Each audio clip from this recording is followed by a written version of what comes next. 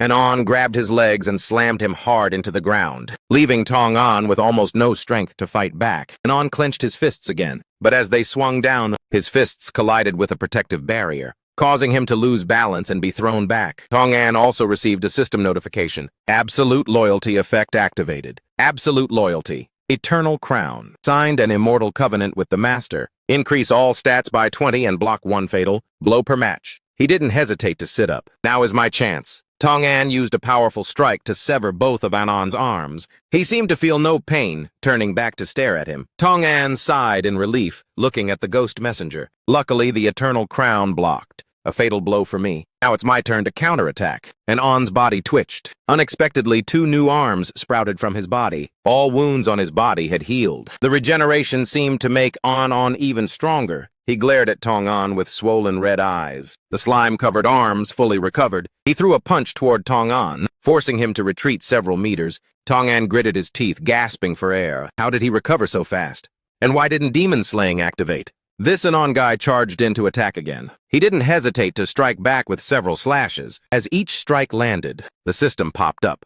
599 physical damage dealt. Demon slaying activated. Demon slaying effect failed. Target type could not be identified. Tong An thought in disbelief, what the hell? The system doesn't recognize him as a ghost. Isn't he just a regular ghost? Or has he been modified somehow? He quickly dodged the ghost messenger's hand. Suddenly, a cackling laugh echoed behind him. Tong An turned around in horror. Since when was she standing behind me? The ghost detection feature on the bone sword isn't working either. But at this moment, Ghost Messenger Senna had already attacked with her dagger. Tong An dodged and grabbed the tip of her dagger. He pulled with all his might to get away from her. He backed up to maintain a safe distance. Luckily, I dodged that fatal blow, but the hand that just grabbed the blade was smoking. You have been poisoned. Tong An quickly felt something was wrong. My vision is blurring, and my limbs are out of control. It must be some kind of paralyzing toxin. The poison forced Tong An to collapse to his knees. Bodis walked over, satisfied. Well done, Sina. Your venom could truly kill 100 elephants. But just to be safe and finish him off. He shouted back powerfully, That's me! One decisive strike swung down, aiming straight for Tong An's pale, poisoned face. A brilliant light flashed. Before the punch could land, a young man appeared and blocked the incoming attack. It was Luda. Hey partner, you okay? Sina jumped in to attack again. Back off! You vermin! But a cold blade gleam appeared out of thin air. Sen attacked her from behind. She mocked coldly. You're not the only one who can. Go invisible, you demon. Sina hurried to strike back at Sen, only to be blocked by her again. She shrieked in rage. You! I'll tear you apart, human! Luda shouted. Charge the Demon Legion! Then he swung his blade powerfully, blowing both demons away. The Tang Association group surged forward. Roger, Captain! The ghost messengers looked visibly terrified. Where did they come from? The Tang Association members were hyped up. Kill them all! Consider this a greeting from the hall. Tong An was astonished to be rescued. He gritted his teeth and stood up quickly. I didn't expect to get back up. Who are these people? Rewind to half an hour ago, nearby. Luda looked around with disgust. This place is giving me the creeps. There's something very evil in the air. Sen crossed her arms and asked, Didn't Jerui contact you? It seems the rumors about the demon invasion are true. This could be their landing point. The association members were also acting tough. Captain, I don't feel so good. I'm gonna barf. Can we just bail already? Luda snapped back in irritation. You haven't even seen a single demon yet and you're already this scared? Where's the hall's courage gone? The squad members whined, We're not scared.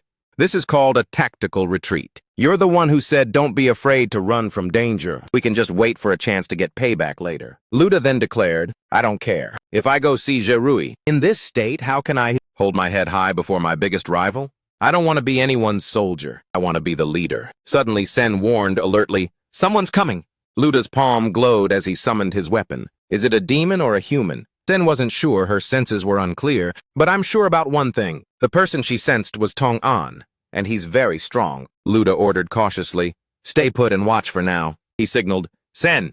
She immediately replied, Roger. She used her skill. Everyone gather around, activating Hidden Space. Her skill is Hidden Space, rank A, level 3. Effect, creates a private dimension, isolated from the outside world. All people and objects linked to the caster become completely invisible and undetectable. Capacity increases with level up to 100 people. Max level 3. They saw Tong An muttering, Why is this place like this?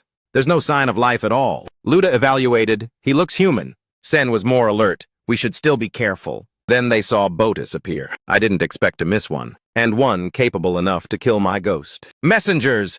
Luda cried out in horror. That's a demon! A real demon has finally shown up. When Tong-an used the magic gun, he got hyped too. Hell yeah. This guy is a total beast. Where did he even come from? Sen also nodded in agreement with this. Maybe he really can take down that demon. They even witnessed Botus coming back to life. If I hadn't consumed so much life energy already, that shot just now could have killed me, Luda said in disbelief. What, it's not dead?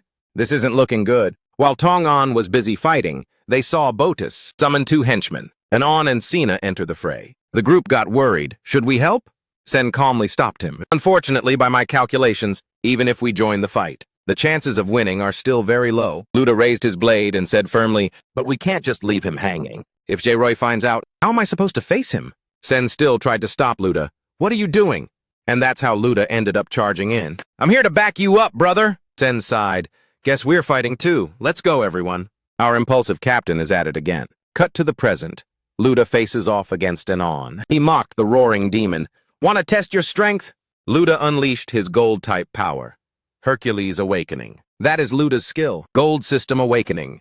Divine strength of Hercules obtained. The destructive power of Hercules lasts for 12 minutes. During this period, the caster's strength multiplies over time, increasing from 10x up to a maximum of 40,000 or 960x. Tong-an was startled. Realizing this guy has the same gold system as Jae-roy, An pointed mockingly, All right, you demon? Show me what you've got. The demon charged forward in a rage. Luda built up his momentum, cracking the very ground as he parried An's blow with a slash. He shouted, 20x strength!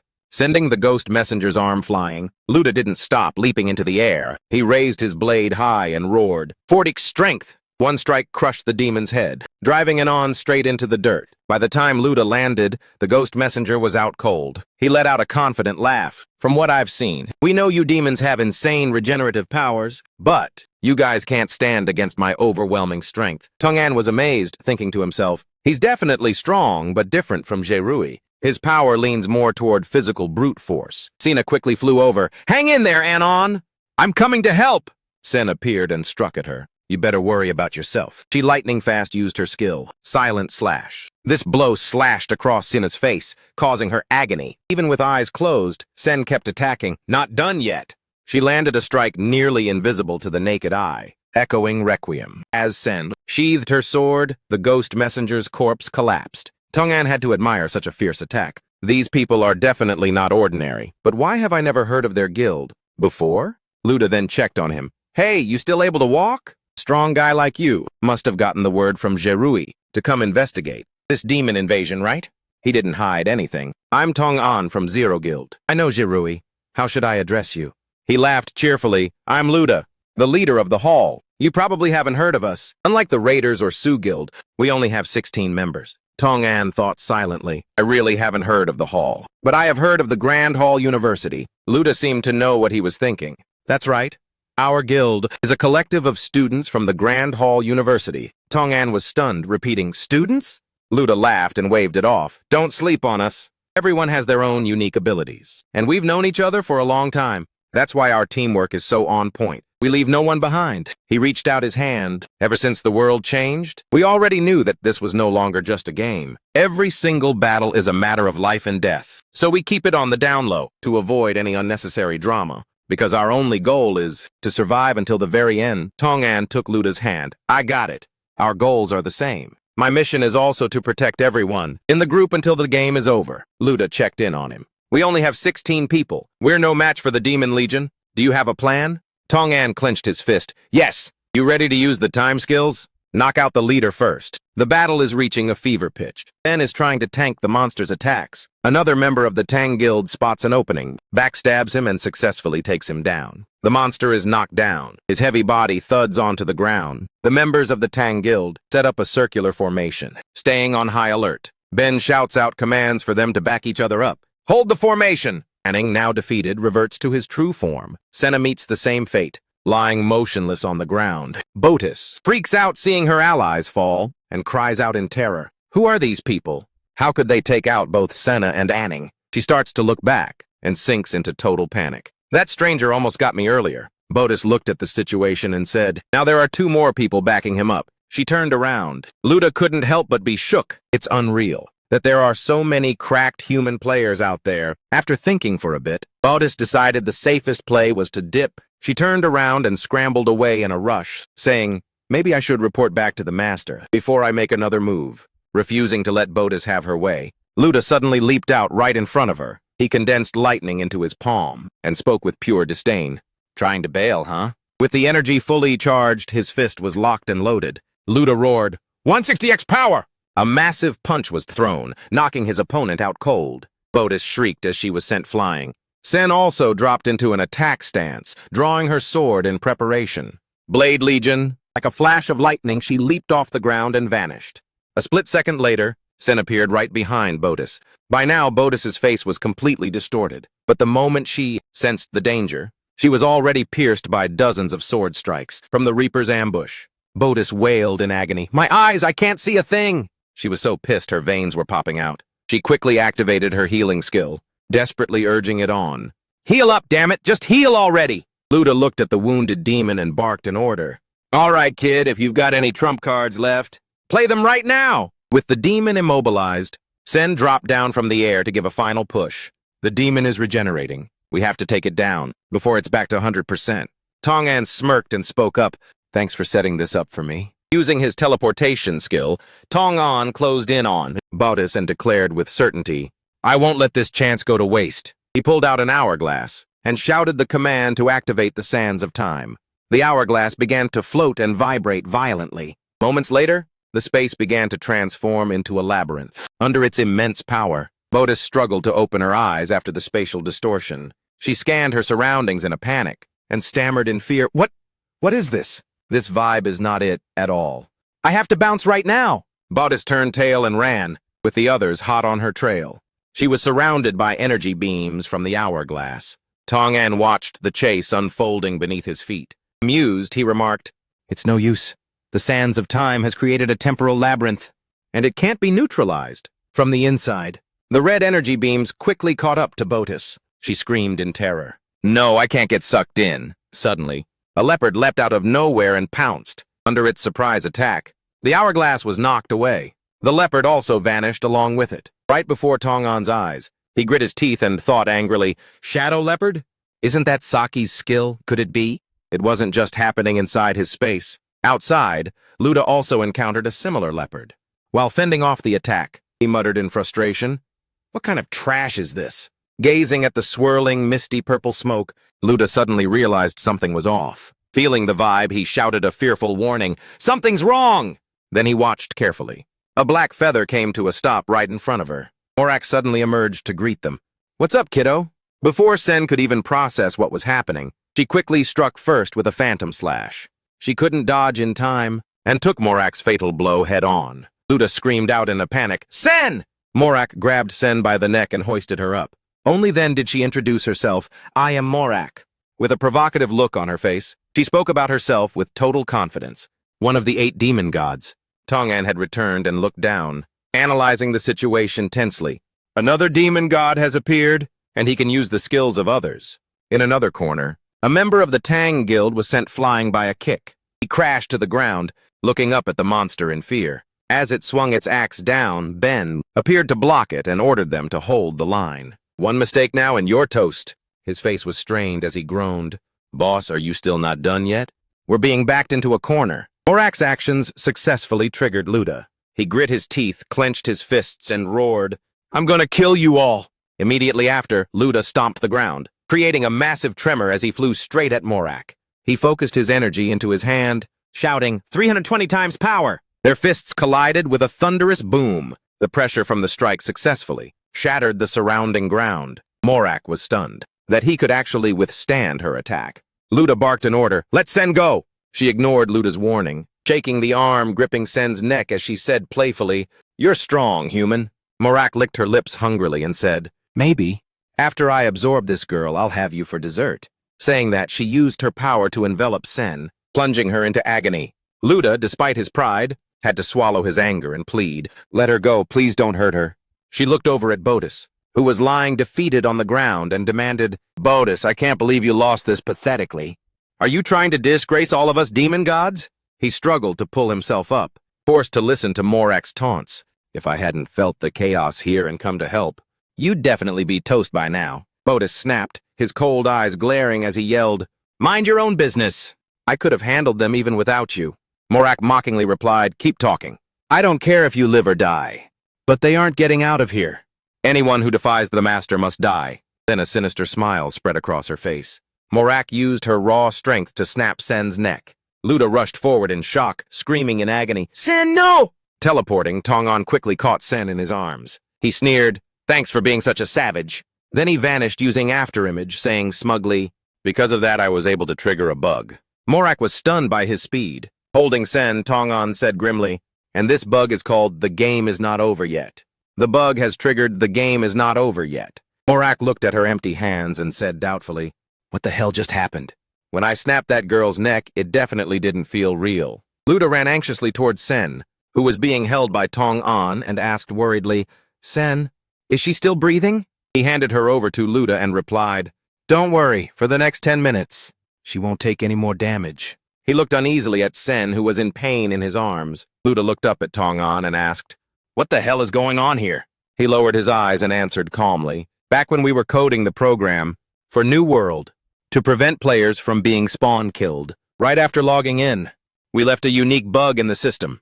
Tong-an began to explain how this bug worked. If a player is attacked simultaneously by at least 3 enemies, and all 3 are at a higher level, the system flags it as malicious bullying. He broke down the mechanics in detail. If the player doesn't fight back for a minute, while the opponents take 0 damage, and the player's HP drops to 0, the system assumes it's a log-out kill and triggers a protection mechanism. Tong-an smiled with satisfaction and said smugly, "That mechanism then shields the player, fully restoring their HP, making them completely immune to damage for 10 minutes. Watching Morak struggle after the sudden counterattack, Tong-an continued, "Furthermore, the system punishes the attacker. The punishment is that all damage dealt to the victim reflects back on them and their allies." Recalling when he was under attack, he said, "I originally planned to use this bug to dodge fatal damage, but you guys showed up just in time to save me." Tong-an explained the timing of the attack on Center.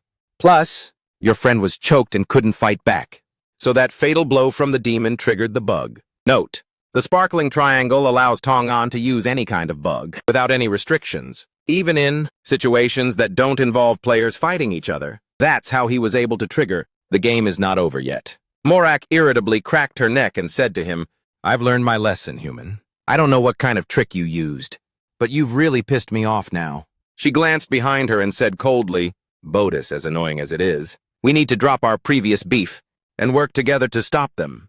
Don't let them escape. You know what'll happen if the master finds out about this." After healing his wounds, Botus said grumpily, "I don't need you to remind me." Luda anxiously held Sen and asked, "What do we do now?"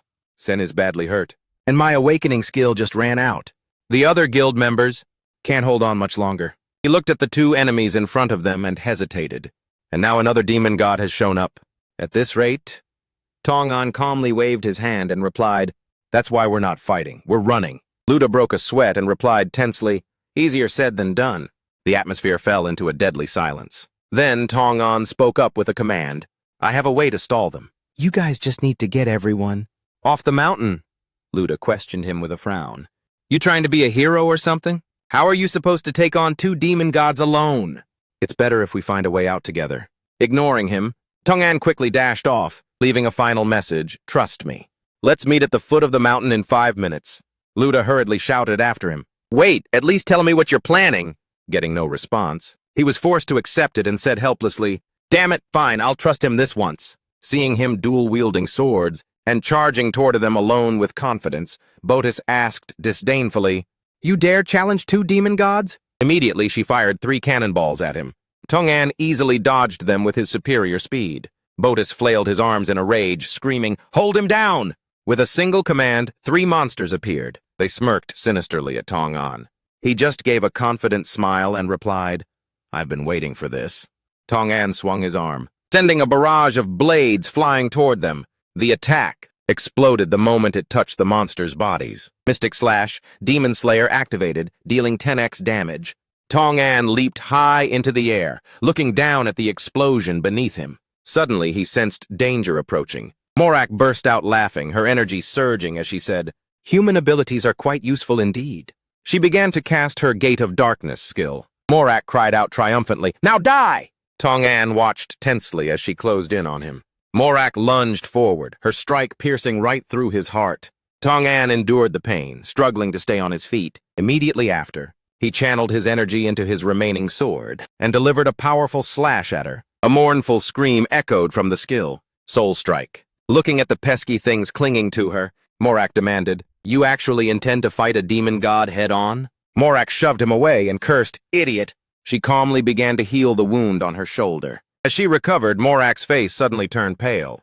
Thousands of groans and wails erupted. She clutched her head in agony and cried, "What is this? Why is my head full of screaming?" Morak looked up at Tong-an, who was hovering in the air, and wondered, "My body, I can't move." "Did you hit me with some kind of neural control skill?" Soul effect activated. Target has been marked. She urgently ordered the monsters. "Forget the others. Take this guy down first." Tong-an landed gently, sword in hand. The feral monsters surrounded him and attacked all at once. Luda fled with Sen and the other members of the Tang Guild, saying, "Sorry, buddy." He looked back anxiously and said, "I really hope you have a way out of this mess." After they left, Tong-an let out a sigh of relief and exclaimed, "Finally, I was waiting for all of you to gather here." With that, he unleashed a powerful move, blasting away the monsters surrounding him. A giant pillar of energy enveloped Tong-an. The monsters roared and charged, completely fearless of death. He began to exploit his bug. Mystic Slash, damage beyond limits. Calculation impossible. Data error.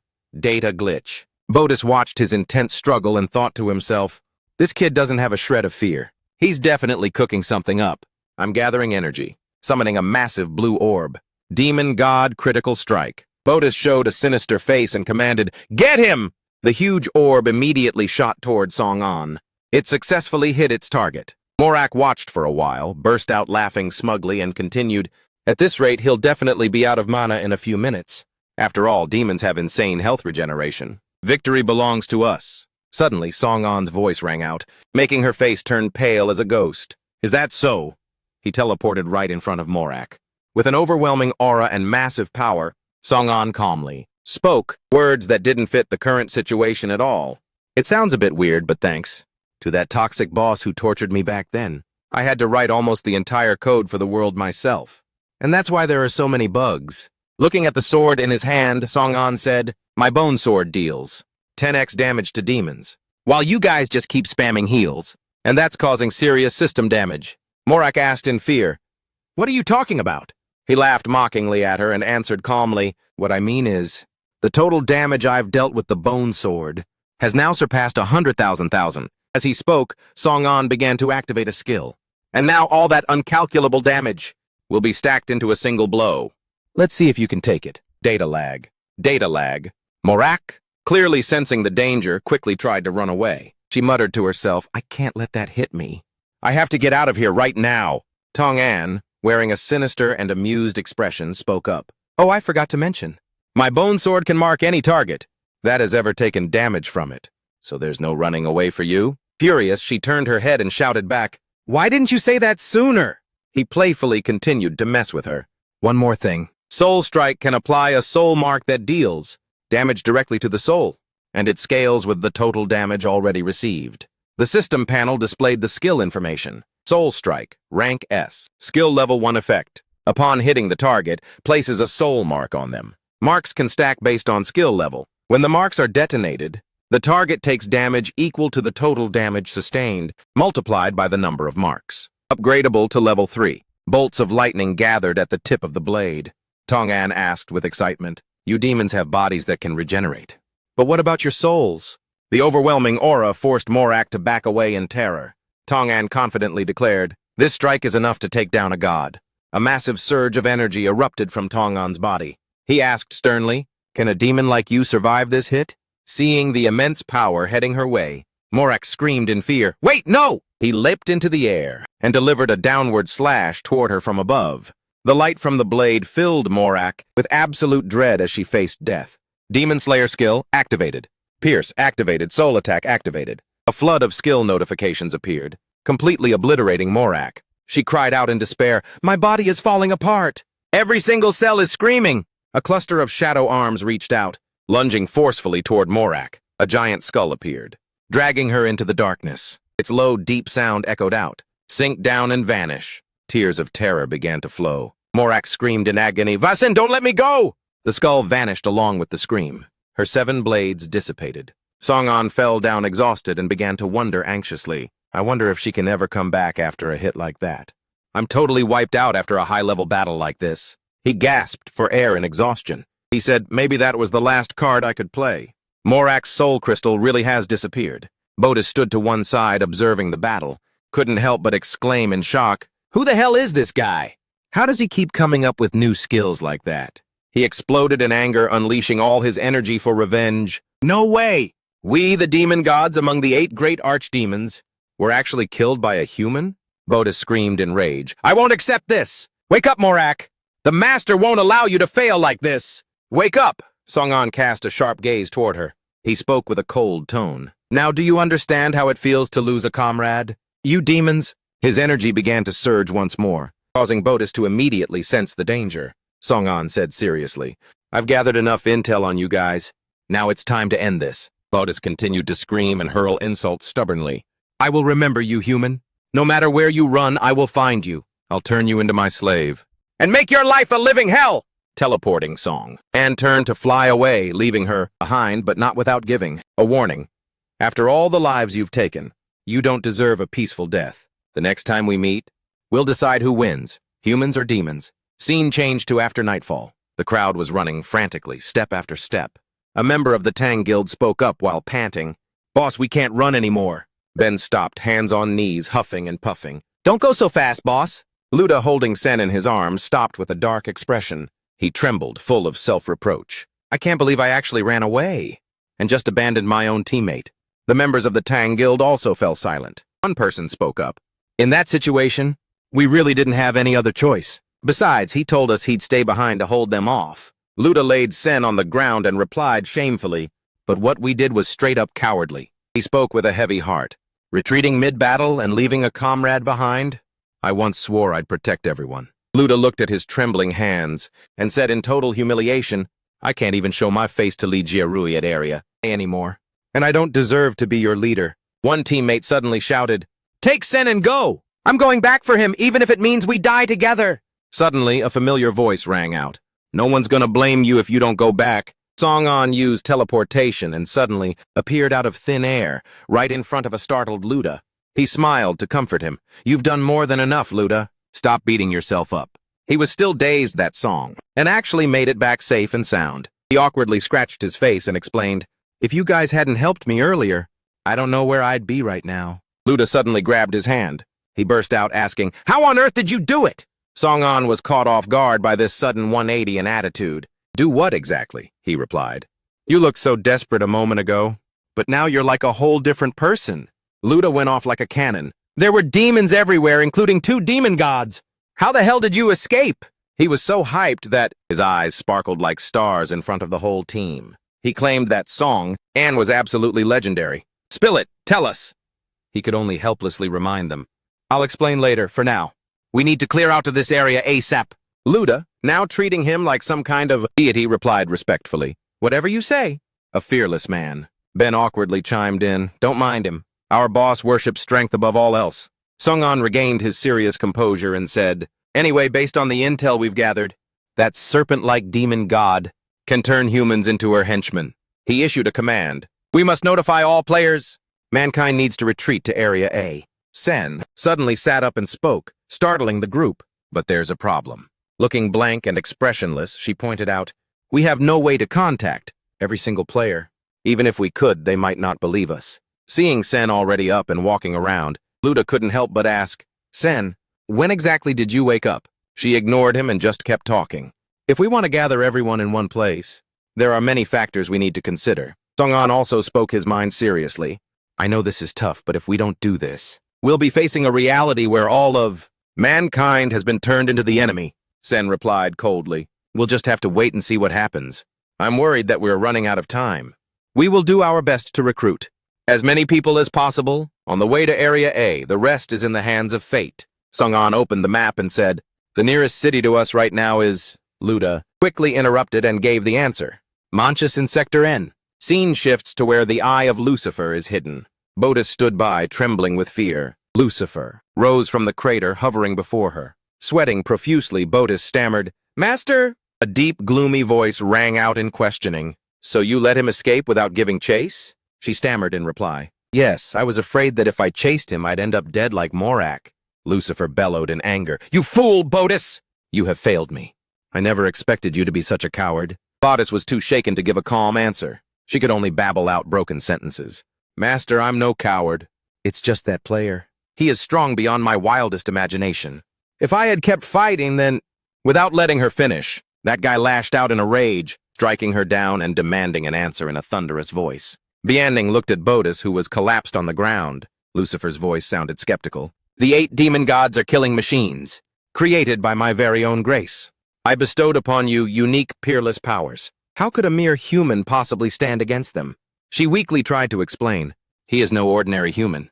He's even stronger than me, stronger than a demon god." Morax's death is proof of that.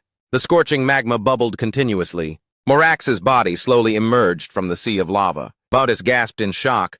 "Master, did you resurrect Morax?" Looking at her soulless body, he couldn't help but wonder.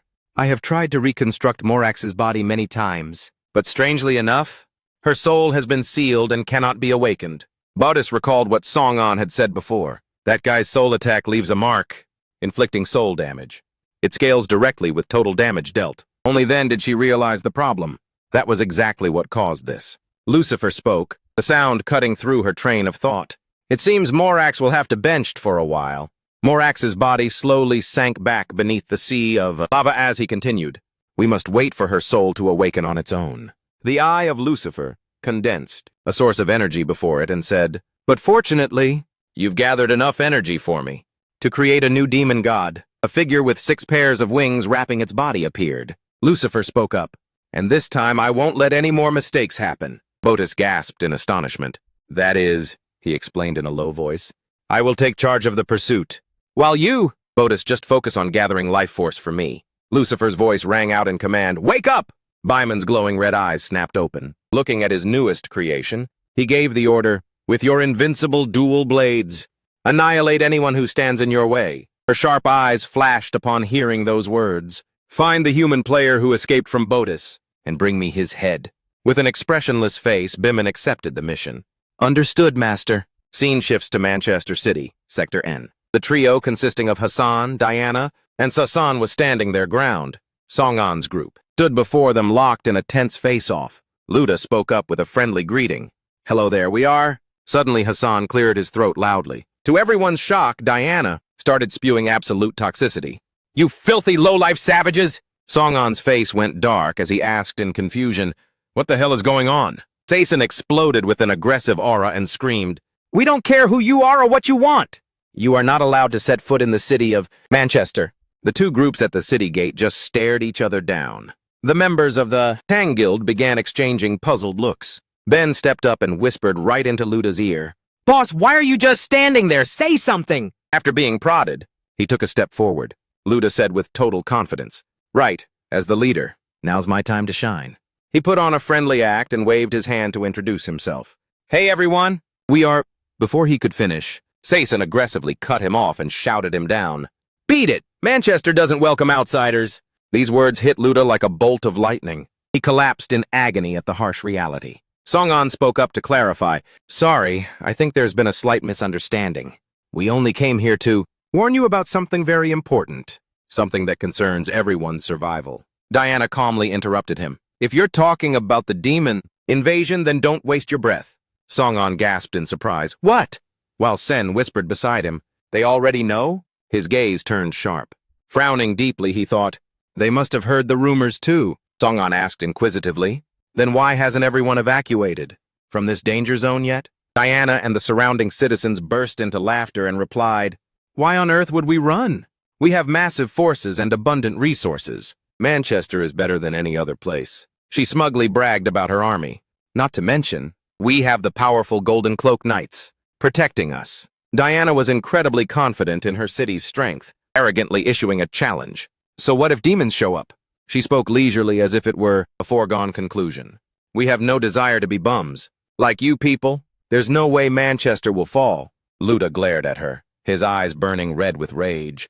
Hot-headed, he was about to charge forward. While being held back by his teammates, Luda roared a warning, "I dare you to say that again."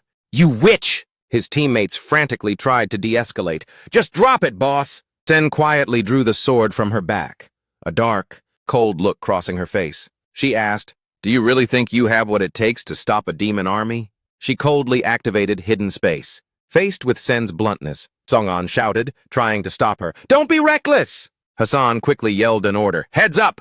Protect Lady Diana!" The soldiers, brimming with morale, accepted the order with a loud, "Sir!" Diana suddenly felt a chill run down her spine.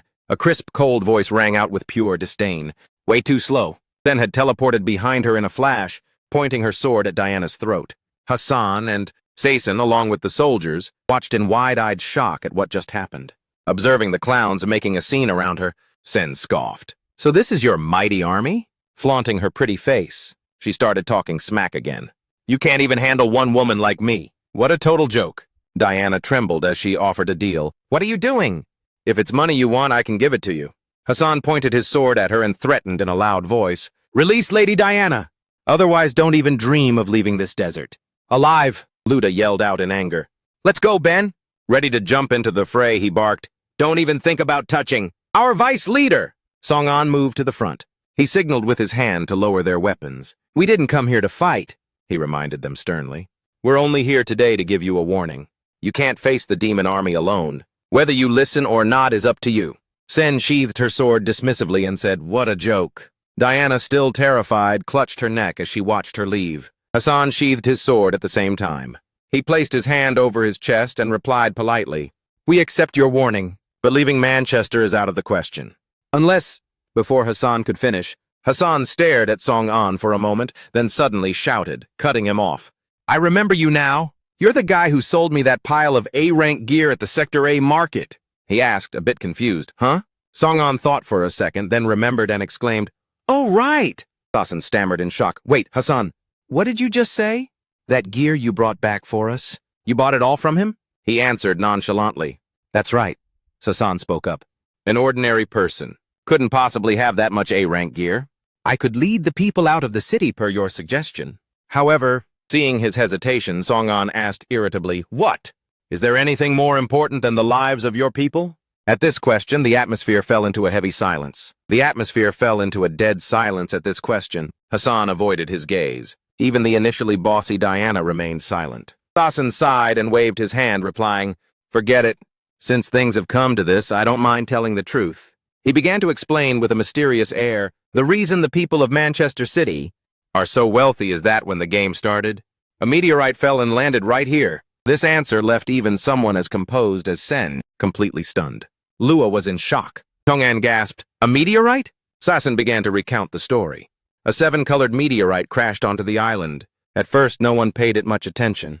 He spoke about the moment they discovered the miracle.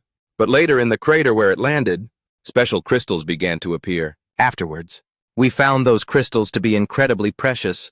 Because every material needed to upgrade, equipment comes from right there. Sassen said helplessly, "To keep this a secret.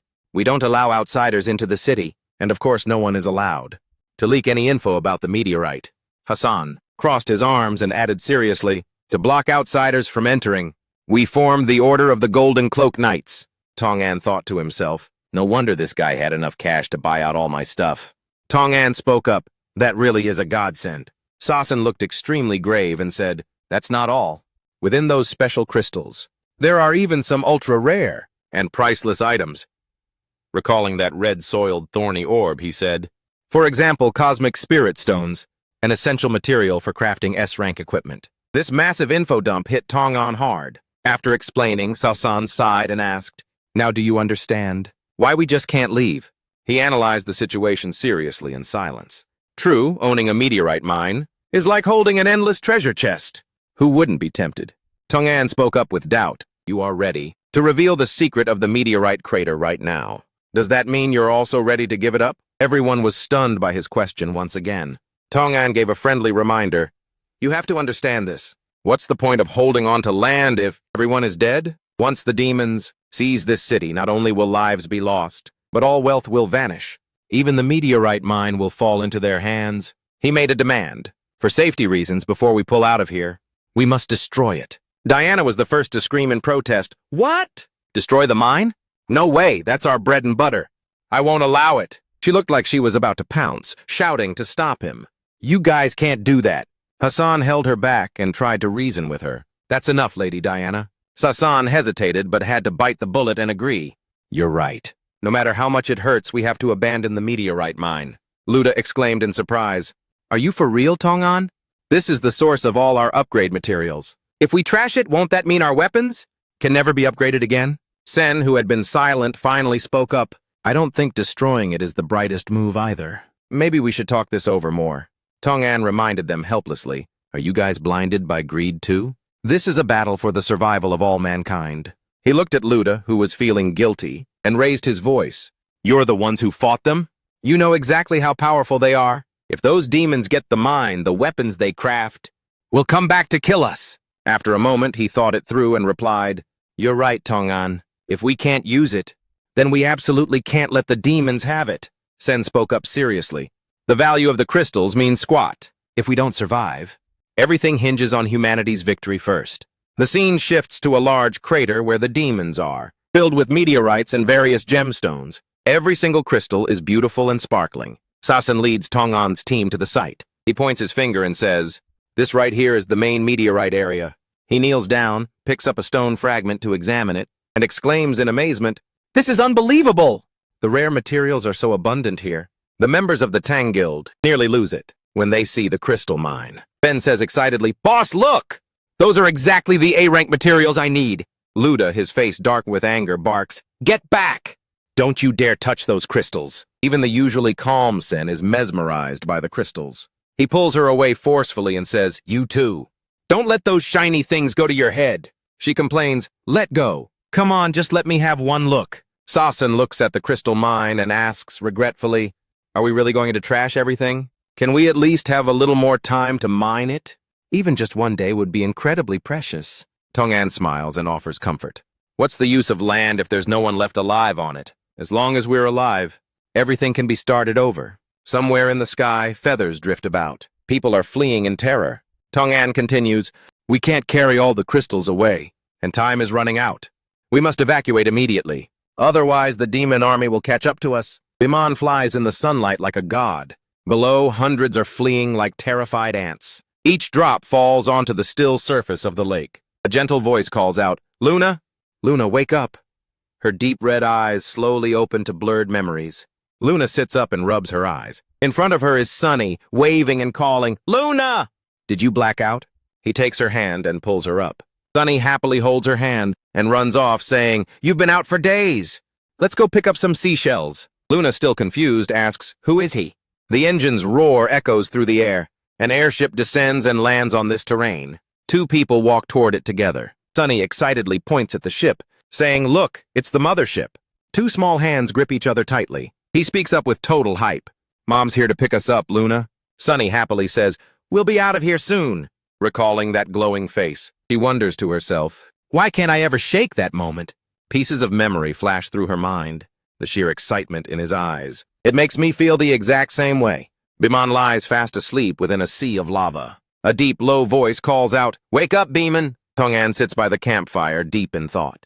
A can of soda is handed to him. Here. Luda asks jokingly, Look at your face. What's on your mind?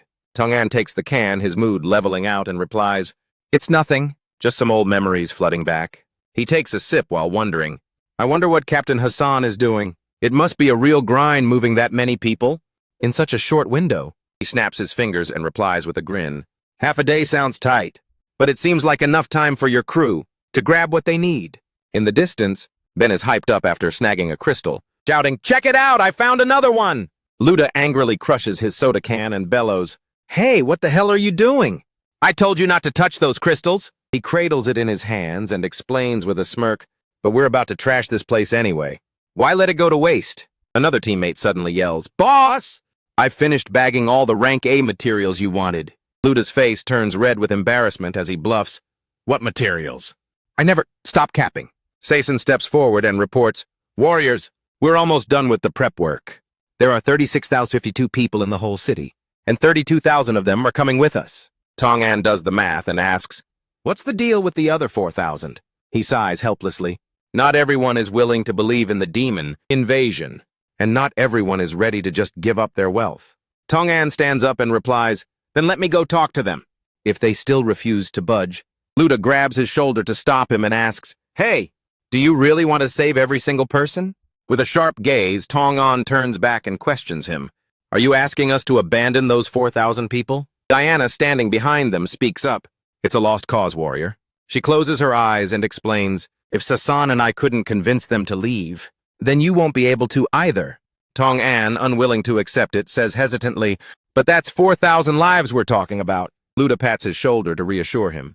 "You said it yourself. This is a war for the survival of humanity. We have no choice but to focus on the big picture." Sen reports seriously, "I'm all done here too." Grenades are placed around the crystal clusters. She announces, 246 grenades have been set. Tong An shuts his eyes tight, trying to steady his emotions. Then he shouts, "All right, everyone, good job. Let's get out of here." Once everyone has evacuated, the grenades are triggered. An explosion wipes out the entire crystal mine. The blast is followed by a fiery red glow that lights up a difficult future ahead. Luda frowns and remarks, "Tong An is cold-blooded, destroying such a massive fortune without a second thought." The scene shifts to the evacuation zone. Hassan is urging the citizens on. "Everyone move it, fast!" Hearing the explosion, he figures, it's all over on that side. Suddenly, a dark shadow streaks across the night sky, catching Hassan's attention. He looks up, his eyes widening in shock. Hassan's pupils dilate in pure terror. He feels it. An attack piercing right through Hassan's body. He screams in agony, "Who's there?" Immediately after, Hassan is blown back and collapses. The soldiers nearby look at Bayman in fear and yell, "Oh no! It's an ambush!" Hassan struggles to sit up. Trembling, he props up his weak body to stand and tries to draw his sword. A sword slash is unleashed. Biman coldly strikes, taking him down with a single blow. Hassan falls, motionless. He struggles to lift his head to look around. She walks step by step toward Hassan. With a cold face, Biman delivers her verdict. "Let the slaughter begin." Monsters fill the sky. A terrified citizen screams, "Demons!" The demons have actually arrived. A demon grabs a citizen by the throat. The man can only cry out weakly, "Help me!" The soldiers shout in panic, "Run, run! Get out of here!" Biman silently finishes everyone off with her twin blades. Sen emerges from her hidden space. Biman instantly realizes she's trying to pull a sneak attack from behind. As Biman dodges, Luda immediately appears to attack. "Take this!" Biman frowns in irritation. She instantly spins around and flies straight up, making Luda punch thin air. He checks in on Sen. "Are you okay? Are you okay, Sen?" Sen calmly replies, "I'm fine, but it seems we're too late." She looks at the motionless Hassan and says, "The captain is dead, and his knights have been scattered." Sen says seriously, "I didn't expect the Demon Legion to show up so soon." A citizen is snatched up by a monster, wailing and screaming, "Help, I don't want to die!" Luda clicks his tongue in annoyance and orders, "Listen up, Tang Guild, protect as many people as possible." The Tang Guild members stand ready and reply, "Yes, boss, let's show them what's up." Demon looks at the two in front of her with disdain and says, "Insects." She speaks indifferently. "Struggling is useless. This will be your final resting place." The moment she finishes her sentence, Biman condenses her energy and unleashes a powerful slash. Luda uses his skills to block the attack. He exerts all his strength, struggling to hold it back. He couldn't help but marvel. "She's too strong, even with my Hercule support. I still can't hold her off." Suddenly, Sen screams, "Watch out, Luda! She's right behind you!" As Luda turns around, Biman is already poised for her next strike. Panicked, Sen frantically yells, "Watch out, Lua! She's right behind you!" By the time Lua reacts, Biman is ready to unleash her next move. At that exact moment, Tong An drops from the sky. Leaping down to face her head-on, he teleports right next to. Lua grabs his shoulder and says, "Let's go." The two move out of Biman's attack range. Tong An speaks up, "Sorry I'm late." Her sharp, glowing red eyes are clouded over by a thick mist. She's been blinded by his skill. Tong An thinks grimly, another demon god has arrived. What kind of special ability does this one have? Sen runs over anxiously and grabs Lua's arm, asking, "Are you all right?" He answers, "I'm fine." Lua warns him tensely, "Careful, Tong An, there's something wrong with her sword. Even my divine power couldn't block it." Tong An points his sword at Biman and says seriously, "I've taken down a demon god before. One more won't make a difference." With her eyes shut, she calmly responds, "Even though I cannot see your face, I can sense there is something special about you." Deep within her mind, ripples begin to form on the water as Baiman softly voices her thoughts. "You are quite sincere." Tong-an channels energy into his feet to boost his speed. In a flash, he appears behind Baiman, startling her and making her spin around in alert. He says, "I don't feel anything like that about your kind." Tong-an's blade strikes with massive force, creating intense pressure. Divine power, 12 falling petals. Even with her vision obscured, Baiman is still able to counterattack with precision. Her attack puts Tong-an on the back foot. He is blown back, struggling to stay on his feet. Tong-an is still knocked down in agony. Clutching his chest, he coughs up a mouthful of blood. Luda and Sen cry out anxiously, "Tong-an, are you okay?" Struggling to hold on, Tong-an can't help but wonder, what was that attack just now? It felt like 1,000 slashes in an instant. Baiman raises her sword high, coldly, declaring, "No matter how much you resist, you aren't leaving this place alive today." She leaps into the air, using her divine skill, 16 thunderstrikes. Tong-an has no time to dodge. He can only watch as the razor-sharp sword beams hurtle toward him. He braces himself for the impact. Suddenly his eyes snap open in shock. Luda has stepped in front to shield him. He pours all his energy into a counterattack.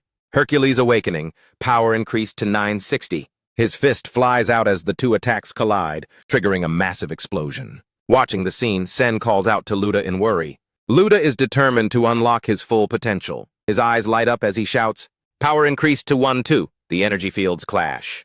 Luda bellows fiercely, "Back off!" An energy blast erupts, generating massive pressure. Luda stands still, panting heavily from exhaustion. Moments later, he can no longer endure it and drops to his knees. Right after, his entire body collapses.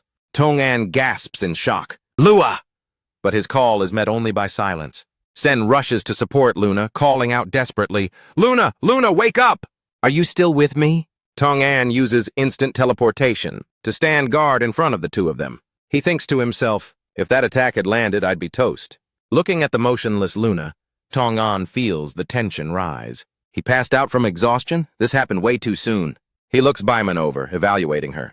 Every single move she makes is an attack, aimed at the spirit. Her gaze gradually returns to normal. The skills wear off one by one. The dark, blinding effect has finally vanished. Her vision has been restored. Tong-an's nerves are on edge. He thought he could only defeat other demon gods by utilizing soul attacks. The hand holding his sword is trembling. Tong-an anxiously calculates his moves. But if the enemy has techniques with similar effects, then suddenly Baiman vanishes into the sky.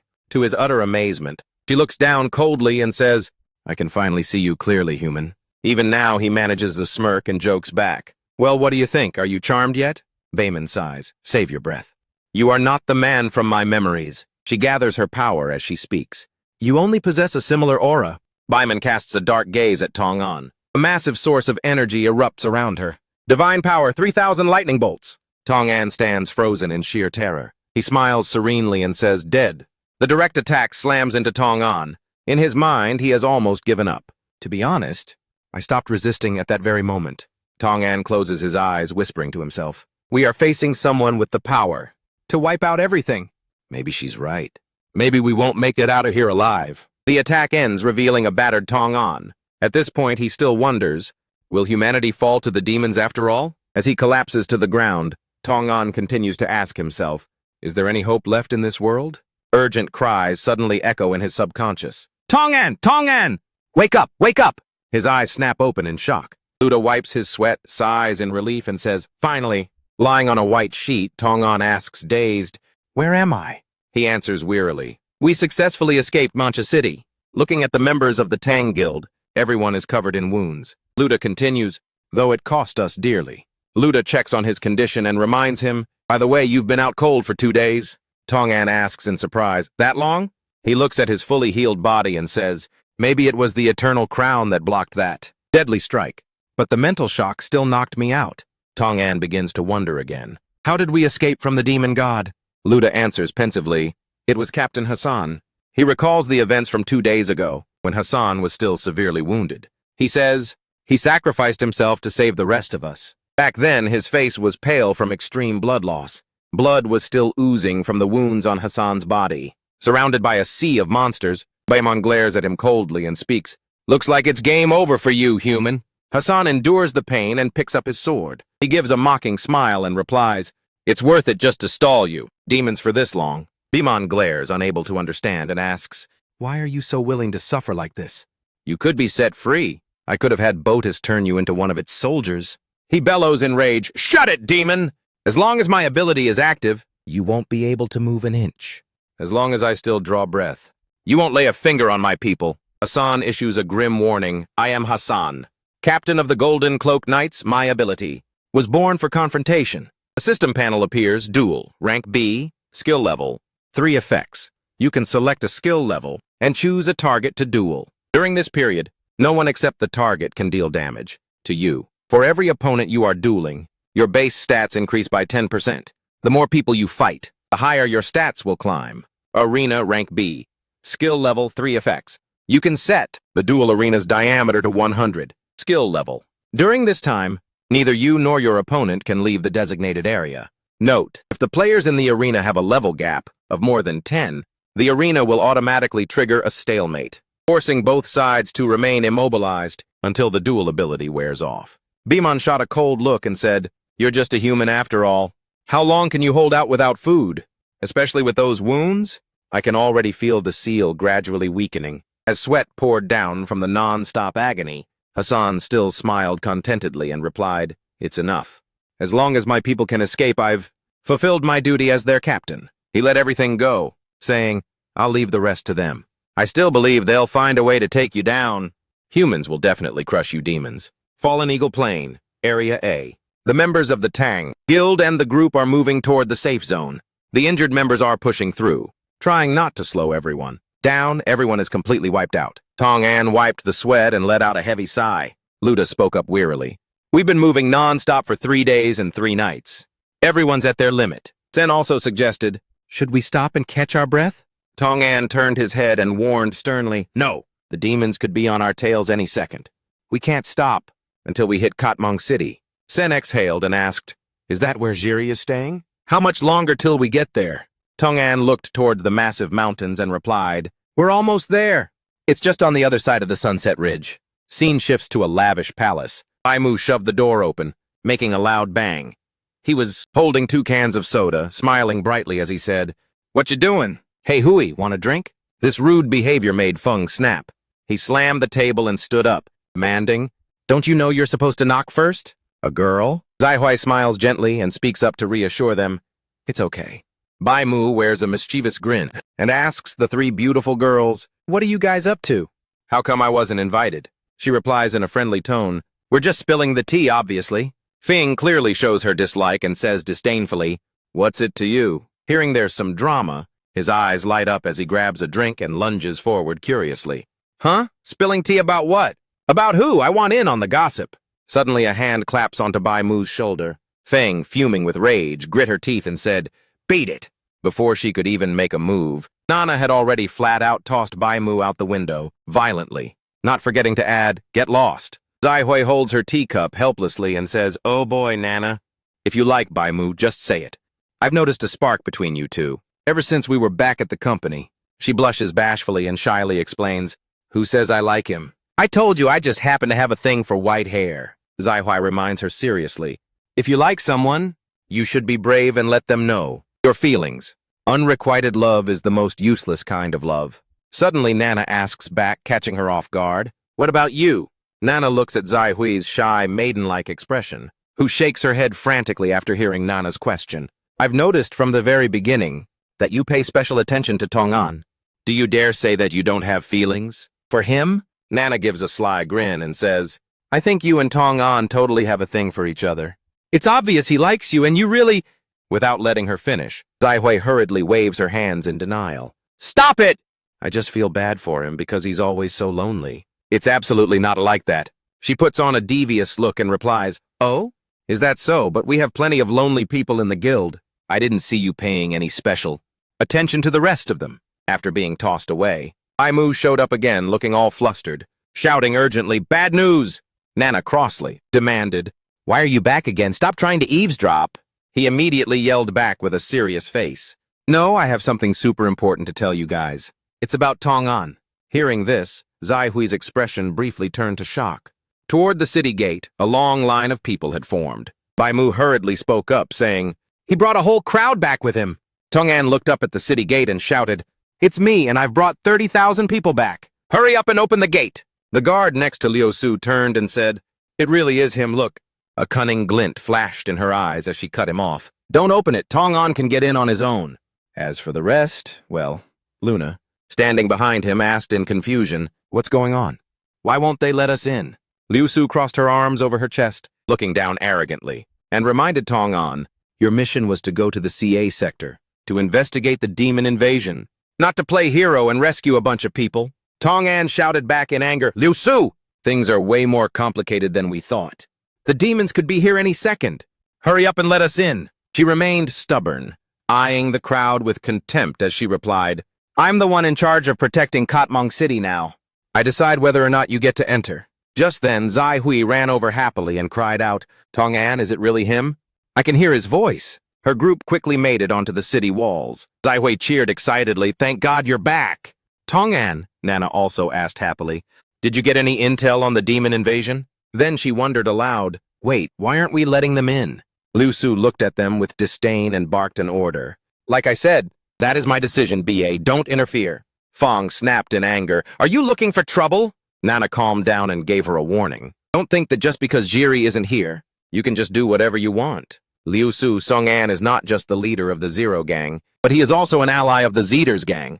Song An joyfully called out to Tai Hui. "Fong, are you guys there?" Lu Da asked suspiciously, "Where is Jiri? Is he not here?"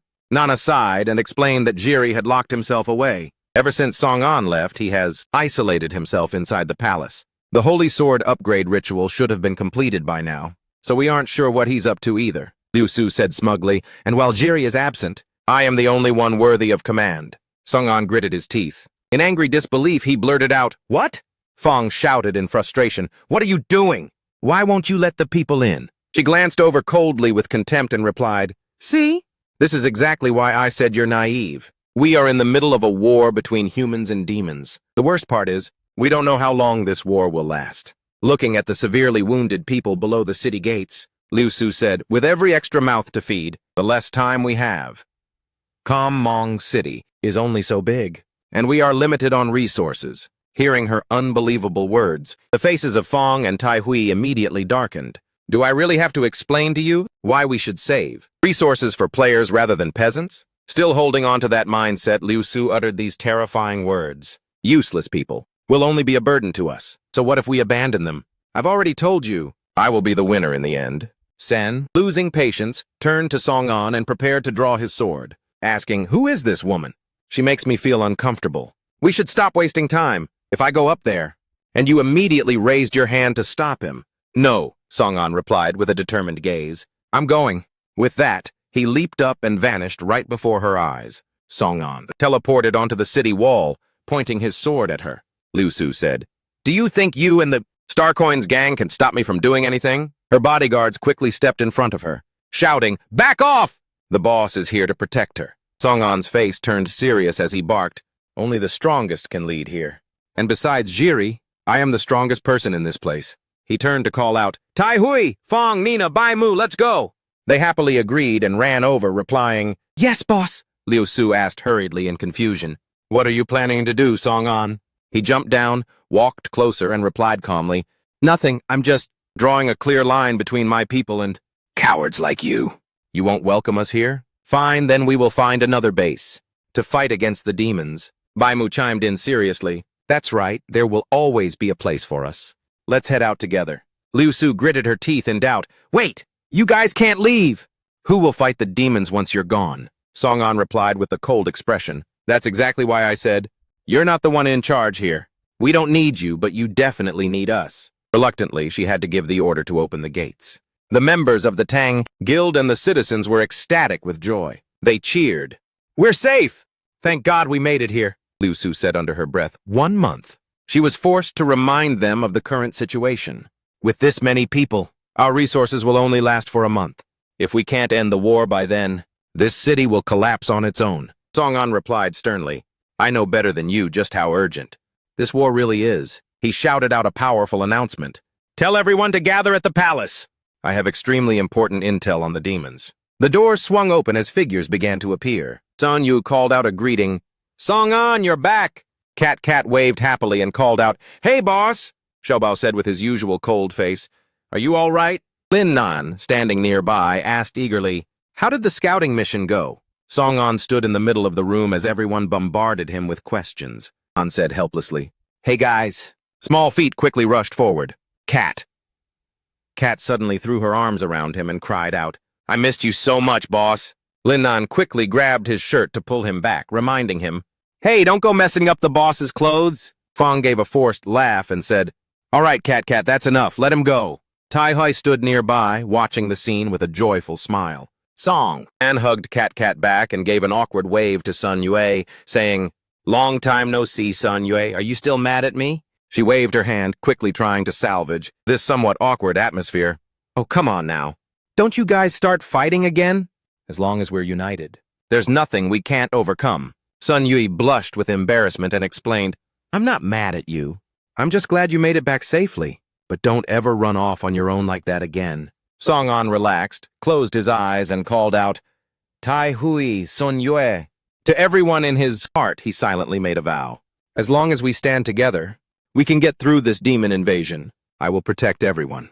He slammed his hand on the table to get attention. All right, since everyone is here, let's get this meeting started. Song-an turned to ask Nana, Where is Jiri? Bai Mu, sitting nearby, raised his hand to speak and said, Jiri said he needed to be alone. He even told us not to disturb him. Song-an slammed his hand down in anger, saying, We don't have time for him to isolate himself for training anymore. I'm going to see what he's up to. Scene change, main hall. A figure was standing at the center position, noble within the great hall. Song-an, visibly annoyed, shoved the door open and barged in to demand answers. Explain yourself. Jiri, what on earth are you still doing in here? Suddenly his eyes lit up, enveloped in a golden light. A powerful surge of energy blanketed everything. Song-an was stunned, staring at the tip of a blade pointed directly at him. Jiri walked calmly toward him. That was quite rude, he said. Song-an's face darkened as he looked at the sharp blade and replied, Is this how you welcome me back? He reached out to sheathe the sword, returning it to Jiri. He spoke up and said, I know you have a lot of questions, but I'm sorry. I have more important matters to attend to. Please allow me to explain later. Song-an gritted his teeth, demanding an answer in a raised voice. What could possibly be more important than fighting back against the demon invasion? Don't forget, you're the chosen leader. Did you expect me to lead everyone against the demons? While you were MIA? Jiri replied seriously. You fought the demon gods yourself, so you should know best. It doesn't matter who leads, the human players. As of right now, we have zero chance of defeating the demon gods and their armies. Song-an yelled out in anger. How would you know when we haven't even tried? If you give up now, then all our efforts will have been for nothing. Faced with Song-an's skepticism, he sheathed his sword and calmly replied, I'm not giving up. I'm trying to tell you that I have a solution. Song-an, still frustrated, raised his voice again. And what's that? Is that what you were doing while hiding in here? Jiri shook his head and said, It doesn't matter what it is. What matters is whether you're willing to trust me, even if it's for one last time. Song-an voiced the doubt in his mind.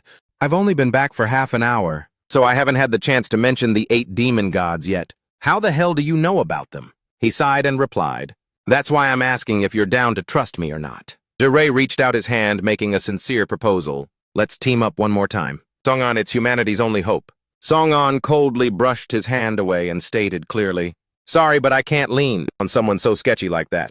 Jiri just looked down in silence. He waved his hand, turned to leave and said, I won't be able to trust you until you tell me everything. I believe in Tai Hui Zunyui and everyone else out there who is ready to fight against the demons. Song-an turned his head and gave a cold warning. As for you, Jiri, it's your call, whether you want to join us or not. At the meeting room, Song-an opened the door and walked in. Nana jumped up anxiously and asked what he had said. Bai Mu also slammed the table and asked at the same time, What the hell happened? Song-an shook his head wearily and replied, We can't count on Jiri anymore. I'm not leaving our fate in his hands. Both of their moods immediately tanked, Bai Mu said sadly. How can this be happening? Tai Hai was shocked and tried to ask again. What actually happened? Song-an, Jiri. Liu Su angrily slammed the table, interrupting him loudly. Even you couldn't make him show his face? What kind of leader is he anyway? What are we supposed to do now? Xiaobao shook his head and offered his opinion. Jirui was the one who brought us all here. If he's gone, who's going to lead us? Song-an spoke up seriously to reassure them. It's fine, we're still a united front, with or without him. As long as we stick together, we can still crush the demon army. Lin Nam got his spirit back and was the first to step up. He's right. There's nothing we can't pull off together. This statement immediately lifted the mood. Fong also quickly agreed. That's right. At this moment, Song-an suddenly spoke up, calling out to Liu Su. Even though we've had our beef in the past, I can't deny that you are the best person to lead the human army. She asked in total shock. What do you mean by that, Song-an? He calmly explained. It's true, I wouldn't want to be under your command under any other circumstances. But right now, we're all in the same boat, and you are the most qualified captain. Am I right? Song-an pointed his hand at her and declared, if nobody else has another nomination, then it's settled. You, Liu Su of the Starkoi gang, will lead the human rebellion. Liu Su was left speechless by this decision. He propped his hands on the table and got down to business. All right, now I can share what I learned on this trip. Song-an gave a serious warning. We need to gear up for battle immediately, because he tensefully made an announcement. Right at this very moment, over 10,000 demons led by the 8 demon gods are on their way to Katmang City. Night fell with a clear sky. Moonlight illuminated the flickering campfire in the dark. Everyone gathered around, laughing and saying, let's enjoy tonight. Bottoms up. Bai Mu appeared and said, oh, is there a party? Nana followed, saying, hey, Zero Gang, mind if we join the fun? Luda frowned, checking the two out. Those are raiders. Fong eagerly raised his hand to say hi. You guys are staying up late too, huh? Tai Hui happily replied, welcome, the more the merrier. Nana smiled back. How could we possibly sleep after everything that went down today? Song-an scratched his head awkwardly. My bad. I didn't realize I was the one. Keeping everyone awake. Her mood tanked as she almost bowed her head to answer. We're the ones who should apologize. The Zeters gang is the top-tier gang in the game, and our original goal was to lead every player to victory. But our gang leader, Bai Mu, who was already hammered, held up a bottle and excitedly cut her off. Whatever, let's just drink like there's no tomorrow. Everyone cheered in response. Clinking bottles together, they shouted in unison. All together now. Words of encouragement rang out constantly, along with relieved laughter. To the Human Alliance and our victory! Go humans, wipe out the demons! Song-an joined in on the outside, but in his mind, he had already made his decision. Yes, no matter how rugged the road ahead is, there's nothing to fear as long as we're together. I will do everything I can to protect these people standing before me. I'm not alone anymore. In this joyful atmosphere, Jirui appeared. He stood behind them and called out, I need to talk to you, Song-an. Bai Mu was so shocked he spat out his drink and blurted out, Boss, Luda also said in surprise, it's Jirui! The two members of the Raiders gang jumped up in excitement. Bai Mu said happily, you finally came out, boss. Jirui bowed his head in shame and apologized. I'm sorry, everyone. I regret that I couldn't be there with you all during these final moments before the war. He stated his intentions seriously, but I didn't come to drink with you guys. I have something to discuss with Song-an. He glanced over suspiciously and asked, what's up? Time passed. The next day, empty bottles were scattered all over the ground. Fong was sleeping soundly on the grass. Suddenly, there was a loud calling voice. Wake up, Fong, wake up! She sat up, drowsily rubbing her eyes, trying to stay awake, and said, huh? That was Tai Hui's voice. Fong yawned deeply and spoke up. Morning, Tai Hui. Could you not let me sleep a bit longer? My head is spinning as I look at the scene before me. She immediately flinched, her face turning pale with fright. After Tai Hui's shout, snap out of it! Before Fong's eyes was a swarm of giant monsters hovering in the sky. She urgently warned, the demon invasion has already begun. Lin Nan and Wang Di were on guard duty on the city wall when they suddenly noticed something was off. He panicked, pointing at the sky and shouting, look, what on earth is that? Once Lin Nan saw clearly, his eyes rolled back in pure terror. The two of them hurriedly screamed, demons! The demons are here! He quickly ordered Wang Di to go and inform the others. Extremely stressed, Lin Nan grit his teeth and said, the demon invasion has started. The alarm blared across the massive fortress. The citizens were in chaos, shouting and fleeing in all directions. Run! The demons are here! Find somewhere to hide! Fong, seeing this scene for the first time, couldn't stop trembling and asked in fear, what are we supposed to do now? Tai Hui, Nana's group, and Bai Mu were just waking up from their sleep. She let out a long yawn and wondered, what are you guys whining about so early in the morning? Fong turned his head and reminded them loudly, wake up! The demons are here! They were instantly wide awake. Nana cried out in panic, what already? What do we do? Bai Mu asked in confusion. Where's the boss and where's Song An? Liu Su waved her hand to signal and called out, Calm down! Remember what we discussed, and get to your positions. Go set up defenses at every entrance. Tai Hui stared blankly as she took command. What are you guys just standing there for? You are the strongest among all human players. Get ready for battle, Liu Su scolded angrily. Where the hell is Song An? What the hell is he doing? Tai Hai replied awkwardly and hesitantly. Song An is teleporting to Dragon Breath Volcano.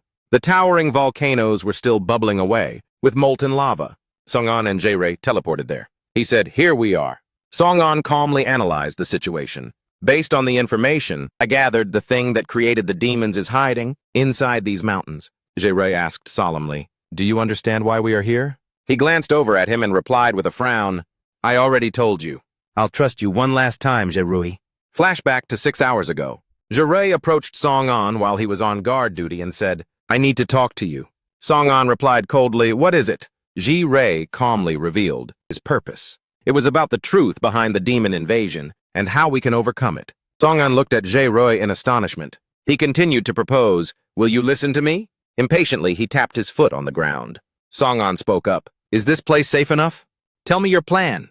Jae-Ray started by asking a question. Have you ever wondered why the demons seem to have infinite health regeneration?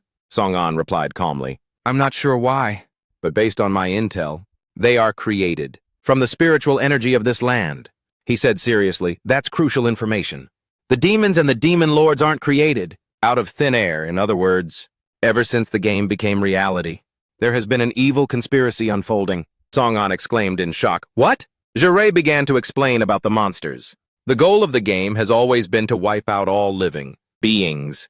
As the game progressed, many players died, and as a result, even more demons were spawned. So our battle against the demons is actually pushing the game toward its end. He urgently asked loudly, Then what are we supposed to do? Just keep playing hide and seek with the demons? He said dejectedly, If this were the beginning of everything, we might have been able to hide, but it's too late now. Song An raised his voice in frustration. What do you mean by that? Jae-Ray replied firmly, Whether it's the game becoming reality or the creation of the demons, there is an unknown force behind all of this. Therefore, the only way to overcome it is to find it and take it out. Back at the volcanic region, two figures were standing guard and complaining. So boring, Telios said to the one beside him, questioning. Hey, you have the ability to shapeshift into anything. So why do you keep choosing this disgusting form? Celios, one of the 8 demon lords of envy. An eye on that slimy body began to open. With a laugh, a hand emerged. Sid stepped out of the shell and said, Beauty comes in many forms. Celios and Sid, one of the 8 demon lords of lust. He looked at her and spoke up impatiently. I don't have the energy to argue with you about that. I'm already annoyed that we were assigned duty here. Sid still said cheerfully, Doesn't that mean the master trusts us the most? That we are the strongest demon lords? Kelios simply denied it calmly. No, Sid, did you forget? There is someone very special among the 8 demon lords. Her eyes immediately turned sharp as she replied, Baemon. Celios smiled and replied, Exactly. Unlike you and me, Baemon wasn't created directly by the master, but she is an ancestral entity. Right as he finished, a massive explosion occurred. Sid and Celios both turned around in shock. She asked, What was that? Is someone trying to break in? He summoned his spear, jumped toward the explosion, and said, Come out, whoever you are. 2 figures emerged from the thick smoke. One of them spoke up. Looks like we've found the right place, Sid said angrily. How dare you? You have the guts to disturb the master's slumber? Song, and quickly instructed Jae-Ray to split up. He instantly teleported right in front of Sid and swung his sword at her. Sid looked at the blade closing in on her neck and barely dodged it, exclaiming, So fast! But unfortunately, she still ended up with a gash on her face. Instantly, a barrage of Tong An's skills were triggered, making Sid scream out in pain. It's burning! Activate Demon Slayer! Activate Penetration! Target locked. She immediately backed off, thinking, I need to open up some space. Sid quickly shapeshifted into a jaguar. Tong An was caught off guard by that move, feeling completely sketched out. Can she really just switch forms however she wants? He locked back in, immediately unleashing the mythic assassin skill, asserting himself confidently. Big deal. Sid was stunned by his skill, thinking to herself, His attacks can track me from that far away? She shapeshifted once again, but Tong An's blades remained relentless, slicing her worm form into segments, forcing Sid to howl in misery. Despite being shredded, she could still move and said furiously, "Damn it, he's forcing me to use survival tactics." Sid quickly reverted to her original form. Tong-an clicked his tongue in frustration. She can drop her tail like a worm? She snapped back aggressively. "I might have been mid before, but that won't happen again." Tong-an swiftly lunged forward and retorted, "I've heard that from a demon lord before." And care to guess what went down with her? Celios hovered in the air, laughing mockingly. "I was just complaining about this spot a bit ago." "What's the point of being a demon lord if you can't massacre humans on the battlefield? I didn't think you'd actually show up yourself." Jure calmly unleashed his energy and said, "Your existence was already pointless. I'll send you back where you belong." He summoned his sword and activated his skill. Gold Rank Awakening. The Power of Odin. Power of Odin. Receiving Odin's Might. Odin Bun can be used 20 times. When depleted, enter Odin Rest, disabling all abilities for 10 minutes. Odin Bun can instantly boost any stat, exponentially for 3 seconds. He looked at Jerui with excitement and exclaimed, "Whoa! A Gold Rank Awakening technique? So that's how it is. You're also one of the chosen ones." Celios charged forward in excitement, shouting, "You're worthy of being destroyed by me." He unleashed his energy, rushing head-on toward him, manically screaming, "Because, just like you, I used to be one of the chosen ones." Demon creation process complete. 30,000 installed. Raphael happily announced, "Finally, you have finished the ultimate creation." Master, the system panel displays artifact complete. 50,000 installed. Dragon sat back, looking at his masterpiece with excitement, saying, "It took a long-ass time, but it was all worth it." Raphael hovered nearby, quickly sucking up to him. "The plan to destroy the world has finally begun. Those poor humans now have nowhere left to run. I hope the demon army tears them to pieces." At this moment, the system displays close the creation program. Yes, no. Dragon gave a sinister laugh and said, "It's not over yet." He then reached out and pressed no. Raphael wondered, "Are you creating more demons, Master?" Dragon calmly asked, "Did you forget?" "Raphael, there is still one very important character class that hasn't been assigned yet." It gasped in shock. "You mean?" His eyes flashed with malice as he mockingly replied, "The final representative of the demons, the Demon King Lucifer. His arrival signals that this game is officially over." Scene changed to the castle. Annie flew through the sky, scouting the magnificent fortress, and said with delight, "Looks like I've hit the jackpot." She laughed out loud in excitement. "Look what I found! An entire city full of people." Suddenly, a strange object plummeted from the sky, shattering the ground below. A stone turtle appeared, accompanied by a satisfied laugh. Fast sat cross-legged on the turtle shell, speaking with disdain. "You're not the first person to find this place." Annie glared at him angrily and said, "OMG Fast, you idiot! How can I have any fun if you wipe this whole place out so fast?" He smirked and replied, "I don't give a damn about that. All I want to do..." Fast controlled the stone turtle to smash the city wall in one hit, screaming manically, "Is destroy everything!" Members of the Tang Guild were instantly blown away, wailing in terror. He clenched his fists in excitement and said, "This is awesome! Die beneath my feet, you humans!" The massive explosion caught Liu Su's attention. She asked in confusion, "What the hell is going on in the northwest? Someone give me a report." Tufi spoke up in fear. "It's the demons! They've broken through!" "Boss," she couldn't believe it and questioned angrily. "No way! I stationed several thousand soldiers in every sector. I even reinforced the walls? How could they bypass them so easily?" A guard ran up to report, stuttering as he answered, "I don't know, it all happened too fast. We didn't even have time to..." Before he could finish his sentence, Ani appeared behind Liu Su, radiating a terrifying presence. She unleashed her vile power and declared, "Since Fast snatched all the clout, I'll just have to settle for killing their leader instead." Ani's pitch-black arm lunged rapidly toward her. At that exact moment, a voice rang out, "Bow of Freedom, fire!" An arrow shot through, successfully knocking her back. Ani muttered in annoyance, "Huh?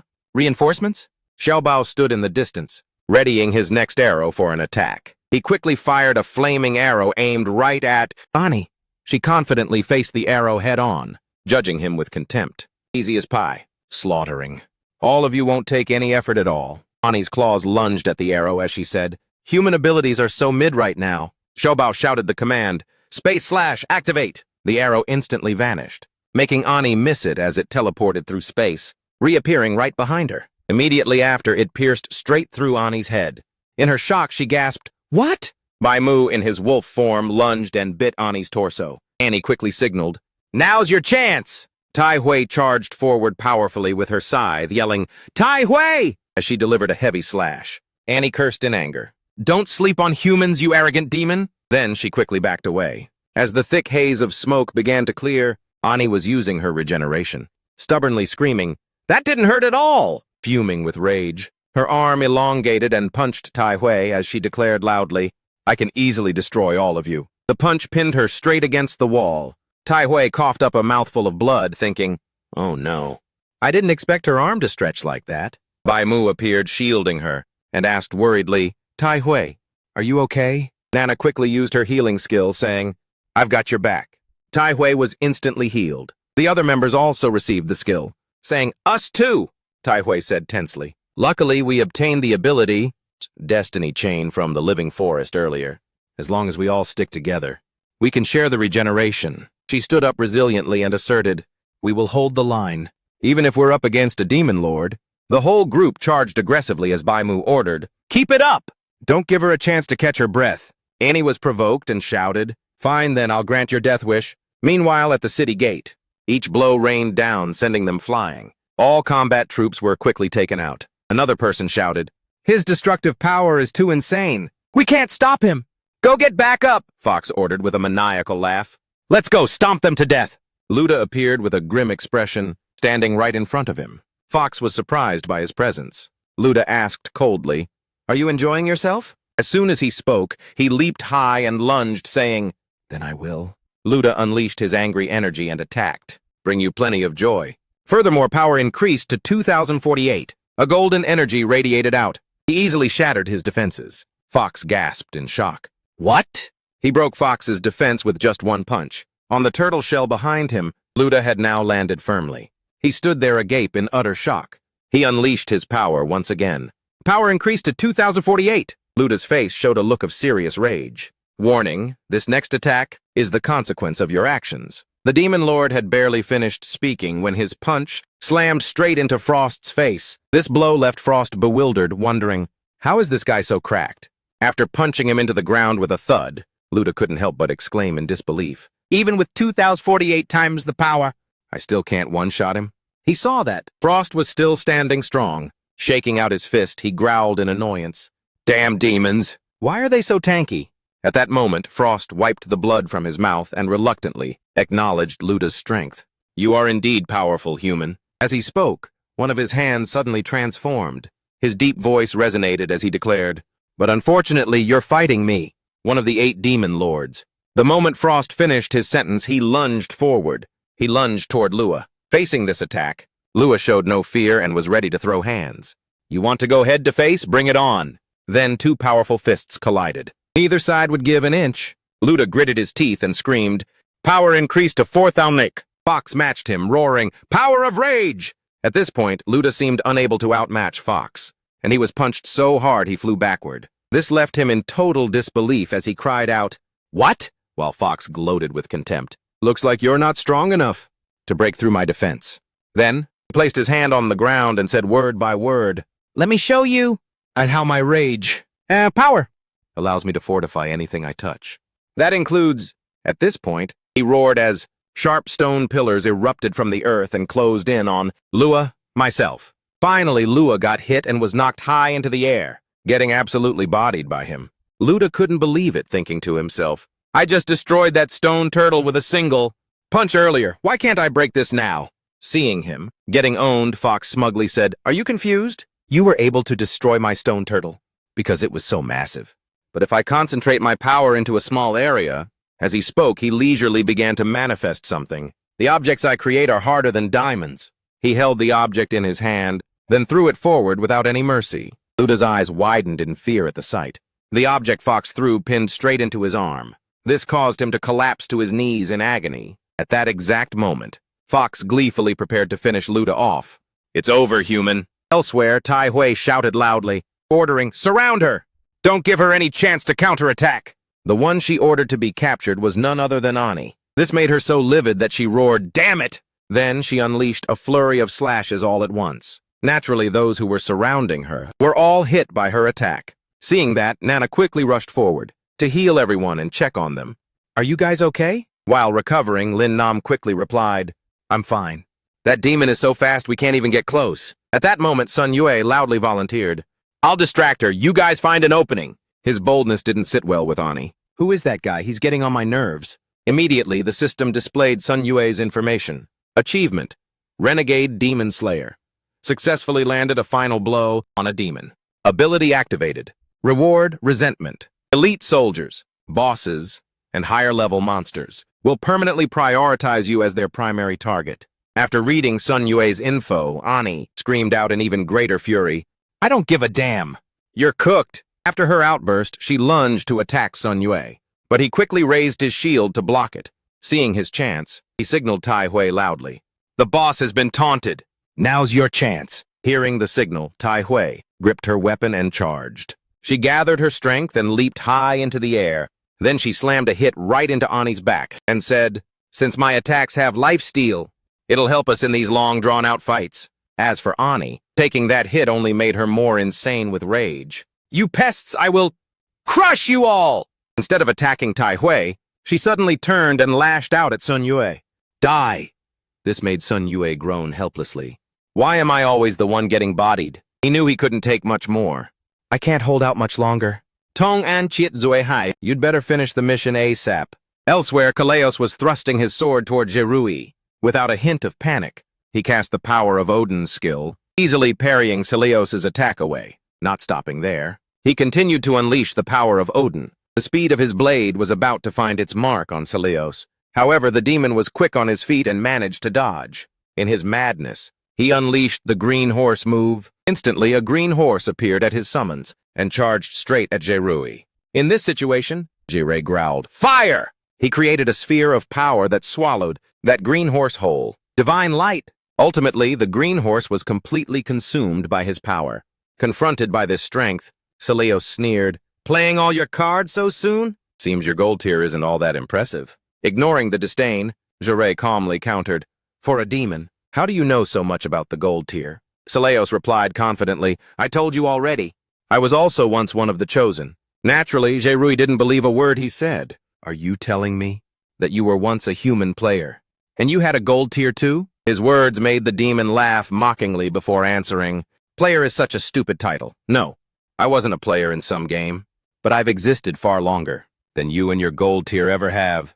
Having said that, he suddenly exploded with power and boldly declared, "Right now I am the real Odin." At that very moment, his ravens lunged toward Jerui. Just then, Tong An called out anxiously, "Is everything okay over there?" Jirei didn't even have time to answer his friend, when a beast lunged out of nowhere, shouting, "Worry about yourself, kid. Now get in my belly." The scene of an arena appeared along with a narration. "I remember when I used to be an honorable warrior." In the stands, the crowd went wild, chanting the name Celeos, Celeos. The girls showered Celeos with sweet words of pure admiration. "I love you, my dear warrior." Meanwhile, Celeos strolled leisurely onto the arena floor. Facing him was a massive, burly man, yet he remained chill, waving nonchalantly to his fans. This infuriated the big guy, who lunged to attack him, but he wasn't scared at all. Back then, my spear brought me everything I ever wanted. You could say his confidence was through the roof at that time. "No one can match me." With just a casual flick of his spear, he took down that giant brute. It was a total slaughter. Back then, wealth, status, power, and women, Celeos had it all. I possessed everything. However, as time passed, he began to realize the truth. But after living 20-some years in such emptiness, I realized one simple fact. No warrior can remain undefeated forever, just as no one can stop the flow of time. He was finally defeated, and the cheers for him died out. "Enfys, I love you, Enfys." In the end, he was tossed aside. "You're washed up, Celeos. Don't come back here. Here's your pity prize." From that moment on, Celeos knew that once a warrior loses his honor, he loses everything. While he was wandering aimlessly down the street, someone suddenly called out to him. "Greetings, dear Celeos. Would you like to hear what destiny has in store for you?" Hearing someone call his name, he exclaimed with joy, "It feels good that someone still remembers my name." Even so, he didn't stop at the fortune-telling stall and kept walking. He even muttered to himself, "But no, fortune-telling is just a scam." Not letting Celeos leave, the mysterious woman suddenly said, "What if I told you that I can make your dream of eternal life come true?" That one sentence hit Celeos right where it counted. At that moment, I couldn't resist the temptation of immortality. In the end, he made his choice. So I made a deal with the devil. He got what he wanted, but it came with a catch. You have been chosen, Cilios. The ancestral entities will grant you eternal life. But in exchange, you must sacrifice a little. Back then, he boldly declared with full confidence, I have received new powers. There is no battle I cannot win. Back to reality. Cilios confidently said, as for that small sacrifice, I didn't even give it a second thought. After saying that, he smirked and exclaimed triumphantly, So right now, you're about to face Cilios. He swung his spear, then smugly asserted his identity. Who is also Odin, the legendary king of gods? Facing such immense power, Jireh felt a bit wary. Using Odin's speed power, he immediately backed off to dodge Cilios' attack. Then he lunged toward him and yelled, 1,000 years of reincarnation? Are you kidding me? He attacked him, firmly stating, You're just making stuff up. Seeing that he wasn't believed, Cilios shoved him back and scoffed, Fabrication? He laughed with a tone of pure contempt. In my eyes, you so-called players are nothing but pawns. After saying that, he stabbed Jireh once. Jireh took the hit and coughed up blood. Now, Cilios shouted frantically, We are all just performers. In a combat arena, the real audience is standing up high, enjoying the show. With that, he violently threw Jireh far away. From within the dust cloud, Jireh slowly steadied himself and spoke with difficulty. You think I don't know who the audience you're talking about is? He stood up and spoke each word with power. When I met the requirements to upgrade my divine sword and completed the quest line, they were the ones who answered. He revealed none other than the creator of demons, the master of divine demons. On that day, the entity within the sword began to speak. So you're the chosen one. Jireh was stunned. This made Jireh wary as he questioned, Who are you? What are you doing here? Dragon, wearing shorts and a floral shirt, spoke up to greet him. Greetings, leader of the Bandits Guild. Pleasure to meet you. Jireh had no idea who he was, so he asked in a low voice, Who are you? He calmly replied, I think you already have the answer. You're just unsure, or perhaps you refuse, to believe it. It was exactly as he said. Jireh actually knew who he was, the Demon King, Lucifer. Hearing him being called the Demon King, Dragon sighed a bit. That name is so cringe. I really should have made better design choices. Understanding the hidden meaning in his words, Jireh roared in anger. All of this is a total scam. You designed this game. The demons, the players, and everything else, you created it all. Faced with this fury, he casually admitted it and even added, That's right, I heard that. You were supposed to be in charge of the script for this game. I just thought it was way too boring. So I threw in a few elements of my own. Infuriated by his attitude, Jireh screamed in outrage, demanding answers. Shut up! What's your motive, and who are you really? Why do you have that power? In the face of his anger, Dragon nonchalantly replied, It doesn't matter who I am. And as for my motive, it's actually quite simple. With a tone that suggested this was how things were meant to be, he bluntly declared, I just want 9999 of the unnecessary people in this world to die. His words left Jireh in shock, who then asked, You want to destroy the world? This question prompted Dragon to calmly explain, Destroying. Humanity doesn't mean destroying the earth. I'm just cleaning up and welcoming back the original masters of the earth. Come back and you... Jireh was greeted warmly. Congratulations on being part of the 0.01% of survivors. Together we can welcome a brand new world. Then he continued, When the time comes, you'll be an endangered species. So everyone's going to be curious. Hearing this, Jireh asked in horror, You want me to join you? Dragon replied without hesitation. Exactly. From the very beginning, this game was designed to pick just one survivor. You're lucky. You should grab this chance. Jireh. Those words made Jireh exclaim, Grab the chance? You're asking for betrayal. He grit his teeth and spoke each word clearly. Betray all my allies, and betray all of humanity. Dragon ignored his emotional state. He simply said nonchalantly, The choice is yours. Either perish with the rest of the human race, or switch sides and rejoin the game with a new class. Before vanishing, he didn't forget to leave a message. Once you've made up your mind, you can contact me through your divine sword. Furthermore, he added a teaser. Don't worry, I've created a hidden class just for you. It's unlike anything anyone has ever seen. Before, I guarantee you'll love it. Back to the present. After wrecking Jireh, Cilios shouted, You're no match for me! But it's not your fault.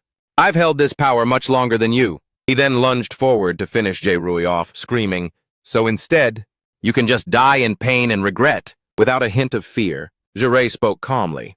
That was truly a tough call. That's why I had to come here in person. His fighting spirit had returned. As he said, because I want to meet him again and ask him face to face. Driven by that obsession, he never stopped fighting. Why me? Why must I carry this burden? The power within him surged as he spoke. Are you sure the custom class you created for me is the right fit? As for Luda, he's currently looking pretty beat up. Frost smirked as he approached him and declared, "It's over, human." He asked arrogantly with total disdain, "It's not your fault. How long have you had this power? A few days, a few months?" While saying this, he suddenly let out a roar, preparing to give Luda another heavy blow. "Unlike you, I am a seasoned elite. You should feel honored to die by my hand." At that very moment, Sen charged out of nowhere to ambush Frost, but he sensed it. A surprise attack? Using his lightning-fast reflexes, he quickly leaped aside, successfully dodging Sen's strike. However, he had fallen right into a group trap. "You think you can just attack our leader? How dare you!" Luda was touched to see everyone coming to his rescue and called out to Senner. The others didn't let him finish. Sen immediately checked on him, asking, "Is everyone okay? We're busy fighting off the other demons." Throughout the city, her words left Luda stunned, and he asked, "I thought you guys were sent to the south. What are you all doing here?" Sen's face turned red as she fumbled. "Well, someone always keeps me worried." Suddenly, Luda got annoyed, thinking, "So I've become a burden then?" Seeing him like that, Sen quickly reassured him, "Stop being so salty. We left some people in the south. That's enough to hold off the invasion there." She looked toward Frost, who was being ganged up on, and asserted, "Right now, we should focus on taking down this divine demon." Now Luda managed to stand back up and provided intel on Frost's abilities. That guy can reinforce anything he touches, and the smaller the area, the tougher it becomes. Sen heard this and wondered, "Oh, so it counters your Hercule power? The ultimate offense versus the ultimate defense. Who's gonna win this?" Luda grit his teeth and replied, "Right now it seems he has the upper hand." But his power surged as he asserted, "The strength of Hercule will multiply even more over time. If we can keep this up, I'll eventually break through his defense." As for those ganging up on Frost, they stopped their physical attacks and switched to roasting him. "What kind of monster is this? You're just a kid. How did you become such a massive threat? You're just a teenager. You should be in school or something. Your mom would be so disappointed in you." Getting beaten up was one thing, but being insulted was too much for Frost. He roared in pure rage, "You annoying flies!" He then summoned a stone dragon. The stone dragon immediately lashed out at everyone, making them cry out, "Oh, crap!" Seeing them scream like that, Frost laughed gleefully and taunted, "Keep screaming! What happened to all that trash talk from before?" Right then, suddenly, a fist connected directly with his face. Luda sent him flying and shouted, "Take this punch as a lesson in discipline." That strike sent Frost tumbling backward. Then Luda spoke up, "Weren't you just bragging about being some elite?" After taking that hit, Frost grit his teeth in fury and hissed, "You!" But it wasn't over yet. Luda lunged forward to land another blow. "You look more like a brat who needs a timeout to me." In this situation, he realized with dread that Luda was getting even stronger. "I need to reinforce a smaller area." However, before he could do anything, Sen slashed him once, and then he had no other choice but to take a punch from Luda. Luda's fist shattered the protective scales on Frost's arm, and then with a loud bang, Frost was slammed flat onto the ground. In total disbelief, he gasped, "How is this even possible?" Right then, Sen sheathed her sword and said smugly, "He's just the support. I'm the main character." Suddenly, Luda lunged toward her and cheered, "Great teamwork." Seeing him rushing at her, she freaked out and shrieked, "Your hands are bloody! Get away!" Rejected by her, he quickly stopped and said with a grin, "It's just a scratch. I'm still me, not a demon or anything." Giving in to Luda's antics, Sen took something out and told him to give her his hand. She pulled out a roll of bandages. Then she grumpily bandaged Luda while scolding him. "How many times do I have to tell you? Don't overdo it. If we hadn't made it in time, you could have—" Before she could finish, he said in a serious tone, "I didn't want this either. But I couldn't just stand by while they were killing people." Annoyed that he was still talking back, she snapped at him, "This is life or death. You can't go around taking risks beyond your limits. Don't forget you promised us that after the game ends, Tang Clan would all live together, and no one would be left behind." Facing this reproach, Luda softly spoke 2 words, "I know." Then he declared, "I promise I'll protect you all." By now, Frost had regained consciousness and growled, "Every single word, you've surprised me. Human after all these years and countless battles.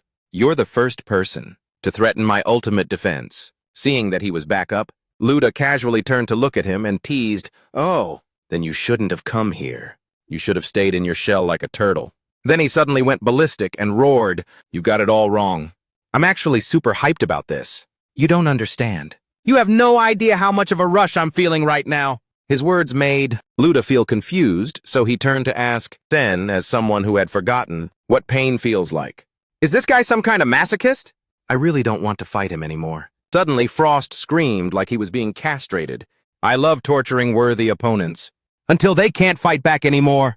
Luda then calmly stated, "My bad, but my Hercule power only lasts for 12 minutes. He nonchalantly challenged him, "So I don't have much time to mess around with you. 8 minutes have already passed." After saying that, he lunged forward and yelled, "Power increase, 5,020!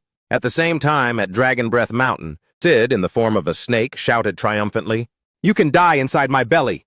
Without a hint of fear, Tong An knelt to gain momentum and exclaimed, "I've been waiting for you to show up." He then lunged forward to attack Sid. She wasn't about to back down and opened her mouth to literally chew up his attack. This made him cry out, "What?" He was caught off guard by her action.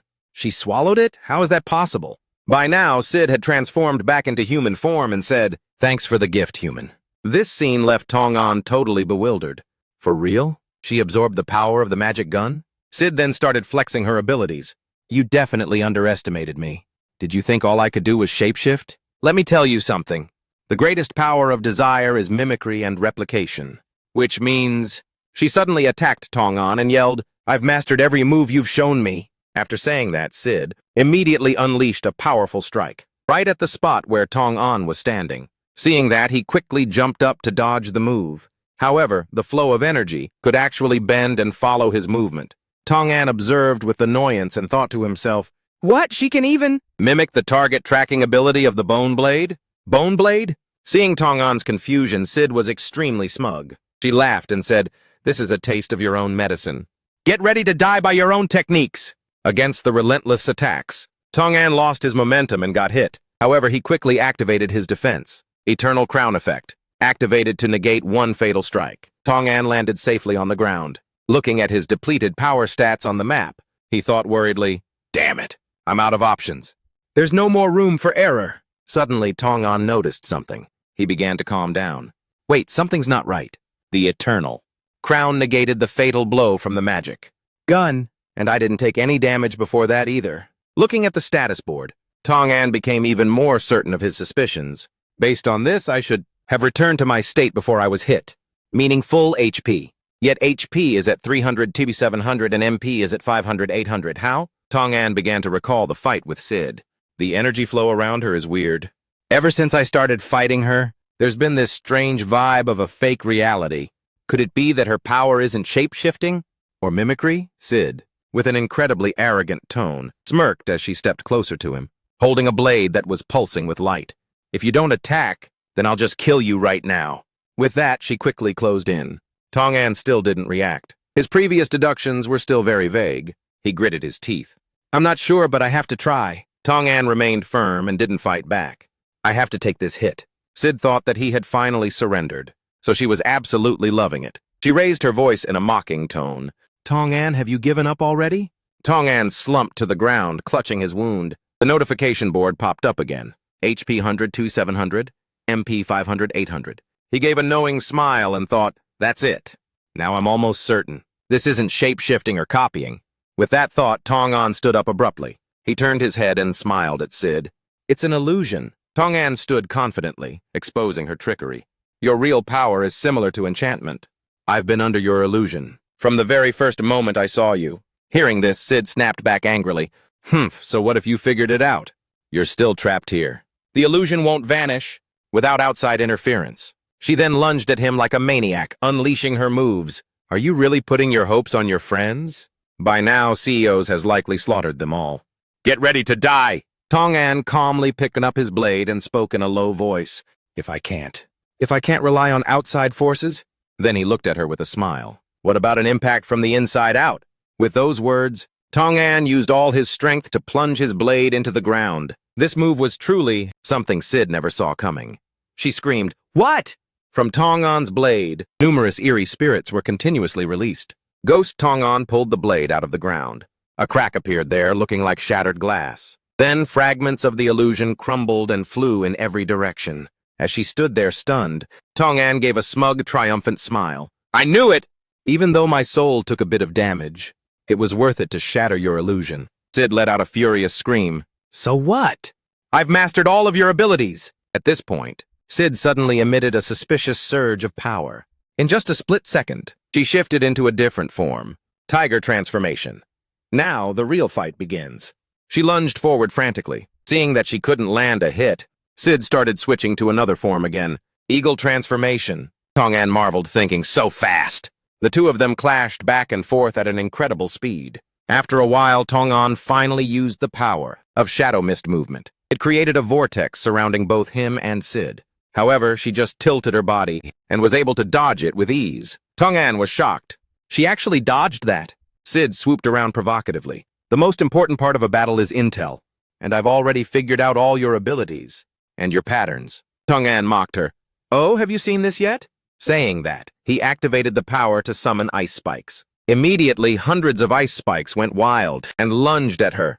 Unable to dodge, Sid was hit, coughing up blood in pain. Tong-an gave a ridiculing smile. "Don't sweat it, it's not over yet." Then he continued to use another technique. Vine summoning. Hundreds of vines shot straight toward Sid. She was surrounded by the vines, which formed a cage to lock her in. Sid yelled in rage, "Damn it! I need to get out of here!" She then transformed again. Dragon transformation. She used fire from her mouth to burn away all the vines around her. But of course Tong-an wasn't going to let her escape that easily. He began to activate the weapon in his hand, and Sid got hit once again. She screamed out in pure rage, "Bastard, you're making me lose my mind!" Sid was now beyond furious. Salty and enraged, she lunged toward Tong-an. "As a demon, I have infinite regeneration. So you're just wasting your time. Just die." Tong-an quickly teleported above Sid's head. Teleporting. And then, "I don't have time to overthink this anymore. Damn it!" With that, Sid quickly shifted into a worm form. But right then, Tong-an swung his blade down. She was sliced into several small pieces just like that. Tong-an landed and shouted, "Take this!" Chunks of Sid's body were scattered all around. Sid now reverted to her original form. Seeing him use another move, she cried out in a panic, "There's more? Under the ground!" Fresh sprouts were rapidly emerging. "Summon! Blood-sucking vines!" Sid instinctively backed away a few steps to defend herself. After a moment of nothing happening, she clutched her stomach and burst out laughing. "Is this your final attack? I guess I overestimated you. How pathetic." Tong-an looked at Sid with a knowing smile. As expected, within seconds, the sprouts grew into a forest, tightly binding her. In the forest, Sid still talked tough. "Ugh, what are these stupid tricks? What is this? You can't trap me with just some simple vines." But when she raised her hand to try and break free with all her might, she was horrified. "What? I can't move!" Tong-an jumped down, panting heavily. He smiled and explained, "These aren't just ordinary vines. They're bloodthirsty. This species is very hard to grow, so if it weren't for the forest's blessing, they would never have grown this large. They wouldn't have been able to stop you, even if you were in peak condition." He breathed a sigh of relief with a triumphant smile. "That's why I kept attacking you earlier. To force you to keep shape-shifting and drain your energy." Sid still naively threatened Tong-an. "Humph, did you forget I have infinite regeneration? As soon as I get my energy back, I will—" Before Sid could finish, Tong-an shook his head helplessly. "You won't get that chance. Blood-sucking. Vines need a huge amount of energy to grow." Looking at the tangled mess of vines, he continued to explain. "I used the forest's blessing, along with all of my energy, and they only grew this much. But from now on, they will constantly drain the energy from your body. The more you try to recover, the stronger these vines will become." Then Tong-an mocked her pathetic state. "So if you couldn't break free at the start, then you're never getting out. Just stay here and think about what you've done. Sid, now you know what's up." She screamed in a blind rage. "No!" Tong-an breathed a sigh of relief and stood up. He looked to the side and asked, "I'm finally done here. What about you?" Over on Jue-rui's side, things were getting extremely intense. Teleos was frantically thrusting his spear at him. Jue-rui calmly held his sword and smiled. I've chosen to embrace my new character class. Which means..." With that, he swung his sword hard toward Celeos, his eyes filled with bloodlust. "You're no longer of any use to me, Celeos." Feeling like he was being treated like a mere tool, he angrily lashed out at Jue-rui with his blade. "Don't get cocky. I've had this power much longer than you. Juerui gave a contemptuous smile. He spoke up, but you're still not the chosen one. You're just a disposable replacement. Then he swung his sword at him, creating a wave of sword light that rapidly spread out. Fade away into your dark fate. Saleos was caught off guard and collapsed as the strike hit home. Looking up, all he could see was the dark silhouette of a demon. He struggled to get up, coughing violently and muttering, "This guy has turned into a completely different person." Just as he finished, Juerui slowly walked over. He looked at Saleos with a murderous grin, weapon in hand, ready for the killing blow. He sat there, clutching his wound, wondering, I should be regenerating right now, shouldn't I? Why hasn't my wound healed yet? Seeing the sword strike about to reach him, Saleos immediately transformed into a blue Pegasus, knocking Juerui backward. He said seriously, "One final showdown." Then Juerui quickly dug his heels in, preparing to unleash his power. Just a second later, a giant phantom appeared, gripping the warhorse's head tightly. That hand then tightened its grip even more. Next, he coldly hurled him dozens of meters away. Saleos, realizing he couldn't beat Juerui no matter what, immediately screamed out in frustration, "Damn it! I'll drag you to hell with me if I have to." He gripped his sword tightly, then lunged violently toward him. Saleos was stunned when he saw Juerui didn't even try to dodge. On the other side, Juerui looked pained as he gripped the spear impaled in his chest, then forcefully ripped it out. The wound smoked and then slowly healed on its own. He mockingly threw the spear to the ground. What a shame. Then he gave a confident smile at Saleos. "You're the only one going to hell today." Right after saying that, Juerui grabbed his sword and delivered 7,749 slashes to Saleos' body. To his absolute shock, Saleos couldn't dodge in time, taking the full brunt of Juerui's lethal gift. A second later, he dissolved into a cloud of dust. Juerui looked at his hands and exclaimed in delight, "This power is incredible." Just then, Tong An teleported in. He asked in a stern voice, "Are you finished here?" Juerui. Suddenly, the sword in his hand began to emit a constant surge of eerie power. He turned to look at him with bloodshot, murderous eyes. Seeing this, Tong An asked worriedly, "What happened to your holy sword?" "Wait, what?" Jaw-dropping, Juerui smiled. He raised the sword in front of Tong An. "Oh, this? It's nothing, it just got an upgrade." Tong An stared blankly at the sword and muttered, "An upgrade? An upgrade?" Juerui walked closer and began to explain from another perspective. "It's quite impressive that you were able to take down a demigod using only your own strength." Tong An looked around and then continued to question him. "The essence of that demigod has vanished. Did you kill him?" Juerui gave a light smile to reassure him. "Yeah, don't sweat it. Even with his infinite regeneration, he won't be returning to the land of the living." Hearing that, Tong An happily turned to him and said, "Great, then let's go finish the job." However, he noticed something different about Juerui. Something was definitely off about Juerui. For some reason, they arrived at a place with boiling lava in the middle of which was a terrifying demonic eye. The entrance to hell where the demon king Lucifer resides. Tong An spoke to him as they walked. "Once we cross through, we'll be able to meet the mastermind." Behind all of this, he didn't notice that from behind. Juerui had raised his sword, his face twisted with the scheming look. He spoke up, "Oh, there's one more thing we have to do before we go." Hearing this, Tong An naively turned back and asked, "What is it?" Suddenly, Juerui lunged and drove his sword through Tong An's stomach, leaving him in total shock. Tong An looked at Juerui, his face contorted in pain. Juerui calmly looked at Tong An and replied, "Sorry, Tong An, I was talking about killing you." Tong An clutched his wound in agony and asked in disbelief, Why are you doing this?" Tong An began to lose consciousness, his mouth still struggling to speak. "I don't understand." With that, he collapsed to the ground unconscious. Juerui stood over him with a smug expression. "Good night, my friend. When you wake up, you'll see a whole new world." At the castle, two bright red birds with eyes emitting sinister streaks of power flew past. Taihui looked up at the sky and wondered, "What are those things?" Ani flew over and explained seriously, "They're hellbirds. They are signaling that one of our demigods has been killed by a human." Hearing that, her face darkened. To be able to kill a demigod? Doesn't that mean... In the night squad, Ton Nyak shouted joyfully, "It's definitely Tong An and the others! They did it!" Someone standing nearby excitedly added, "It must be Master. They've stripped the demigods of their immortality." Suddenly, Annie yelled out, "All units, attack! We actually have a chance to take these demigods down." Annie placed her hand on her chest, feeling it. "The recovery ability is gone."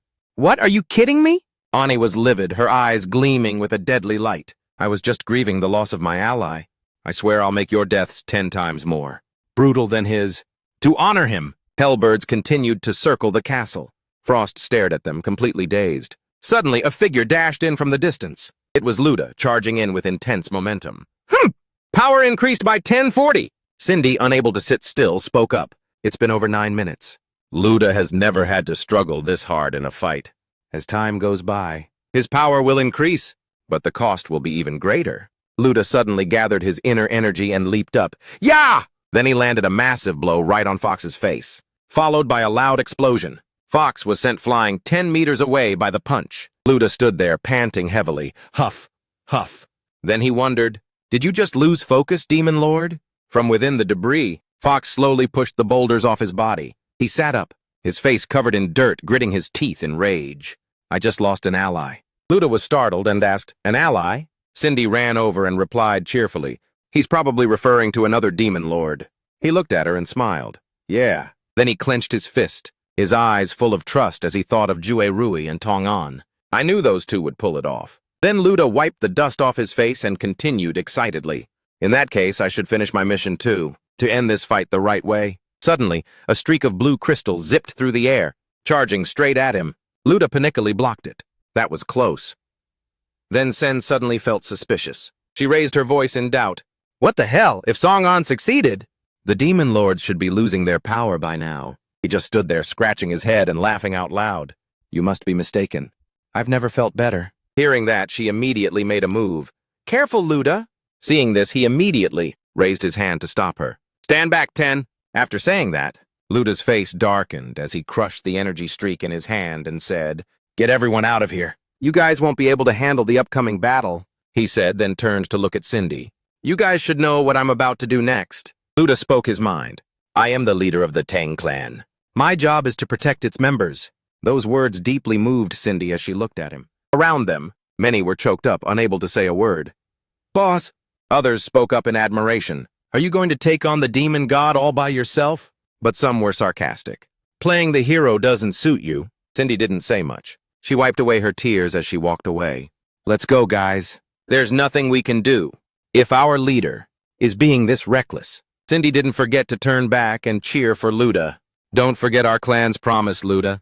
We all have to survive and make it through this game. Hearing that, he replied with burning determination, Of course, I'm a man of my word. He began to gather his power as rocks and dirt flew everywhere. I only have 3 minutes left with Hercule. Let's settle this right now. Demon Lord Fox also began to power up. Then the two of them charged at each other like madmen, just like we never parted. At another location, Jure is stepping up the stairs. It is a mysterious place. In his arms, he is carrying a corpse, carefully wrapped in bandages. As soon as he steps inside, he calls out, I'm here, Demon King Lucifer. Alares immediately spins around and looks at Jerui, puzzled. Demon King Lucifer? I didn't even know a Demon King existed. Jerui hesitates upon hearing that. You are. He respectfully places a hand on his chest and introduces himself in a low voice. I am Alares, one of the 8 demon gods, the power of sloth. Jerui looks at him seriously and asks, So you're the last one? Why is he in here instead of outside? Alares replies, Violence isn't really my vibe. I'd much rather stay here and read books alone. With that, he points a finger toward the sky. Preaching, always remember. Young man, wisdom is greater than strength. Knowledge is power. Zure gets annoyed by his yapping. I didn't come here for a lesson. Where's the person I'm looking for? Suddenly, Paimon appears out of nowhere. Zure just stares at her in silence. Paimon looks at him with a stern face and speaks. You really get on my nerves, human? Zure gives her a sinister smile. I'm honored you still consider me human. At that moment, Alaris greets Paimon happily. You're back! How is it outside, Paimon? She replies calmly. I just cleared out some pests. Paimon walks over with an annoyed expression. It was so easy, it was boring. He speaks as she stops in front of Jerui. By now, his face is dripping with sweat. Most humans on Earth have already surrendered to Bodis. Only a few regions are still holding out. Alares agrees. True. It would be a waste for you to be clearing out humans. After all, you are the princess of the ancestral entities. Having said that, he turns to Jerui and shouts, Hey kid, you wanted to see the Demon King, right? Follow me, Paimon.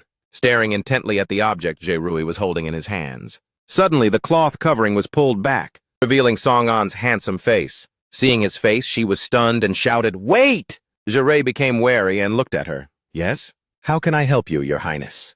Paimon angrily pointed at what he was holding. Who are you keeping there? Jiray calmly explained. Oh. Him? He was once a human ally of mine, but now he's just a corpse. Hearing Jiray's revelation, Alaris turned around sternly. What? A corpse? How dare you bring a dead body into the palace? His spirit barked at him in rage. Vermin should be buried in the sand to rot. This is the resting place of the ancestral entities. This is an insult! Seeing the two of them constantly blocking his path, Jiray threatened in a low voice, I have my reasons for bringing him here. I don't need you to tell me what's what. Annoyed, Paimon ordered him to put him down. Jiray frowned and shot back. I'm afraid I can't do that. I only take orders from the Demon King. Looking at Song-an in his arms, Paimon's face darkened as she growled, I said put him down. Jiray lifted the corpse in his arms, turning to look straight at the two of them with determination.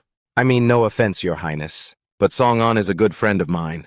I brought him here, because I believe he deserves a new lease on life. Irritated, Paimon raised her voice threateningly. I won't say it a third time. Put him down, then you can leave. Seeing that words weren't working, Jiray activated his power. He replied nonchalantly, Oh, and what if I refuse? Paimon wasn't about to back down either. She immediately entered a combat stance. Then the only thing waiting for you is death. Jiray said, I mean no offense, Your Highness, but song, and is the one thing I cannot give you. Paimon replied, Then the only thing's waiting for you is death.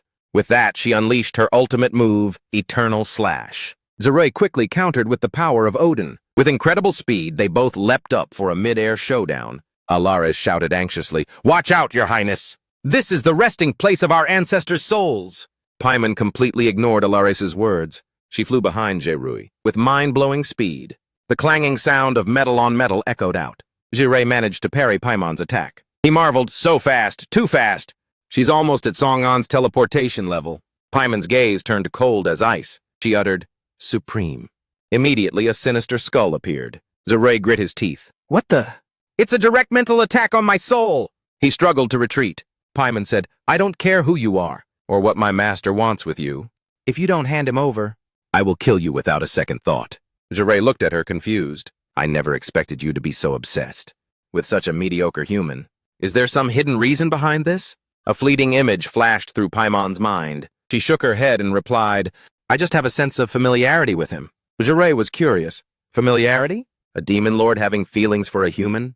I thought humans were nothing more than parasites to all of you. Paimon said bluntly, I don't owe you an explanation. No one can stop me from getting what I want. Jiray smiled, challenging her stubbornness. That stubbornness comes with a price, Your Highness. Alaris was fuming and couldn't sit still. He barked, Enough! If you want to fight, take it outside. A vortex suddenly appeared in midair. Alaris turned his head in shock. Huh? Raphael and Dragon stepped out. Dragon adjusted his glasses and said, Stop fighting, Jiray and Paimon. Alaris was overjoyed to see them. Thank God, Dragon! You arrived here before they could destroy this place. Jiray looked at the two people approaching in surprise. Dragon? Is that your real name? Dragon replied, Dragon, master of the ancestral entity demons, the game creator. You can call me whatever you want. Paimon spoke up. Talk about perfect timing. I was just about to ask you, why on earth you allowed a human into Valhalla? Dragon smiled and held up 3 fingers. 3 reasons. First, Jiray is the first to complete the quest line. Because of that, he deserves a reward. Second, despite the situation out there, where the demons might have the edge, if we don't snuff out the flame entirely, it will definitely flare up again. That's why we need a human to team up with us, to wipe them out. Completely. As for the final reason, Your Highness, it's like having exotic animals in a zoo. When the ancestral entities return to this land, they'll want to see what a human actually looks like.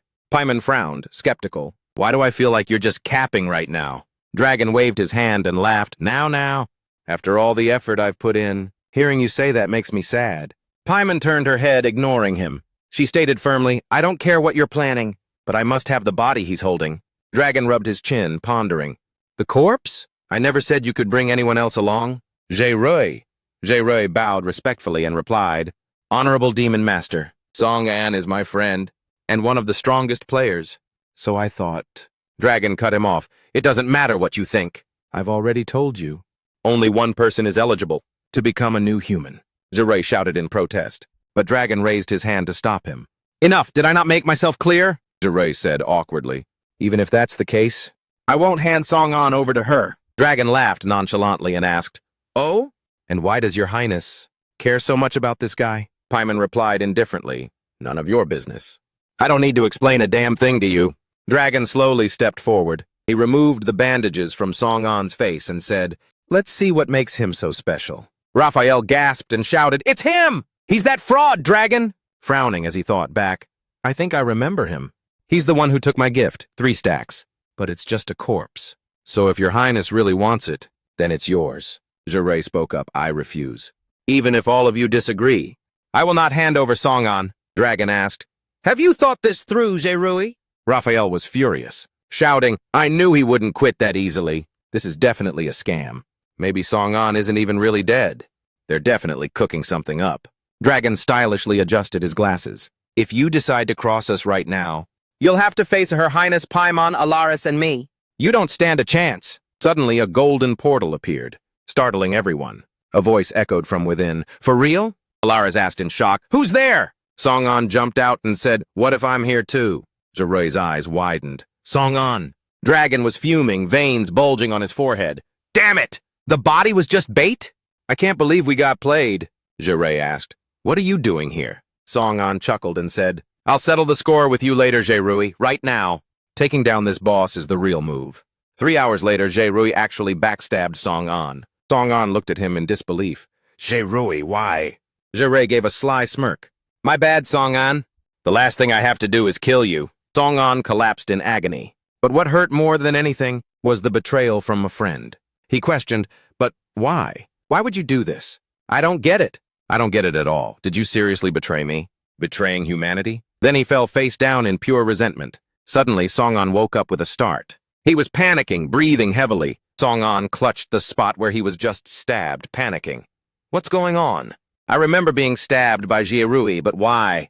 Didn't the Eternal Crown activate? It wasn't a fatal blow. I only fell into a temporary sleep state. Having said that, he clenched his fists in anger. Why did you do that? Jirai, what on earth are you planning? The timeline returns to the present. Dragon is furious, veins popping out on his forehead. Was that body just a decoy? Unbelievable, we've been played. Jirai asked Song-an, What are you doing here? Song-an smirked and said, I'll settle the score with you later, Zerui. Right now, the priority is to take down this boss. Then he jumped up and pressed his gun against Dragon. Alaris shouted, Watch out! Beeman rushed in like the wind. She stood blocking the muzzle of the gun. Song-an gave a nonchalant smile. I knew you would come to save him. This shot was meant for all of you from the very beginning. Without any hesitation, he pulled the trigger. Beeman took the hit and was blasted away. Song-an shifted his aim back to Dragon. And this one's for you. Raphael, worried for Dragon, screamed, Careful, Master! Dragon just gave a smug smile. Time stop command. He snapped his fingers. Everything suddenly came to a standstill. Song-an turned pale and struggled to gasp out, What? Dragon slowly explained, I am the creator of this game, a game master. Did you really think you could hurt me? With those abilities you've gained? Throughout the game? Well, he simultaneously activated invincibility commands, infinite HP and MP commands, strength plus 10,000, speed plus 10,000. With that, he raised his hand. And now resume time. Song-an's sword had shattered without him even realizing it. He could only blink and watch, completely helpless. He was terrified. How could this be happening? Dragon continued. It's not just the game's progress. Every ability, classes, and equipment are all under my control. I can even adjust your weapon's durability. At will. So how exactly do you plan to fight me? Song-an grilled his teeth, glaring at him. He knew his chances of winning were slim to none. Song-an decisively threw the broken sword away. He shouted, Merchant's crafting ability! Din bang! Dragon acted chill, like he was just taking a stroll through icy mountains. Because he had activated the invincibility command, he was completely immune to damage. Song-an stomped his foot to gain momentum for a teleport. It's not over yet! In an instant, he appeared right behind Dragon. Dragon used his blackbone skill. Seeing him try so hard, Dragon actually seemed a bit amused. He wasn't fazed at all. Since he had God mode turned on, status effect failed. He said, Fine, let's see what else you've got. Weapon failed. Song-an gritted his teeth and opened the system menu. He switched to using a gun. Dragon smirked with pure disdain. Song-an's system immediately flashed a notification. Unable to lock on target. Song-an threw the gun aside and yelled, Damn it! I can't believe this. I won't accept this. Then he suddenly remembered, oh, I still have triangle stack. Exploiting game glitches is my specialty. If I can just find the right one, I can turn this whole thing around. Thinking that, he pulled out triangle stack. The system alarms blared repeatedly. System warning! This item cannot be used. System warning! You do not meet the requirements to use this item. Dragon laughed out loud. I'm the one who gave you that, Song-an. Therefore, I have every right to take it back. Song-an fell to his knees in total helplessness. He dejectedly muttered, I can't even use triangle stack. Am I really just a normal person again?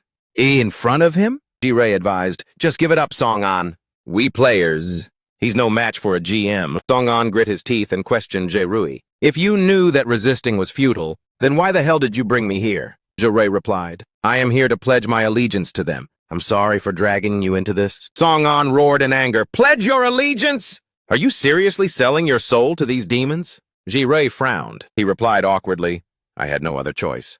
We can't stop the extinction of mankind. I have to look out for my own future. Song-an couldn't listen to any more of this. He delivered a powerful slap right to Ji-Rui's face. He screamed, What about Hugh, Xiaobao, and Nana? Bai Mu and everyone else? What about everyone who fought by our side? Are you really going to stab them in the back? Ji-Ray said indifferently, I'm just an opportunist. Fuming, Song-an wanted to punch him again. You? Raphael. Watching the two of them bicker was a total eyesore. He shouted, Pledging your allegiance? That's not what you were saying just a moment ago. Ji-Ray, what exactly are you after? Ji-Ray forced a faint smile. He said, Does it even matter? Now that I've witnessed the Demon Lord's power, I am a total believer. Dragon let out a satisfied laugh. You're right, it doesn't matter. You've made the right call. What about you, Song-an? What's your move? Do you want to be wiped out, along with the rest of the human race? Or join us to usher in a new era? Having said that, he reached out his hand, inviting Song-an to cooperate. Song-an fell silent for a moment. Finally, he spoke up. You're right, Ji-Rui. You've always been the smart one, haven't you? Who could possibly blame you for choosing this path under these circumstances? But unlike you, since the company started, I've been the idiot that everyone talks down to. Ji-Ray didn't want to hear anymore. He yelled, Song-an! Song-an placed a hand over his heart and said, I'd rather die alongside the people I care about than to kneel before demons like you. Song-an slowly recounted, I used to be a total loser. I was carrying the weight of a massive debt. Message notification.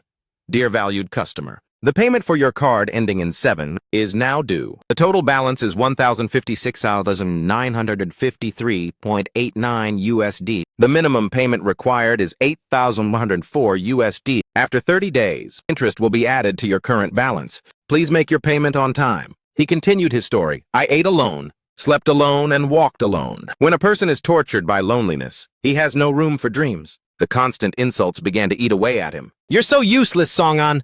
You can't even finish a task. Even when it's this easy. Look at how pathetic he is. He probably has no friends, let alone a girlfriend. Definitely no girlfriend. Even when there was a bit of light in my life, I was still stuck in a dark place. Memories of colleagues surfaced. Hey, do you want to grab lunch with us? Song-an, don't always keep to yourself. You can talk to us, you know. Those were the few flickers of light in his life. He continued, however, everything changed on that fateful day. I was just an insignificant speck of dust before, but suddenly I was granted great power. And with it came things I never even dared to dream of. But there are certain things that I will never let go of no matter what happens. You want me to abandon my friends and become some kind of new person BS? Sorry, not happening. I'd rather die with those I care about than kneel before demons like you. After hearing his moving speech, Ji-Ray suddenly went silent. Baiman also fell into deep thought. While Dragon's expression remained unreadable, he spoke up out of nowhere. Such a pity, Song-an. You actually made the right choice as a human being, but as a result, you will have to pay a very steep price. So throw away your dignity and just die already, Song. An closed his eyes and thought to himself, I'm sorry, Tai Hui. I can't come back to you as promised. I always...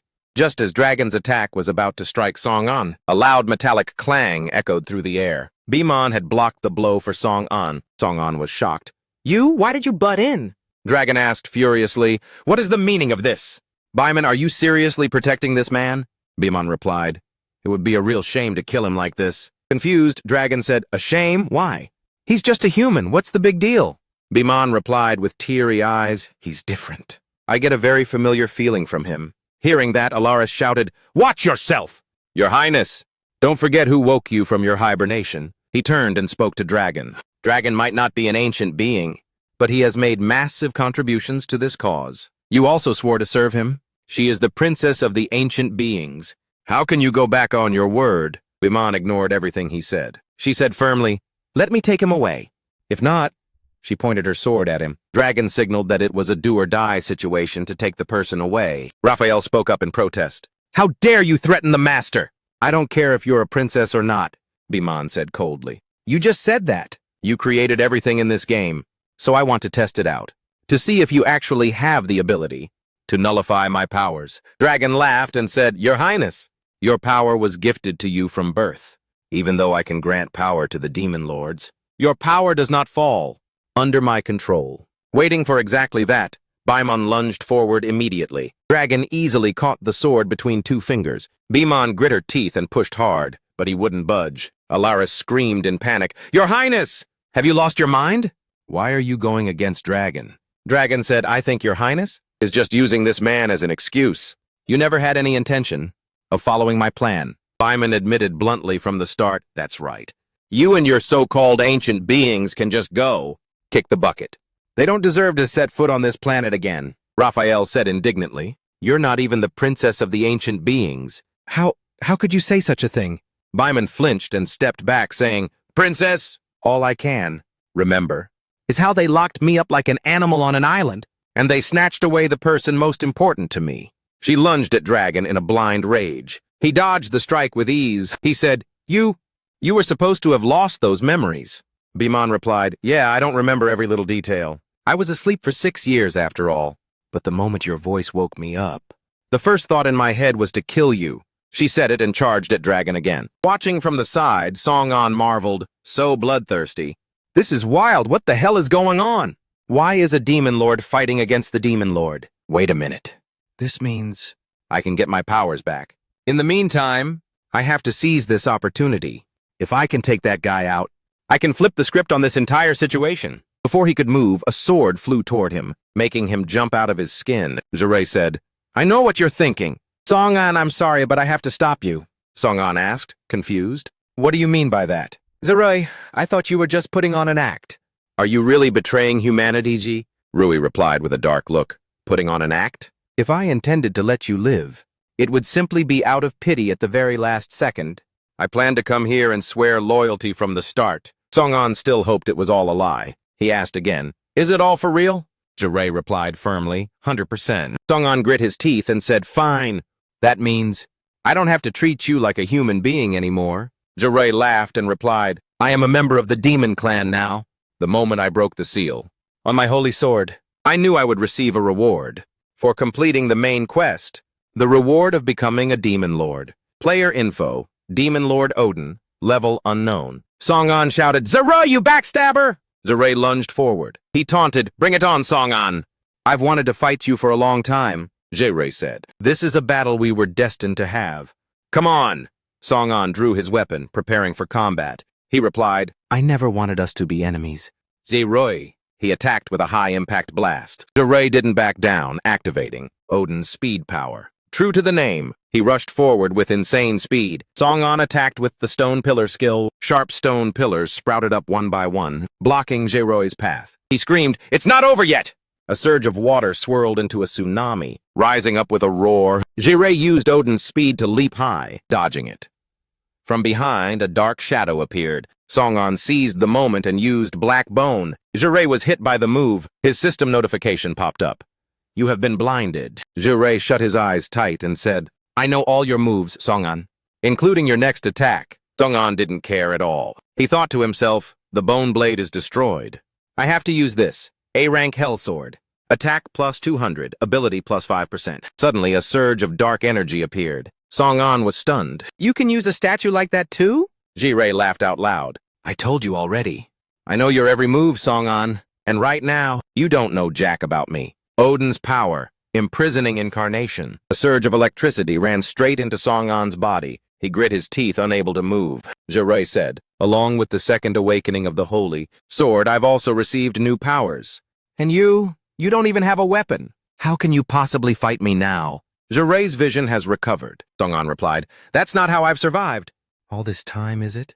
Ji-Ray listened curiously as he continued. Song-an closed his eyes as if reminiscing. I've always faced enemies that were overwhelming, and I've been backed into a corner. I guess I've just gotten used to it. Ji-Ray pointed his sword straight at him. He said, "Goodbye, Song-an, my old friend." Then he lunged forward fast as the wind. The blade struck the barrier imprisoning Song-an, but unexpectedly he was repelled. Ji-Ray's jaw dropped in shock. What the? Song-an laughed and said, "It was never an ability or a weapon that saved me." The system window popped up. PvP is prohibited in this area. Damage rejected. Ji-Ray grit his teeth. How is this possible? Song-an pulled out the stacked triangles. He said, "Remember, these are the game glitches. I've made it this far. Thanks to all the different glitches in the game, your new ability is still limited by certain parameters, namely devouring enemies in the area. So I used that and turned it into a safe room where PvP isn't allowed." With those words, the cage shattered. Ji-Ray roared, "Fine. Those game glitches really have taken you this far. But so what? Against absolute power. These tricks are useless. Odin's speed, Odin's power. Only one of us is walking out of here alive today. Leave this place." Song-an softly said, "Create ice shield. Do you still remember the tsunami that you dodged earlier?" Ji-Ray froze. "What?" Song-an smirked and shouted, "That was just a feint. And now for the main course." Ji-Ray looked up, scanned the area, and said, "You paid such a heavy price just to create this favorable battlefield? I must have overestimated you, Song-an." Song-an sneered. "Battlefield? What are you talking about? This is the grave I've prepared for you." As he spoke, thousands of sharp ice shards rained down, striking at Ji-Ray's position. He shouted angrily, "Odin's speed!" Ji-Ray turned and trash-talked. "It's useless, Song-an. You can't even give me a single scratch with these stupid gimmicks. With my demon attributes, you are no match for me. You'll just lose all your stamina from the cold. If you keep this up," Song-an smiled and replied, "Doesn't matter. You'll go down before I freeze to death." Rows of ice barriers appeared simultaneously. Ji-Ray backed away warily. The entire space now seemed completely surrounded by blocks of ice. Ji-Ray grit his teeth and said, "You're like a stubborn wild animal." Song-an didn't give a damn. He said, "Oh, by the way, I gave the ice on this ground a special treatment. Watch out for frostbite." When Ji-Ray looked down, his feet were already frozen solid to the floor. He was stunned. What is this? What kind of attack is this? His soul was suddenly tortured by some unknown force. Song-an looked at him and said, "Everything I damage will take soul damage. The ice under your feet is at 273.15 degrees, otherwise known as absolute zero G. Rui, feel it. Anything in contact will begin to wither away." His eyes suddenly widened as a circle of blinding light appeared, enveloping him. Ji-Ray leaped high, away from the ground. He shouted, "You must know that. My divine light can nullify lethal damage." Song-an laughed and replied, "That's right. I expected you to use it to escape this. Attack, Jay." Rui was confused why Song-an remained so nonchalant. He asked, "So what are you going to do now?" Song-an replied, "I don't need to do anything. I just need to wait for you to bury yourself." Right now, the battle between Beemon and Dragon is also raging fiercely. Beemon unleashes divine power. 60 explosions. Dragon is not to be outdone. He shouts, "Activate command! Create level 100 monster!" A swirl of blue smoke gathers. A tall, brown, muscular monster appears with a sturdy axe in its hand. It quickly lunges toward Beemon. Beemon grips her sword hilt tightly. One strike cleaves the monster's body in two. Dragon watches in surprise as the two chunks of meat hit the ground. Beemon lands gracefully. Dragon snaps his fingers, commanding cancel invulnerability. Raphael looks at him puzzled. "Master, why did you remove your invulnerability?" Alarez speaks up to explain. "Her Highness's instant slash is an ability that cuts through the future.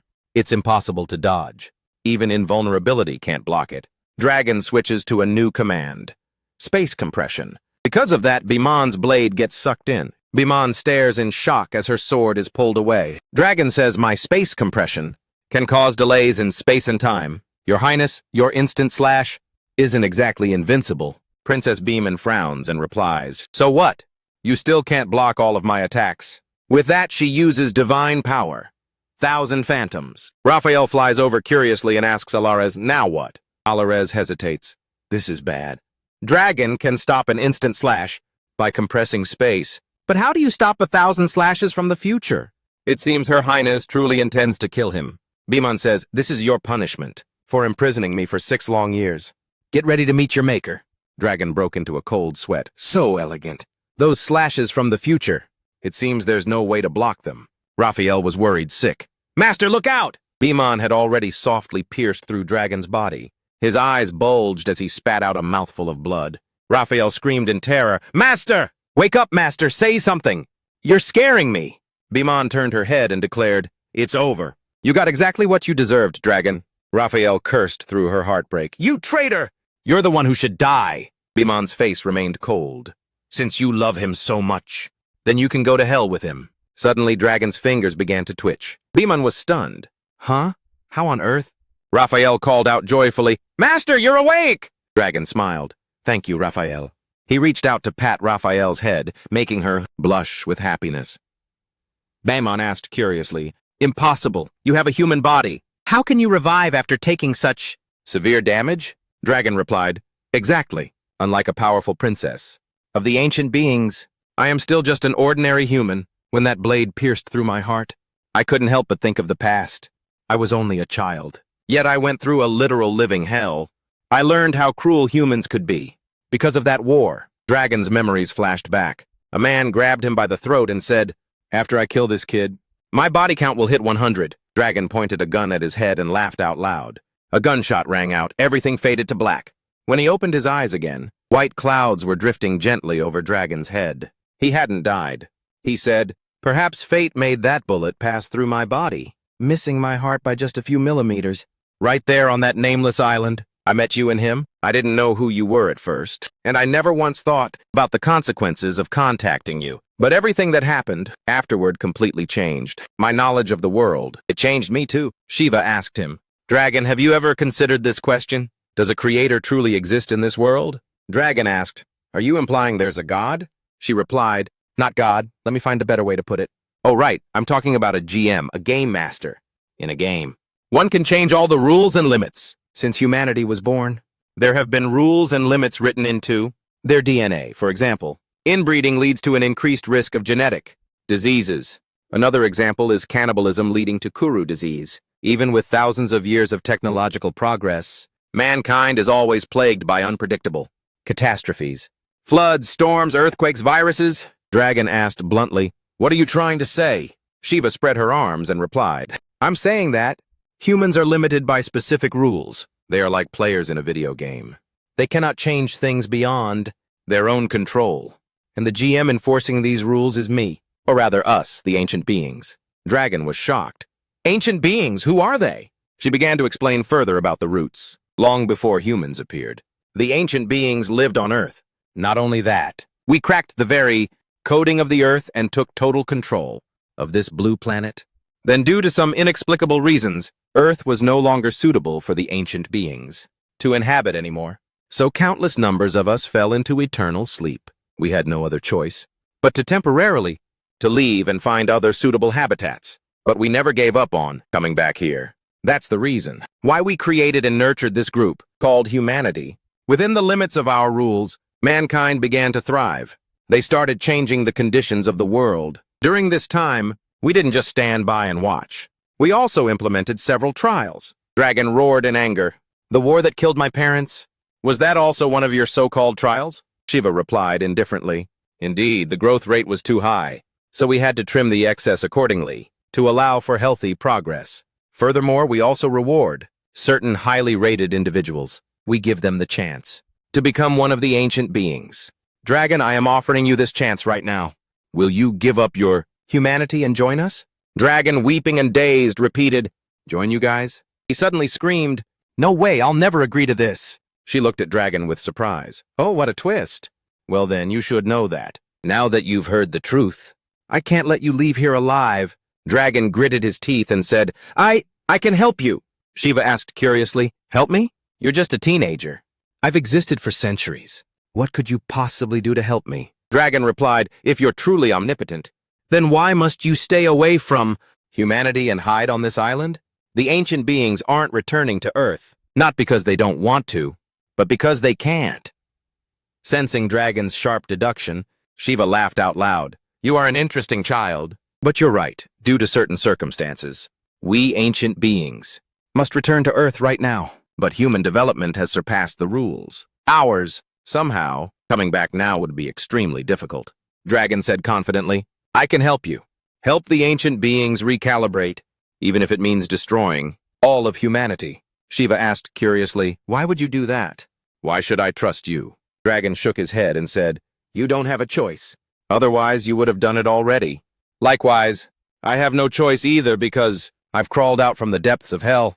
The only reason I'm alive now is for revenge. On the sand by the shore, 2 children were playing. Sunny spoke up. How long do you think Mom will stay this time? Also, why does Mom want to talk to Dragon in private? Luna replied, I'm not sure. I just want Mom to take us to our real home. Sunny said excitedly. Do you think Mom will bring Dragon along? He's our friend now. Right? Luna replied hesitantly. But he's just a human. Right at that moment, Shiva walked out holding Dragon's hand and waved to Sunny. Luna, it's been a while. Guess what? What gifts did Mom buy for you guys this time? Sunny happily rushed to his mother, hugged her, and said, I missed you. She replied, I missed you too, Sunny. Luna just stood nearby silently. Shiva turned to ask Luna, what's wrong? Aren't you happy to see me? Luna timidly replied, no, Mom, I'm actually really happy to see you. She stroked Luna's head and said, you two are my little angels. I'm happy as long as you're around. Then she took out an object and said, this is a gift for you, Sunny. This is the triangle stack. It's something the ancient beings used to harvest the glitches of this world. You were always jealous of the games that the kids outside got to play, right? With this, you can create your very own games. Sunny beamed with excitement. This is so dope. Thanks, Mom. Then Shiva turned to Luna and said, as for you, Luna, I know living on this island has been tough for you, but I promise it'll all be over soon. You'll be going home shortly. Luna obediently accepted the gift. Thank you.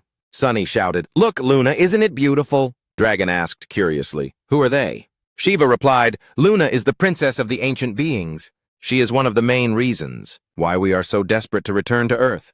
Dragon continued questioning, what exactly happened to the ancient beings out there? Why does even your most precious person have to seek refuge on Earth? She chuckled and said, you're a smart kid, Dragon. Even the fact that I've returned to Earth is a top-tier secret. If you had run into anyone else but me, you'd probably be toast by now. Dragon looked at Sunny and asked, and what about him? What's his deal? Shiva made a disgusted face and said, just like you. He's just an abandoned wanderer. Then she suddenly gave a devious smile. Dragon, your first mission, once you gain the authority to code the Earth, is to wipe his existence from the world. Ending the flashback, Dragon said, thank you, Raphael. I'm still alive and kicking. KuBI was shocked. No, wait, your body is clearly human. How can you revive after taking such critical damage? Dragon replied, exactly. Unlike the powerful princess of the ancient beings, I am still just an ordinary human. So the only reason I'm still standing is because of Raphael. KuBI shook his head in denial. Raphael, is it possible? She isn't just a simple NPC you created? Dragon laughed out loud. Do you really think I'd swipe your memories? Put you to sleep for 6 years and wake you up without taking some precautions? Is it necessary? KuBI replied, I get it now, so that's the T. Raphael is my clone. Dragon corrected her. She is a part of you, Your Highness, ever since your mother gave me the power to code the Earth. One question has left me shook. What exactly did the ancient beings do to control the Earth? I realized later that this so-called key is simply the DNA of primordial life on Earth. By altering it, one can change the environment, create new life, and control the sun and the moon. Basically, one can become a god. If I could control the Earth with such tactics, then by using the same method, could I also control the ancient beings? Raphael doesn't just have your DNA.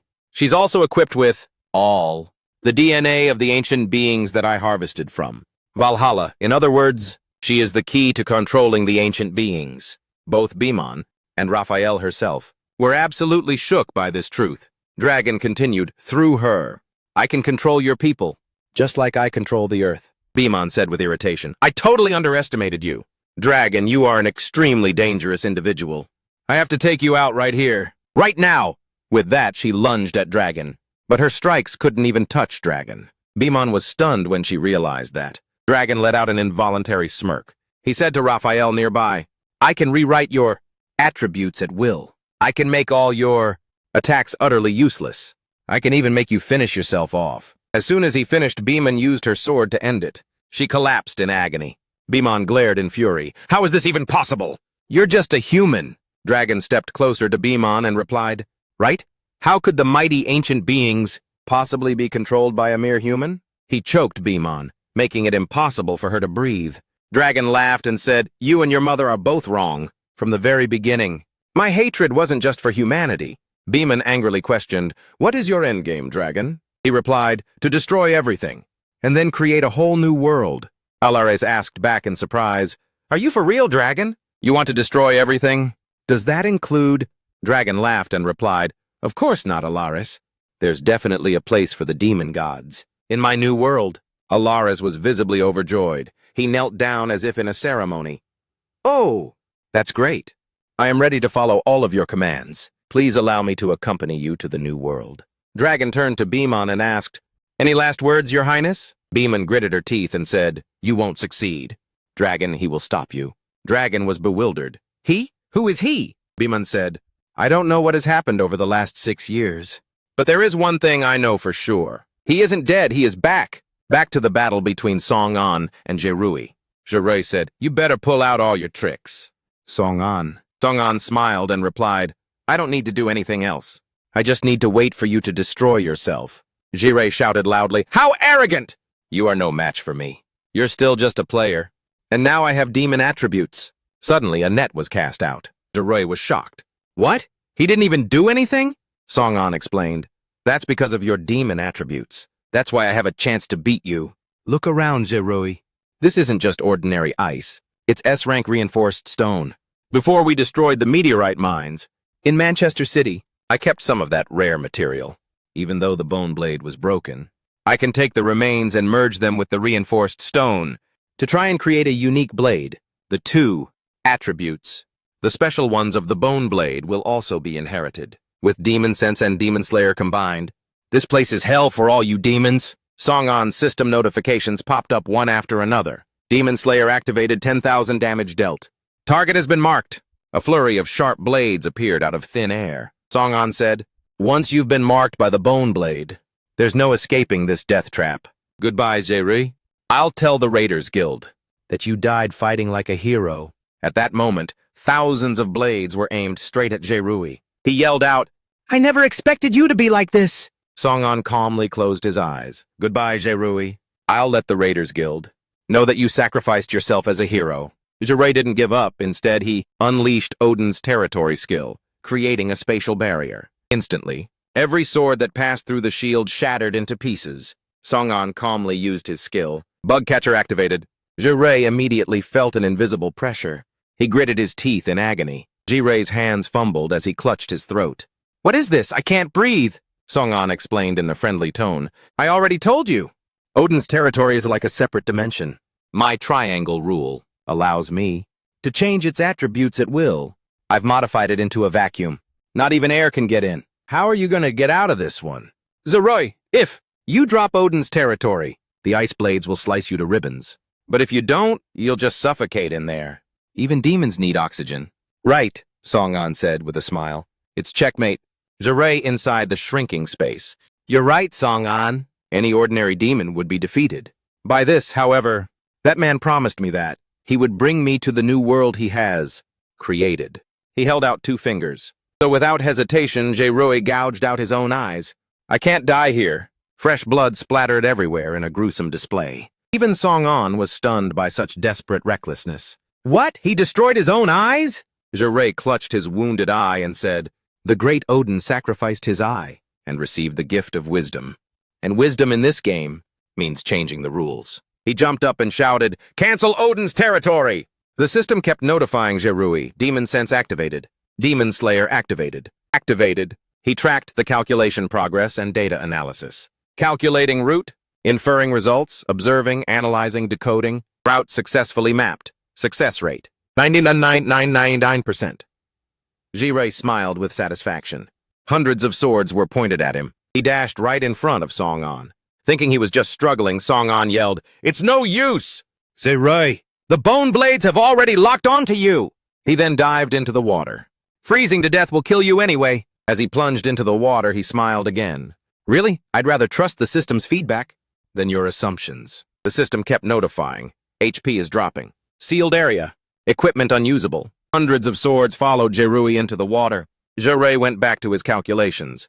I finally get it now. Why did you tell me to jump in the water? According to the game's rules, everything has a range limit. In extreme cold, energy drains even faster. That means, if I can just get out of attack range, I can ditch these bone blades. Song-an stood on the shore, lost in thought. It's been 5 minutes already. The mark of the bone blade has disappeared. Did Jerui die down there? But suddenly the ice surface shattered as someone burst upward. Jerui lunged rapidly toward him. Stabbed and wounded, Song-an gritted his teeth. How is this possible? Jerui laughed out loud. The path the system planned for me showed that you'd be too shook to dodge this attack. Song-an hastily used his black bone skill. But Jerui seemed to have known in advance. And next you'll use black bone to blind me. But your real move is to use teleportation, to gap close and analyze the situation. As expected, Song-an did exactly that, making Jerui feel smug. See, told ya. Jerui instantly appeared behind him. Too bad the system predicted all of this. Based on the game's rules, a human cannot defeat a demon because a demon's stats are way higher than a player's. Jerui gripped his sword tight and slashed down. Song-an stared in disbelief at the blade coming toward him. An ear-piercing whistle whipped past. Song-an suddenly saw the sky over the beach from when he was a kid. He reached out his hand and gently caught a feather. Song-an stared at it in his palm, mesmerized. A white-haired girl walked up and asked what it was. Song-an said in a low voice, I had a strange dream. There was a man with the head of a dog. He held a golden staff and called himself the god Anubis. Luna asked curiously, what happened? He replied calmly, he took my heart. He placed it on a scale and weighed it against a feather. He said if my heart was heavier than the feather, then I'd be eaten by demons. Luna gasped, what a strange god. How can a heart be lighter than a feather? Doesn't that mean everyone will be eaten by demons? Song-an replied with a solemn face. Maybe, but he said, I'm the only one in this world whose heart is lighter than a feather. He said my destiny is to shatter all the unfair rules in this world. That God decisively reached out his hand toward him. Anubis manifested upon him. Song-an knocked Jerui back. Terrified, he struggled to hold his ground. What? He's also unleashed a gold-tier god's power? How? Song-an panted, looking up at Anubis. You appeared when I defeated the Headless King. He bowed his head and whispered, I didn't think we'd meet again. Under circumstances like these, Jerui demanded in a rage, just who the hell are you? Song-an everything was supposed to go exactly according to that man's script. Why are you wrecking our plans? But it doesn't matter. This won't change a single thing. The demons will still win. System, calculate attack route. The system immediately simulated and mapped the route, calculating probabilities. But it couldn't provide an answer. Warning, warning, warning, route mapping failed. Success rate, 0%. Jerui cursed in a fury. How is this possible? Just then, Song-an raised his hand, and the god behind him raised his hand as well. Jerui froze as a sound echoed in his ears. That bell, what is that? Song-an clenched his fist. It means you're about to be judged.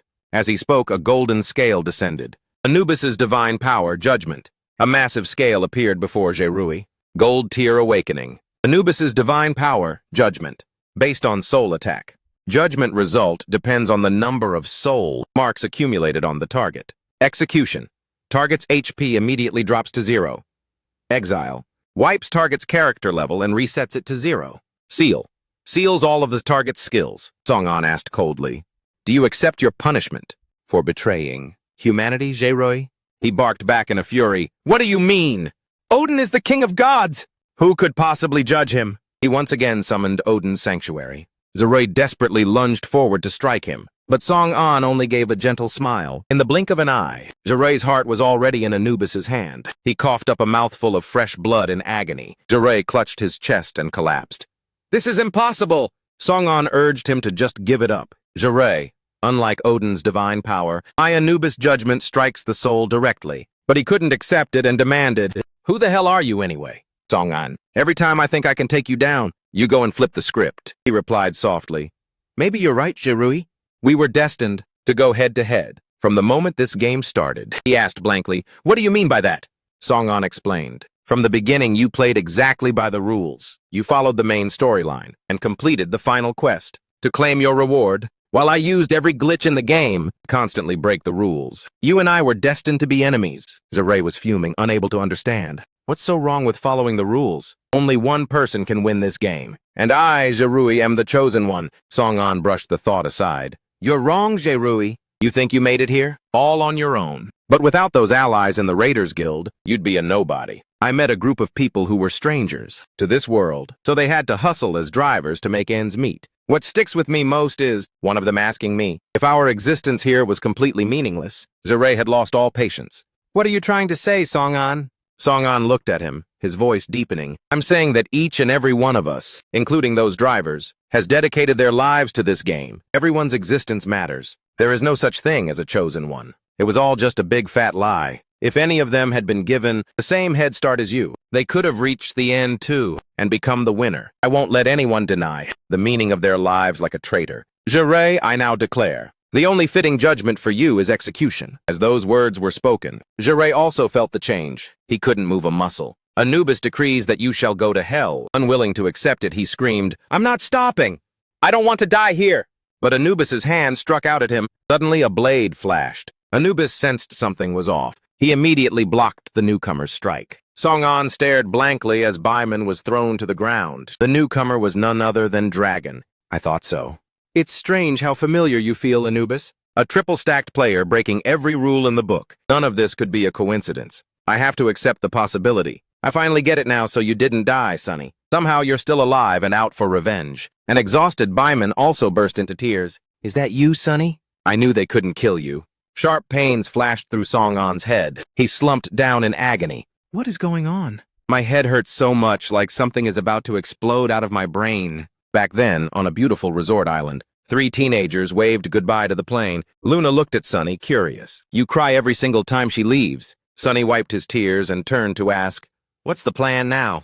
Dragon, we don't know when Mom will be back. Will you stay on this island with us? Dragon's face darkened. I'm sorry, Sonny. Suddenly, he pointed a gun at him. A bullet was fired without hesitation. Hot gunpowder smoke rose from the barrel. Sonny couldn't even react before falling down. Dragon smiled with satisfaction. Sorry, Sonny. This was your mother's final order before she left. Luna finally reacted, crying out, Sonny! She rushed forward to cradle his body. Luna turned back in agony and demanded, Why? Why on earth did you do that? We saved your life. Is this how you pay us back? But he grabbed her by the throat. Lifting Luna up, he whispered, Time to rest, Your Highness. She kept screaming in rage. I hate you. You deserve to die. One day, I will kill you. I will avenge Sonny. Dragon calmly reminded her. Don't worry. A new world will arrive the moment you wake up. I'll make sure everything from the past vanishes. When I create this new world, there will be no more hatred. No more abandonment, no more pain. The only thing left will be eternal happiness. Just as paradise ought to be, back to the present. Dragon was in disbelief, shouting, No way, I swear I killed you back then. I buried your corpse on that island with my own hands. Why, how are you still here? Song-an clutched his head in agony. I don't know. A voice is echoing inside my head. But I can't remember a thing. What's happening to me? Who am I? Suddenly, a child appeared before him. You are Song-an, and you are also me. Then countless others manifested before him, and you are them as well. Song-an asked in astonishment. What? The child smiled and reached out a hand. Dragon was right, he really did kill me back then. But Mother lied to him. And she lied to me too. I'm not one of those ancient entities. I have always been a human from Earth. When those ancient entities hijacked Earth's DNA, they thought they could rule over the Earth. However, a consciousness was born from Earth itself. It refused to allow them to destroy what nature had created. And I am the embodiment of that consciousness. Song-an was still completely bewildered. I don't understand what that means. Sonny showed him the orb containing the souls. Remember, Song-an? Have you ever experienced unexplainable situations? Amidst the struggles you've faced? Song-an clutched his head, trying to recall his memories. I clearly remember who my parents are, where I was born, my elementary school, and... But what about the people close to me? Where did they go? And another thing, why do I have so much debt? Sonny smiled and spread his arms. Because those aren't truly your memories. To put it simply, it's the sum of all the memories we have combined together. A young man among them pointed to himself. The image of your parents comes from my memories. Another girl spoke up. Your childhood comes from me. A middle-aged man sheepishly scratched his head. Your elementary school days are my memories. A tipsy older man raised his hand to join in. And those debts of yours? Those are my memories, Sunny explained to Song-an. We were once hosts for the Earth's consciousness. And you, Song-an, you are the current host of that consciousness. And you've inherited all of our memories. One of the earliest hosts of this consciousness is the god Anubis, who is standing right behind you. Because of that, he could only weigh and maintain a basic balance. Things that exist within the natural order of the Earth will continue to thrive, and those that don't will be phased out. Later, the consciousness took on more variety and forms, giving rise to many more deities. After the ancient entities arrived on Earth, they modified the original DNA and distorted the natural development of the planet. But the power of the gods was never under their control, nor did it ever truly disappear. It merely exists within certain beings on Earth, passed down from one generation to the next, and then finally awakened within you, Song-an. Too much info was giving Song-an a massive headache. I don't get it. I thought the power of the gods was just an in-game ability. And since Dragon created this game, he's the admin, the almighty one. So even if you're all telling the truth, so what? The Earth is currently overrun by demons, and their master, Dragon, has the power to delete us at any time. How can I possibly fight the game's creator? Sunny smiled and spoke again. But Dragon was never the one who actually built this game. It was you, Song-an. Song-an thought he misheard. Me? Sunny said nothing more as the spirits gradually faded away. You'll find the way. You are the collection of Earth's consciousness, and everything is actually proceeding exactly according to your plan. He hurriedly tried to hold on. Wait, I still don't understand. Come back! Finally, only Luna's voice echoed. By the way, Song-an, maybe I'm being a bit selfish, but this is my final request. That child, Luna, has already lost way too much, so please take good care of her, no matter what happens. Finally, Song-an's eyes snapped open. He panted and whispered, was that just an illusion?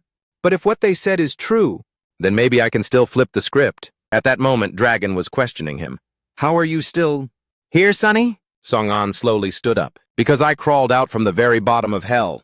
My only purpose in this world is... Song-an coldly flicked his sleeve. Revenge. Song-an calmly rose, carrying everyone's memories. The only thing left for me to do is... He frowned and said with resolve, retribution. With that, Song-an leaped forward. Dragon watched him attack, unable to believe it. No way, you were supposed to be dead! The god Anubis also roared in rage. He struck a powerful blow down at Dragon. Raphael hurriedly warned, Careful, master! Dragon calmly reached out his hand. System command. Nullify all injuries. System command. Distort time and space. Absorb attack. That allowed him to easily escape any damage. He laughed out loud in pure joy. Even if it's the god Anubis, there's still no match for me. Song-an frowned and used teleport. He decisively aimed his gun at him. The explosion forced Dragon to stumble back repeatedly. He was starting to get nervous. You caught me off guard. But as long as we're still inside the game, I am invincible. Right then, he took a direct punch to the face from Song-an. Dragon, face swollen from the hit, was still utterly baffled. He stumbled back and screamed, No way! How could you? Why? All attacks are supposed to be nullified! How did he manage to land a hit? I see it now. The attack from the magic gun caused a temporary system glitch. That's why the injury nullification command failed. You really are a genius warrior. Only you could find a loophole like that. However, I don't care if you're Sunny or not. Your luck just ran out. I'm finishing you off right here, right now. Dragon didn't hesitate. He used his admin privilege to command the system, Create Monster, level 100. Instantly, a level 100 conqueror appeared. Song-an was terrified by this blatant cheating. What the hell? Its presence was suffocating. In the blink of an eye, the conqueror vanished. It was moving so fast it was flickering in and out of sight, suddenly appearing right in front of him, and dealing a devastating blow. Luckily, Song-an managed to teleport just in time. He's way too strong. He immediately used his black bone skill. However, the system notified, ineffective. Special ability immunity to all negative status effects. Seeing this broken buff, Song-an grit his teeth. Damn it! At that moment, the conqueror charged at him again. Song-an summoned his merchant crafting ability, Ice Blade Clashing Sound. The Ice Blade quickly blocked the enemy's strike, but the conqueror was way too OP. That blow still sent Song-an flying, making him cough up blood in pain. The conqueror locked onto its target. It charged in recklessly to attack again. Song-an realized the spear was about to impale him. Suddenly, a massive hand blocked the spearhead. Anubis easily suppressed it. He even crushed the spear with just one hand. Song-an was intensely calculating his moves. That's a super. Boss level. The longer this fight lasts, the worse it is for me. Dragon stood idly by and said, "You might find an opening in close combat, but these summoned monsters can keep you pinned down while I wait for the perfect moment." Just then, Jiroi approached the great demon king while nursing his wounds. Dragon glanced at him. "I almost forgot about you, Jiroi." Jiroi bowed his head in shame. "I'm so embarrassed for almost losing to Song-an. Please give me one more chance for revenge, Master." Dragon looked back at Jiroi with skepticism. He pondered. He was feeling a bit sus about this guy. Jiroi knelt halfway and placed his hand on his chest. "I only lost to Song-an because I underestimated him. Please give me another chance to prove my worth." Dragon let out an unusual laugh. "Fine, if you're that persistent. I'll give you another shot." He placed his hand on Jiroi's forehead. Unlocking system permissions. Demon Lord power 100%. Control permissions enabled. Map permissions enabled. Creation permissions enabled. Dragon explained. "I've granted you almost all the game's admin rights." Jiroi. "If you still can't beat Song-an with all this..." Jiroi immediately grinned and vowed, "Don't worry. Master, I'll bring you his head. I'm still your final boss, Song-an." Jiroi coldly issued a voice command. Command self-destruct. The monster clinging to Song-an instantly vanished, leaving him completely stunned. Song-an gritted his teeth and demanded angrily, "Whose side are you even on, Jiroi?" Exuding a dark aura of pure hatred, he replied, "Don't get it twisted, Song-an. I didn't come here to save you. I just want to kill you with my own hands. I'm going to take you down. Fair and square, Song-an." He leaped up and looked down, shouting back, "I guess I never really knew you." Jiroi. Jiroi immediately unleashed his skill. Odin's domain. Command imprisonment. Power increased by 100%. Song-an's body froze as he panicked internally. "I can't move!" Jiroi charged forward and decisively slashed him with his sword. Both landed on the ground at the same time. Song-an's body seemed to have collapsed, but on closer look it was just a substitution log. Song-an appeared behind him, aiming for a backstab. Jiroi just smirked at him. Jiroi turned his head and spoke dismissively. "You always play these cheap tricks. With tips from the game manager, I know your every move." He spun around and accurately caught Song-an's sword arm. Immediately after, Jiroi summoned the spirit within him to attack him. Song-an thought frantically, "Crap! Teleport is on cooldown. I can't dodge this hit." The giant fist loomed closer. As the tension reached its peak, Song-an squeezed his eyes shut and braced for the end. Suddenly the attack stopped. He called out, "Jiroi?" He looked at him with disdain and said, "I told you already. I'm the game manager now. You won't even reach the Demon Lord unless you get through me first." Seizing the moment, Song-an backed off and asked, "Why did you stop just now?" With one pitch-black eye, Jiroi replied playfully, "No reason at all. I'm just vibing while playing with you." He charged in once again, using Odin's domain skill, Black Hole. Song-an kept backing away to dodge and said, "Why don't you just tell me the truth, Jiroi?" He shouted as he used his item. Triangular stack, space modification. Recall Black Hole. The two swords clashed, creating a deafening sound. Song-an warned him seriously, "Like I said, as long as I have the triangular stack. Your Odin's domain won't do squat."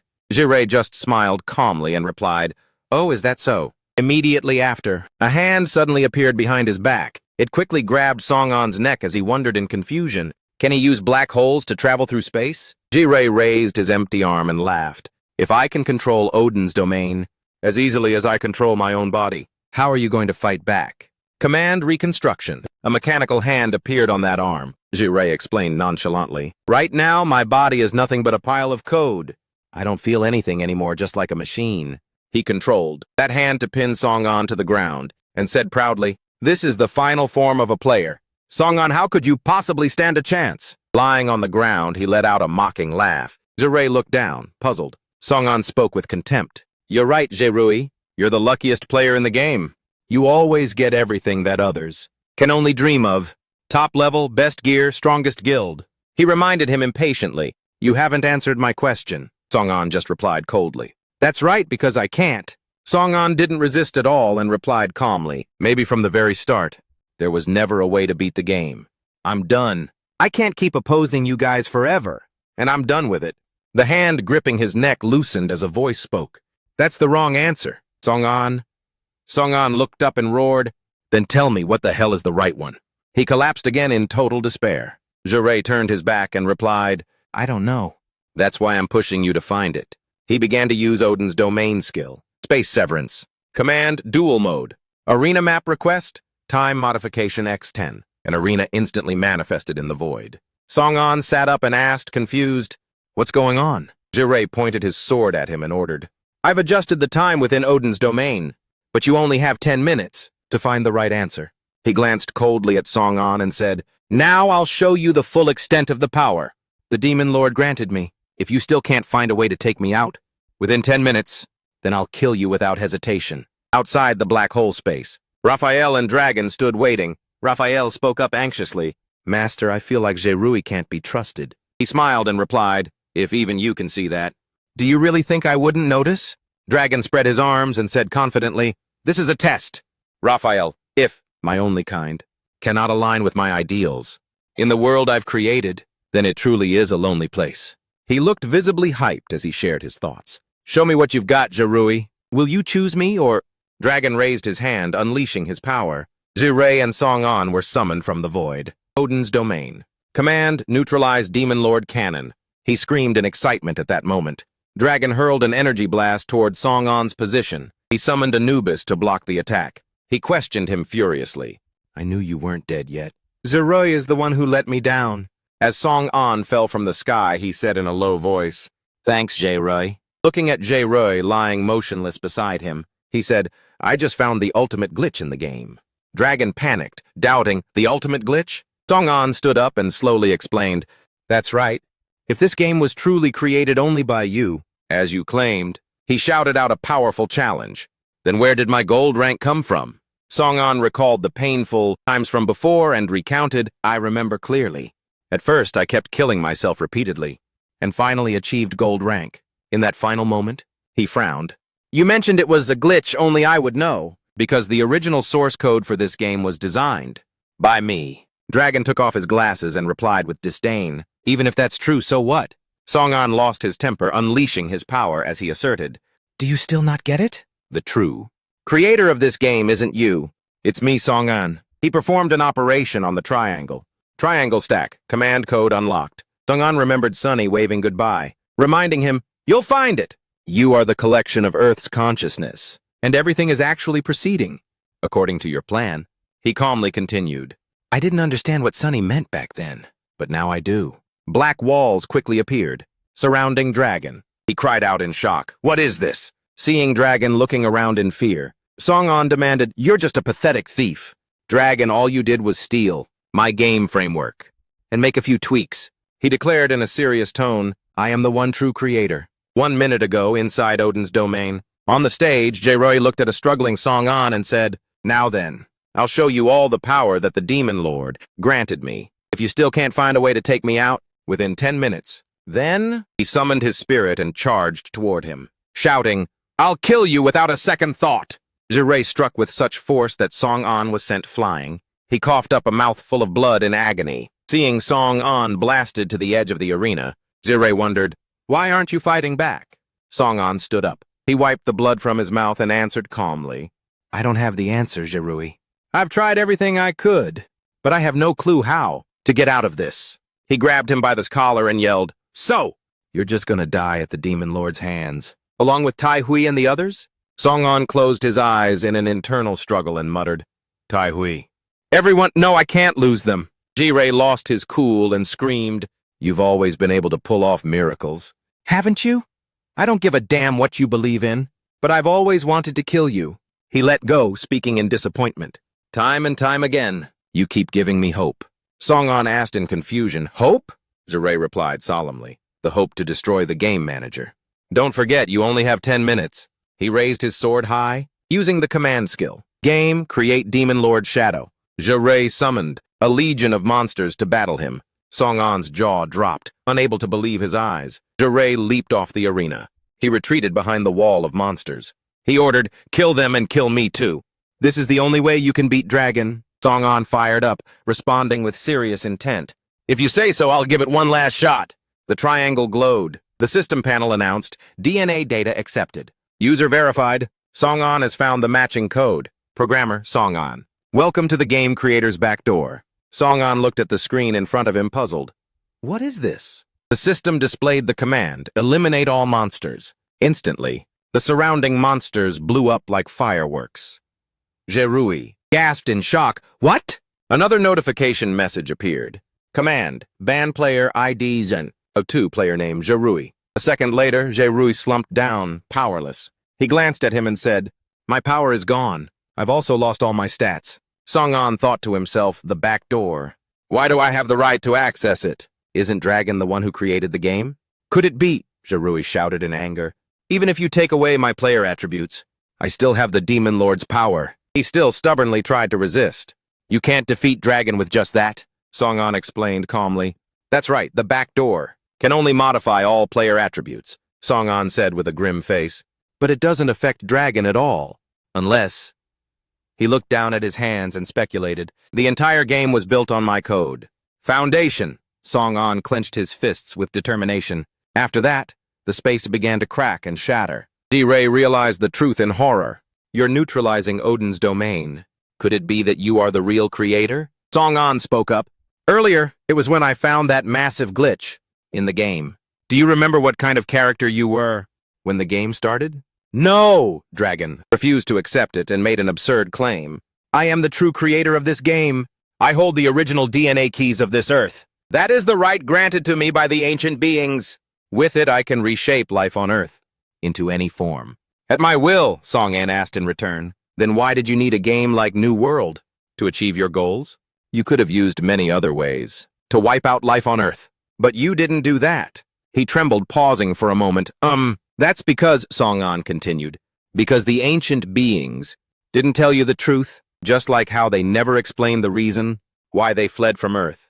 In the first place, Dragon acknowledged this, summoning the DNA and saying, correct. When I received the key, the ancients didn't teach me how to use it properly. I destroyed Sunny and locked Luna away.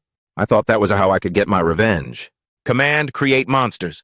Command, create floods. Command, wipe out all humanity. No matter how many times I tried, it never worked for me. 9 years later, I suddenly felt something. The key had some sort of reaction. At that moment, Dragon gave the order. Create a secret tunnel here. Hide some rewards inside. System, create secret door. Back then, Song-an laughed out loud on the outside. It's not like it costs anything anyway. I'll just add some rewards. Then he hit the enter key. System, create rewards. Over the following month, the commands from the keys created the entire game blueprint. System, creation. System, create rewards. System, create labyrinth. System, create electronic weapons. System, create monsters. System, create rewards. System, create secret door. System, create equipment. System, create NPC. System, create special items. Dragon said, at that time, I thought the key was finally activated for me, and that it had accepted me as its master. Song-an shook his head in response. No, you're wrong. It didn't react because of your creations. It was all because of me. Me is the pinnacle of Earth's primal memories. Whether intentionally or not, I created this game. Dragon was so shaken that he couldn't even stand up. No way. No freaking way. The ancients wouldn't make such a mistake. I am the one who created this game. Saying that, Song-an reached out his arm to summon the system. A system panel appeared. Player ID is a 1-player named Dragon. He was startled to realize that is, Song-an said, did you think a good game master would enter their own ID as a player into the system? Dragon snapped back. So what? I still have the ultimate authority to control the system. A notification appeared. Disable command. Power boost 2000% command. Weapon creation command. Dragon sensed something was wrong. He immediately grabbed his weapon and lunged to attack. Once I take you out, it's game over for everything. Song-an gently snapped his fingers. Ban player account command. Player ID Rosen 1. The weapon in Dragon's hand suddenly crumbled to pieces. He was panicked. How is this even possible? Song-an announced with a relief. Finally, it's over. As you said, your destruction will be the beginning of the end for this game. Then I'll destroy the game, and Earth will return to its original state. Hui Zun Nyak Jerui. Everyone will be saved. With those words, a glowing orb slowly floated toward Dragon. A voice rang out, simultaneously cutting in between Song-an and Dragon. Don't you dare hurt my master. Master, I'm here to help. Dragon was overjoyed. Alaris isn't a player in the game, but a divine demon monster I created. So he can't mess with your data at all. I still have a way out of here. If the divine demons can wipe out all the players, Then I can turn the tables, Alaris spoke up. I don't think I've introduced myself yet. I am Alaris, one of the 8 divine demons possessing the power of slot. Song-an furrowed his brow and gritted his teeth. He thought to himself, that's right. The divine. Demons aren't players in this game. In reality, they aren't even creatures. Bound by the rules of the game? He guessed he had to eliminate all the divine demons so that everything returns to normal. Saying so, Song-an raised his gun and aimed it forward. He fired a beam straight at Alaris. He spread out a net to block the attack Song-an had fired, and the shot was so powerful that it made the defensive net struggle to hold it back. Scene changes to District D, Russo City. A man was pinned under the wreckage, unable to move. No! Help! Bodis's tail appeared. She wrapped it around the man. Well, well. The last human remaining in this city, and she finished him off instantly. Bodis said, cleanup in District D is complete. Only District A and some small towns lie. Scattered. Victory will be ours. The demons. Scene changes inside the fortress. Lute was breathing heavily. Huff, huff. Fox stood tall, looking at him. 11 minutes have passed. I believe you said that the power of Hercules only lasts for 12 minutes. So your time is almost up. Lute spoke wearily, exhausted. You're right, since I acquired the power of Hercules. I've never used it for more than 10 minutes. Fox replied, Whoa! So, I am the toughest opponent you've ever faced. Aren't I? Lute closed his eyes and said, The power of Hercules is immense, but the side effects are quite terrifying. He clenched his fists tightly. This power takes a massive toll on my body. The more I use it, the worse my condition gets. It's like fire. The larger it burns, the shorter the duration. Seeing this, Fox remarked, You are an admirable opponent. Luda, my heart even aches for you. But the best thing I can do is to strike you down in the glory of battle. He summoned his weapon and spoke his final words to, Goodbye, Lute. With those words, Fox lunged at Lute. He stared at it in shock. Lute began to dig his heels into the ground to build momentum. This power was beyond his body's endurance, but Lute couldn't let himself lose heart. Ah, perhaps this is the end of the road for Lute. He pressed forward using his crystallized power. At the same time, a flood of thoughts raced through his mind. What kept him going was absolute willpower. The determination to keep fighting. Scene changes. Lute is remembering more peaceful times. What should we have for lunch? Chendong replied. I don't know yet. But bring some back to the dorm for me later, okay? Lute felt annoyed and refused. Again, I'm not your dad. I'm not your daddy. But Chendong still followed him, pleading. Come on, Daddy. If you just bring me food. I'll call you Sir. As Lute was walking, he bumped into Sen, who was coming from the opposite direction. Lute turned back to look at her and said, Oh, I'm sorry. Sen replied, It's fine. Just be more careful in your next life. Then Sen brushed past Lute irritably. At that moment, Lute was captivated and froze for 5 seconds. Chendong quickly called out, Hey! Are you still with me? Intrigued, he asked, Who is she? She's so gorgeous. Chendong answered, Forget it. That's the most famous girl at Tang University. She's the student council president, Senmo. Lute said excitedly, Oh, really? I'm joining the student council. Scene changes inside the library. Sen slammed a pile of books on the table. Lute, seriously! She scolded him. You told me you came here to study, but you're just being lazy? This isn't the place for a nap. Lute replied, Well, it's not exactly the place to hit people either. Sen shook her head and said, It's your fault. You stupid Luda. I don't believe a word you say anymore. Lute laughed heartily and said, All right. It's my bad. How about I buy you a bubble tea? Sen demanded, I want 2 extra toppings. Lute happily accepted. You got it! Scene changes. In the dark of night, a punch lands right on the face. A fierce gang appears and surrounds him. That's enough, Luda. How dare you mess everything up for us? Get lost! With a fierce look in his eyes, Lute blocks his strike. Staring into those eyes, he looks at him and trembles. Then Lute takes Sen's hand. He pulls her along and says, Let's go. And then he pulls Sen and they run away. She looks at Lute, trembling and crying, asking, Why do you do this to yourself? Lute replies, I don't know. He smiles to reassure her and says sweetly, All I could think about was protecting you. I just want to keep you safe. Scene changes. After flashing back to that moment, he gathers his power and says, The source of my power isn't Hercules. It comes from you. The 12 labors were challenges given by the Greek gods to Hercules. After overcoming every trial, Hercules became a hero, a legend of strength and courage. The 12 labors are like the 12 minutes of Hercules' power. Luda is now repeatedly punching Fox in the face. Power multiplied by 20-40%. Hercules can ignite. Fox has been beaten until his skull is on the verge of shattering. But Luda doesn't stop. He keeps raining down attacks on him. A thick haze covers the field of vision. But Fox is still alive. He laughs gleefully. Your power is still not enough to pierce through. My crystal defense. You've reached your limit, Luda. The final minute. Bring out your greatest strength, Luda. Let your vitality burn for one more minute. And then turn into ashes and regret. But Luda is nowhere near ready to accept defeat. He leaps up and strikes Fox, but he manages to block it. A circular ripple appears, affecting the surrounding area. And then an explosion erupts. Due to the massive destructive power, it also impacts the area where Sen is. That sound came from over there. Could it be from our leader? Sen thinks about Luce with worry. I am the leader of the Tang Guild. My duty is to ensure everyone survives until the game is over. She began to shed heartbroken tears, gritting her teeth and muttering, "You idiot!" Those tears fell into the flow of memory, rewinding time to when Lute was lying on the grass. Back then, he also saw Sen, healing his wounds and crying. He reached up his arm to wipe away her tears. "Why are you crying, Cindy?" She scolded Lute. "You're such an idiot. Why are you always so reckless? Why do you always end up getting hurt like this? Do you have any idea how scared I was?" Lute just scratched his head and smiled to reassure her. "Well, it's because I have to protect you. Besides, I'd rather bleed out than see you cry." Thinking back on those sweet words, Lute found even more strength and a sense of duty.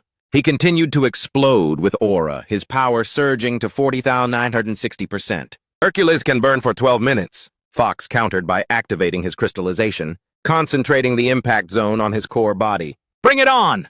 An unstoppable force versus an immovable object. Lute refused to back down. Veins were bulging all over his face from the strain. Frost spoke up. "Let's see who gets the last laugh." As soon as he finished speaking, Lute lunged forward to attack him. Lute struck the crystal layer on Frost's armor. It was incredibly hard. He coughed up blood, hacking in agonizing pain. "Oh no! I can't block this!" Lute continued his assault, shattering everything, and he managed to break through Frost's crystal armor. As the crystal shards exploded, they flew in every direction. Dust and smoke billowed up, obscuring the view. By now, Lute seemed completely exhausted. But like the crystals, everything was trembling. The pieces gradually floated up, preparing to merge back together. They covered Frost's body once more. He let out a satisfied sigh. "Well, that's unfortunate. It seems a demon's power is still far superior. As long as a single breath remains, we can reincarnate. But you, my human friend, how much longer can your pathetic body last?" Having said that, Frost stared at Lute in confusion. He stared into those lifeless eyes and wondered, "Are you dead? NDT7, you're the toughest opponent I've ever faced. But you're still just a human. Don't worry. I'll send the rest of the humans to join you soon, including those you call friends." After turning away, Frost gasped and whipped his head back in shock. What? Lute hadn't given up. With a burning will, he charged to attack Frost. Stunned, he couldn't even react to block the blow. He only frowned, questioning himself. "But you've stopped breathing. How are you still able to attack?" Luda let out an earth-shattering roar. Frost recoiled, unable to believe his own eyes. "Impossible. You were supposed to be dead!" Before he could even process it, Luda closed in at light speed. A single punch fueled by immense inner power landed. Divine strength has broken all limits. Power increased by 81,920%. Hack Queen's power is expanding. The 13th minute. Frost looked at his armor and panicked. "Damn it! I'm not fast enough. No! Even if I were fast enough, it wouldn't be strong enough to withstand this hit. I need to run! But I can't move anymore. I'm going to be blown to dust if I keep this up." Paralyzed by fear and confusion, Frost took a massive punch that tore through his body. He was sent flying back. The ground all around them shattered. A blinding explosion erupted before his eyes. The smoke gradually cleared away. Luda stood tall, though he looked visibly weak. He stared blankly at the Frost he had just defeated. Luda spoke, "Now." Finally, he collapsed to the ground. A smile of contentment played on his lips. "The end. Sorry, Sen and everyone else. I couldn't keep my promise. I don't think I'm making it back." After he fell, everyone ran over to surround him. "You should rest if you're tired." "You big dummy." Looking at Luda's battered face, she says, "You've done enough." She's bawling her eyes out. "You kept your promise, you idiot. The others are no different." "Leader, Guildmaster! Wake up, leader! Quit messing around!" "You said we'd finish this together." "This game, so wake up now!" Suddenly, a heavy thud echoes from the heart's location, and then it's encased in a glowing crystal. A savage laugh rings out. "In the end, I'm still the winner. Did you really think?" You could destroy me by pushing your limits? After 12 minutes, Lua, when you swung your fist at me, you threw everything you had into it. The crystal defense. Concentrated on my heart with a smaller surface area, its durability increased 1,000-fold. Any other opponent would have been obliterated by your attack. But I'm a demon, and I have the power of regeneration. Given time, I will be reborn once more. Sen stops crying and slowly pulls herself up. She approaches slowly and draws her sword. Sen's eyes are burning with pure rage. She slashes at the crystal, but it's useless. Her sword shatters into pieces. Fox laughs out loud. My crystal is even harder than diamond. What can you possibly do? But Sen isn't giving up. He continues to taunt them. I told you, I'm a demon.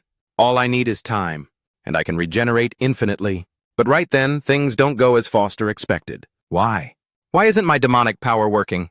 Sen immediately seizes the moment. His strength is fading. Now's our chance. He's stunned. Impossible! I'm a demon! As long as I'm breathing, I can... But at that moment, Sen's ultimate move shatters the diamond encasing his heart. She swiftly finishes off the enemy before her. The heart hits the ground and black blood begins to seep out. She cried uncontrollably and said, Do you see that, Luda? We actually did it. The scene shifts to this side. A scythe blade slashed toward Annie. She gasped and screamed, Why? Why can't I regenerate? Annie suspected it might be the work of the demon lord. You failed? 10 minutes ago? Annie, wearing a black dress, flapped her crimson wings violently in midair. She looked down on humanity with contempt and sneered, How much longer do you plan on struggling? You're no match for a demon god like me. Watching her body knit itself back together, Tai Hui had to admit that was unfortunately true. Even though the life link had spread, this demon's power was still too overwhelming.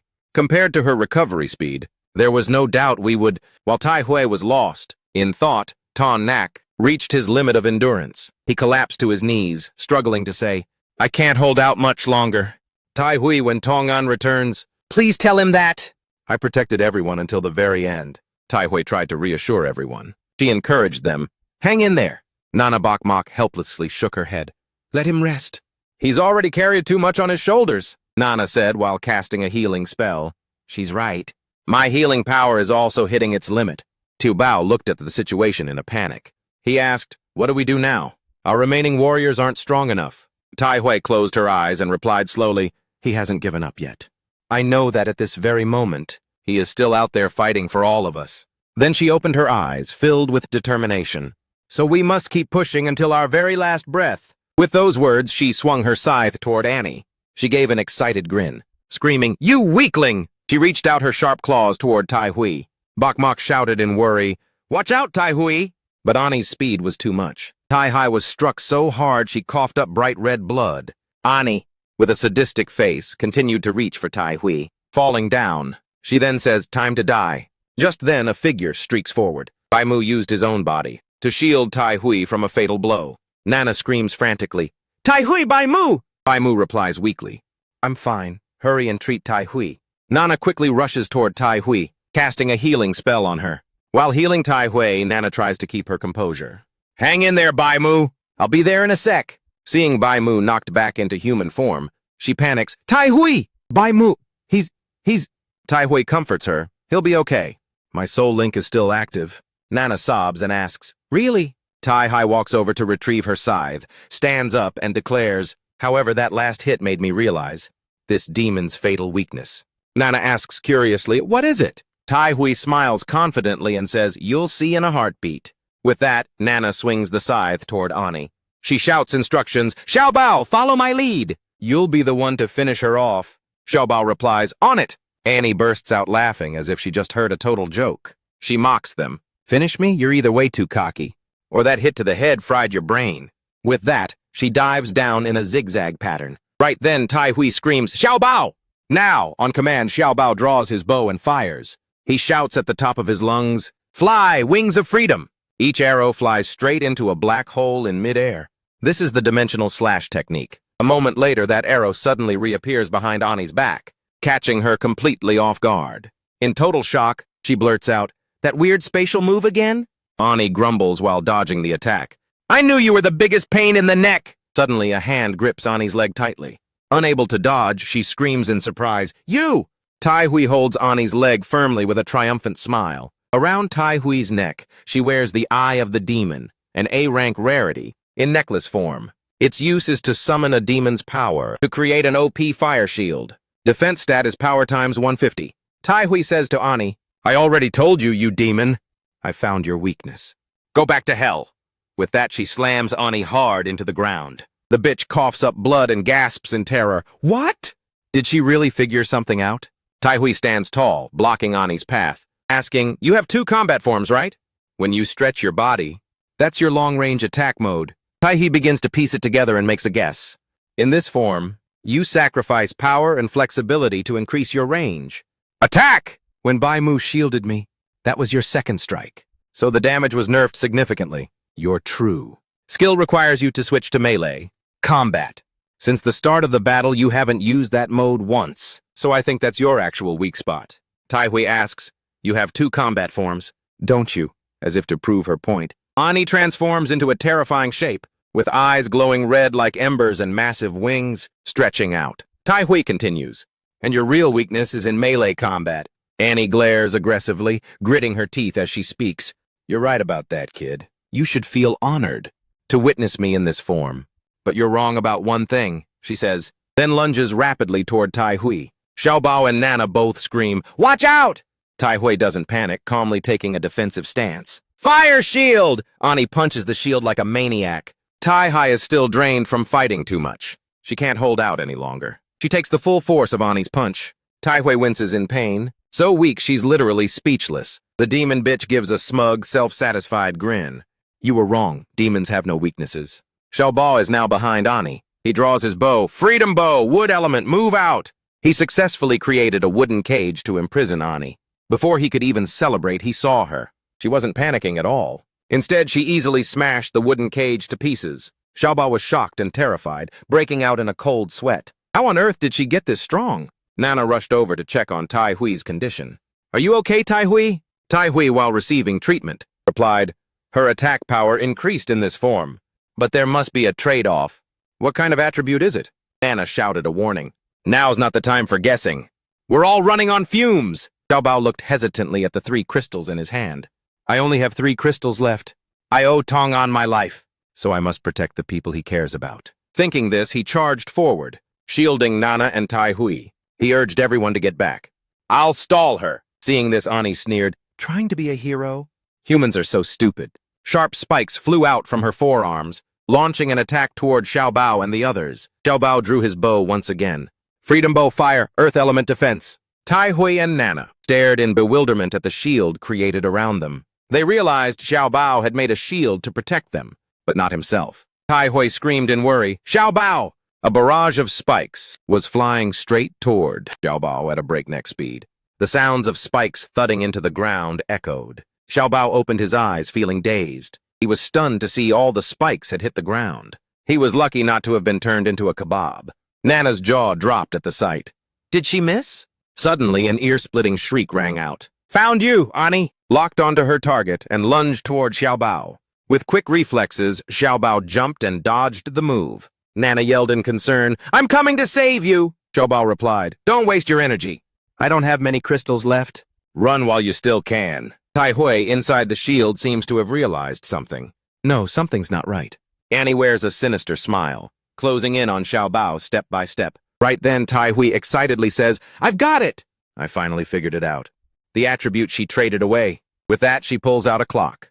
While the other 3 are still dazed and confused, Tai-Hui hurls it toward Ani. The clock starts ringing deafeningly loud. This weapon is called the C-Rank alarm clock. Effect, emits a 100 dB sound within a 100-meter radius. Can repel small creatures, but be careful. If used at the wrong time, it might attract monsters. Nana covers her head and screams, Ah! What are you doing, Tai-Hui? It's too loud! Xiaobao's head is also throbbing. My head is about to explode! As expected, Ani is also clutching her ears, screaming, What is this? Turn it off, Tai-Hui says seriously. When you switched to this form, you sacrificed your eyesight. That's why. You used long-range attacks to probe for targets, and then used sound to pinpoint your enemies. Just like how a blind person develops super-sensitive hearing. Right now, you're 100 times more sensitive to sound. That is exactly your weakness, you demon. Finishing her words, she swings her scythe up. Ani immediately turns her head and glares intensely at Tai-Hui. Tai-Hui is startled, thinking, has she recovered her sight already? Without hesitation, the bitch swings a fist at Tai Hui. Tai Hui panics and curses under her breath. Damn it, that's it! Just then, Xiao Bao arrives to support. Freedom bow. Metal element, let's go. Sunshot! Anai covers her eyes and screams, what the heck? Unable to bear it, she flies off to another spot. Tai Hui lands safely and says, thanks. Then she shares her deduction again. But I thought she sacrificed her vision. How could she? Xiao Bao chimes in, not exactly. She didn't give up her sight, she's swapping between her senses. But you might be on to something. We might have just found her fatal weakness. Hearing this, the will to fight in all three surged. Tai Hui says confidently, we have a chance to beat this demon. Flashback to the previous chapter, Xiao Bao told Tai Hui, your deduction wasn't quite 100%. She didn't give up her sight. She's just hot-swapping between her senses. But we might have found her fatal weakness already. Elsewhere, Tong An is facing off against Alaris and Dragon. Dragon laughs and says, Alaris' power is convergence. He compresses energy to nullify and absorb attacks. In other words, the more you attack him, the more you're just buffing him up. Sure enough, Tong An's attack is blocked by Alaris' convergence net. Alaris says arrogantly, as a demon god, I'm not easily rattled by your little system glitches. Dragon shouts, we can still clutch this. Alaris, I'll unleash your full demon god potential. Now finish him off. Alaris quickly converges his energy. He fires a powerful blast straight at Tong An. Surprisingly, the spot where the attack pierced through slowly restores itself to normal. Dragon and Alaris gape in shock. This guy! Did he just nullify that attack? Tong An gives a look of pure L+ ratio contempt. So this is what it's like to be a GM, huh? Honestly, it's a bit mid. Dragon is fuming, screaming, kill him, Alaris! Tong An points his weapon at Alaris and asks, so your power is convergence? Well then, I'd really like to see how much of this you can actually swallow. The weapon's power level skyrockets to 9.9 billion%. Alaris' eyes widen in absolute shock. He looks like he just saw a ghost. How am I supposed to converge something like that? Tong An gives a charming smile. He says softly, time to turn to dust. His energy rapidly expands into a giant orb. Alaris breaks down in tears of terror. He trembles and cries out for help. Save me, master! Tong An's power quickly devours Alaris. In an instant, Alaris vanished, fading into the heavens and earth. Dragon watched this scene, shaking like a leaf. He fell to his knees, his face full of pure disbelief. Tong An slowly walked toward him. He looked down at the loser and declared, it's over. Just then, Raphael appeared, shouting a warning. Don't you dare hurt my master! Dragon called out in shock, Raphael! Only the sound of something cracking could be heard.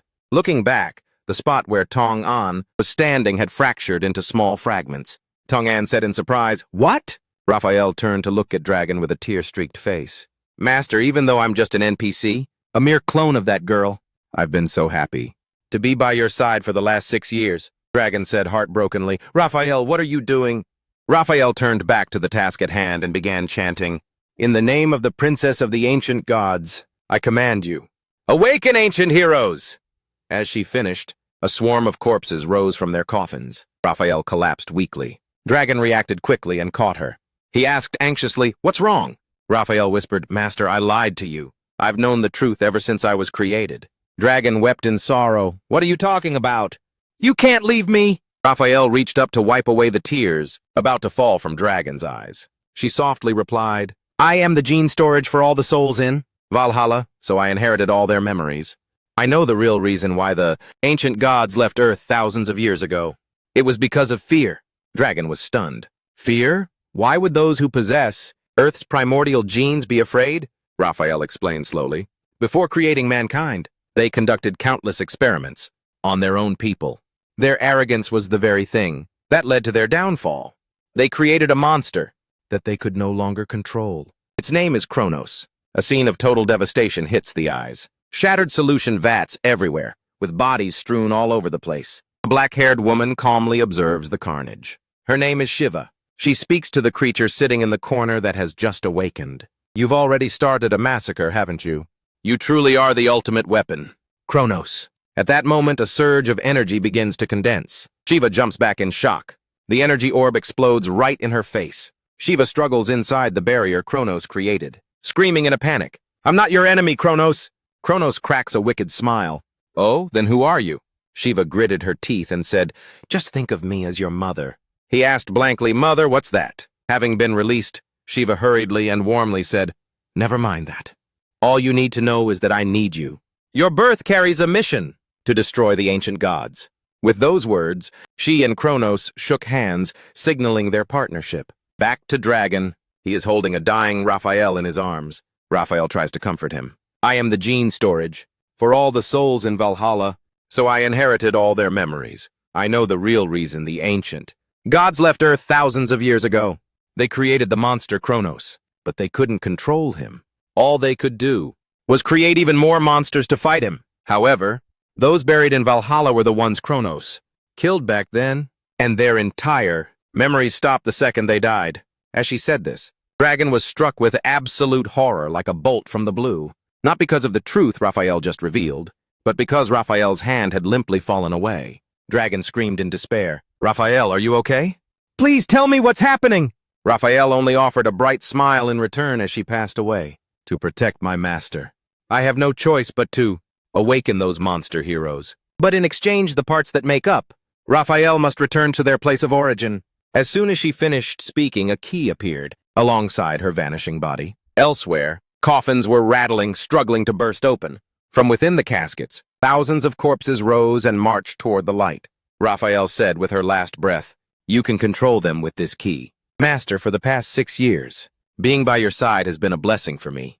Please remember you are not alone." After those final words, Raphael's body completely dissolved. Dragon clutched the key, embracing the empty air as tears streamed down his face. He grit his teeth and said, "Heroic souls who have just awakened after 1,000-year slumber, hear my command, kill Tong-an." He screamed in a rage, "Kill every single human!" Tong-an had now safely landed in the deep pit beneath the cracked ice floor. He looked up, confused. What just happened? I've got a really bad feeling about this. Suddenly, something zipped past behind him. Tong-an turned around alertly, weapon ready. "Who's there?" A horned skeleton appeared. It lunged toward Tong-an at high speed. He was absolutely terrified. "What? Where did this guy come from?" The demon alert didn't pick him up, which means Dragon didn't create this monster. There was no information about him in the monster index either. This means he doesn't belong to the game world. Seeing Tong-an jump up to dodge the hit, the monster planted its feet to gain momentum. It leaped powerfully and charged at Tong-an. Tong-an panicked. He hit the system command to edit his level to level 100, boosted all stats by 999%, activated invincibility, and spawned the Divine Bone Sword. He looked at the sword in his hand and thought, "You're still my absolute favorite weapon." Then he swung the sword at the four-horned demon. It didn't panic at all. Instead, it clamped the sword tightly between its teeth. Tong-an was stunned by this sight. My full power attack, at my maximum level, was actually blocked. Out of nowhere, a monkey holding a wooden stick leaped up to attack Tong-an. From behind, the wooden stick pierced straight through Tong-an. Seeing that, his thoughts spiraled into even more of a panic. He bypassed my invincibility status with just a broken piece of wood. Tong-an landed safely and hurriedly, triggered a 999% recovery command. His body began regenerating at a speed visible to the naked eye. It can be seen. Tong-an thought, the commands are still active. That means I should be invincible. It can only be that his attacks are so fast that the system doesn't have time to react. Furthermore, his stats far exceed mine, even though I'm at the level cap. What should I do? I'm in deep trouble again. Can I even survive this? Tong-an couldn't help but wonder, am I in danger yet again? Lost in his negative emotions, he didn't notice hundreds of red eyes flashing in the shadows behind him. They turned out to be bizarre four-legged creatures. Their bodies looked like dogs, but they had horns like bulls. Tong-an could only say with determination, "Then it's time to flip the script once more." He shouted loudly, "Crafting skill, illusionary merchant vine!" As he spoke, a tiny vine sprouted from the ground. It gradually revealed itself to be a massive vine as big as a giant tree. Tong-an stood proudly on the vine, looking down. He continued his move. GM command, "Create Scythe Butterfly Monster!" Just then, Dragon also jumped down to join the fray. Monsters of that caliber are no match for the ancient heroic souls. He roared, "Tear them to pieces!" Tong-an's move, the Scythe Butterfly, has a special skill, Bloodlust. Once they lock onto a target, they charge in like a storm. Thousands of insects swarmed out to drain the demon's blood that Dragon summoned. Tong and watched that bloody scene and smiled with satisfaction. That's exactly what I've been waiting for. The butterflies have an unquenchable thirst. They won't even spare the corpses of their own kind. And the more blood they suck, the more likely it is that a king will be born. The blood butterfly king and the four-horned demon screamed in fury. then frantically lunged to attack the Blood Butterfly King. The Blood Butterfly King was seen effortlessly piercing through the body of the four-horned demon with one hand. Instantly, the four-horned demon withered away, as if every drop of its life force had been squeezed out. The Butterfly King tossed the corpse aside violently. Its next target appeared to be Dragon. He cried out in terror, "How can this be possible? Their stats should be completely overwhelming," Tong-An sneered. "Stats? They're just meaningless in-game data. Wherever there's data, there's a chance for a glitch to exist." Stunned, Dragon asked Tong-An, "So the Blood Butterfly King isn't a regular monster?" "I knew it. You created it by exploiting a bug." "It's a super monster," Tong-An replied nonchalantly. "A single butterfly's stats are nothing. But when 10,000 of them combine, the result is a monster. That breaks the system's limits." Refusing to give up, Dragon grit his teeth and said, "Even the heroic souls might not be able to handle that kind of beast." Suddenly he turned around to find a series of lethal eyes flashing in the dark. Demons lunged out from the darkness at insane speeds. They bit down hard on every inch of the Blood Butterfly King's flesh. The Butterfly King shrieked in agony. Tong-An was shocked. "What? Are they mimicking the Blood Butterfly King's skills?" Dragon was equally surprised. "The ancient heroic souls have been awakened, at the cost of Raphael's life. To be honest, I'm not even sure what they're capable of. But they are certainly stronger than any monster mankind could ever imagine. If not, those ancient entities wouldn't have fled from Earth in terror." And saw that the Blood Butterfly King had been destroyed, and he felt a bit panicked. He thought to himself, "After all that effort, did I only manage to take down 2 of them? It seems they possess high intelligence as well. They are gradually adapting and learning. I need to figure out what other methods or tools I have left." Tong-An was slightly startled when he spotted a certain item. That item was the S-Rank Special Time Hourglass. Unique effect creates a time labyrinth. Time inside flows 20 times faster than the outside world. Once inside the labyrinth, there is no escape. Only the user from the outside can deactivate it. Note: this item was once used by an ancient god to seal away a powerful enemy. It is unknown how much time has passed inside, so do not use it recklessly. Tong-An reminisced. "Previously, I almost used it to seal the demon Botus, but Morak stopped me. Could it be that right now is the perfect time to use it?" On the other side, Kronos was complaining. "Ha! So boring, really boring." He turned around and looked back. "When will I ever see the sunlight again?" Tong-An held the hourglass high in his hand and shouted, "Sands of time!" Dragon and the summoned monsters were pushed back by the overwhelming pressure of the hourglass. They had to struggle just to stay on their feet. From within the hourglass, streams of golden energy poured out. They grew thicker and thicker, forming a shimmering golden net, as bright as golden threads. When Tong-An said activate once more, the hourglass began working even more intensely. Dragon struggled to stand his ground, staring at the hourglass and muttering, "What on earth is that strange thing? I don't recall ever creating something like that." Suddenly, all the monsters summoned by Dragon ran back as if they'd seen a ghost. Dragon's eyes widened in shock. Even the ancient heroes are terrified. What on earth is inside there? In another place, a sudden flash of light pierced the darkness. Kronos looked at it curiously. A beam of light? He suddenly burst into a joyful laugh. "This familiar feeling, it's the outside world." Back to Dragon, he was shouting orders to stop him. "We must stop him from breaking the seal at all costs." Hearing that, a monster charged forward to attack Tong-An. Tong-An wasn't a fool who would just sit there and wait for death. He quickly tried to use his teleportation skill. At that moment, a system notification popped up. "Cannot teleport while an item is being activated." Tong-An panicked. "What? What item? Is it blocking me from using my powers?" By now, the monster had lunged right in front of Tong-An, not even a meter away from him. In this do-or-die moment, a slicing sound rang out.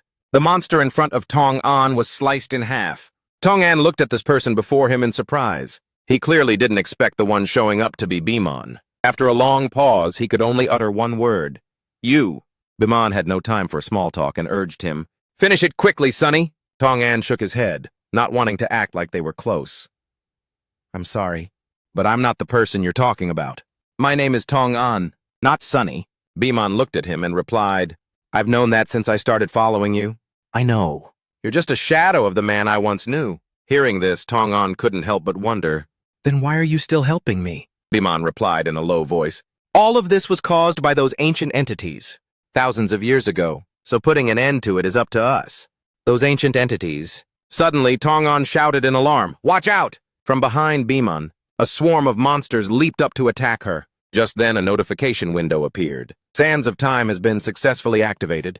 The monsters that were just about to pull a sneak attack were tightly ensnared by a black hole at the center. That black hole emitted hundreds, even thousands of threads like spider silk, dragging the monsters into the abyss. Screams echoed one after another until the black hole closed completely. Tong An turned back to look at the black hole, muttering to himself that something was slaughtering all the ancient heroes inside. Bimon replied feebly, "That's Kronos." After saying that, she lost all strength and fell straight down. Tong An hurriedly jumped to catch Bimon. He looked at her wounds and thought, "That's weird. I thought a demon goddess would auto-heal." He said to Bimon, "No way. I promised Sunny I'd take care of you." With that, he immediately treated Bimon. GM command, restore, only to see a notification window pop up. System error. Target is not part of the game. Recovery impossible. Tong An panicked slightly but still tried to comfort Bimon. "Hang in there, I'll find a way to save you." Suddenly, the black hole that had just closed abruptly expanded. Tong An turned around in shock. A bizarre blue hand emerged from within. That is the essence of an ancient entity. Kronos appeared with a sinister smile. A living ancient entity. Untainted. Delicious. He spoke in an amused tone. "Aha, I've missed the fresh air of the real world." Tong An stared in shock at the strange creature that had just appeared. He wondered, what kind of monster is that? Kronos politely extended his hand forward like a true gentleman. He courteously asked, "Oh, lovely young lady, will you marry me? Let's build a future here together, with the strongest and most beautiful children." Tong An looked at Kronos with confusion.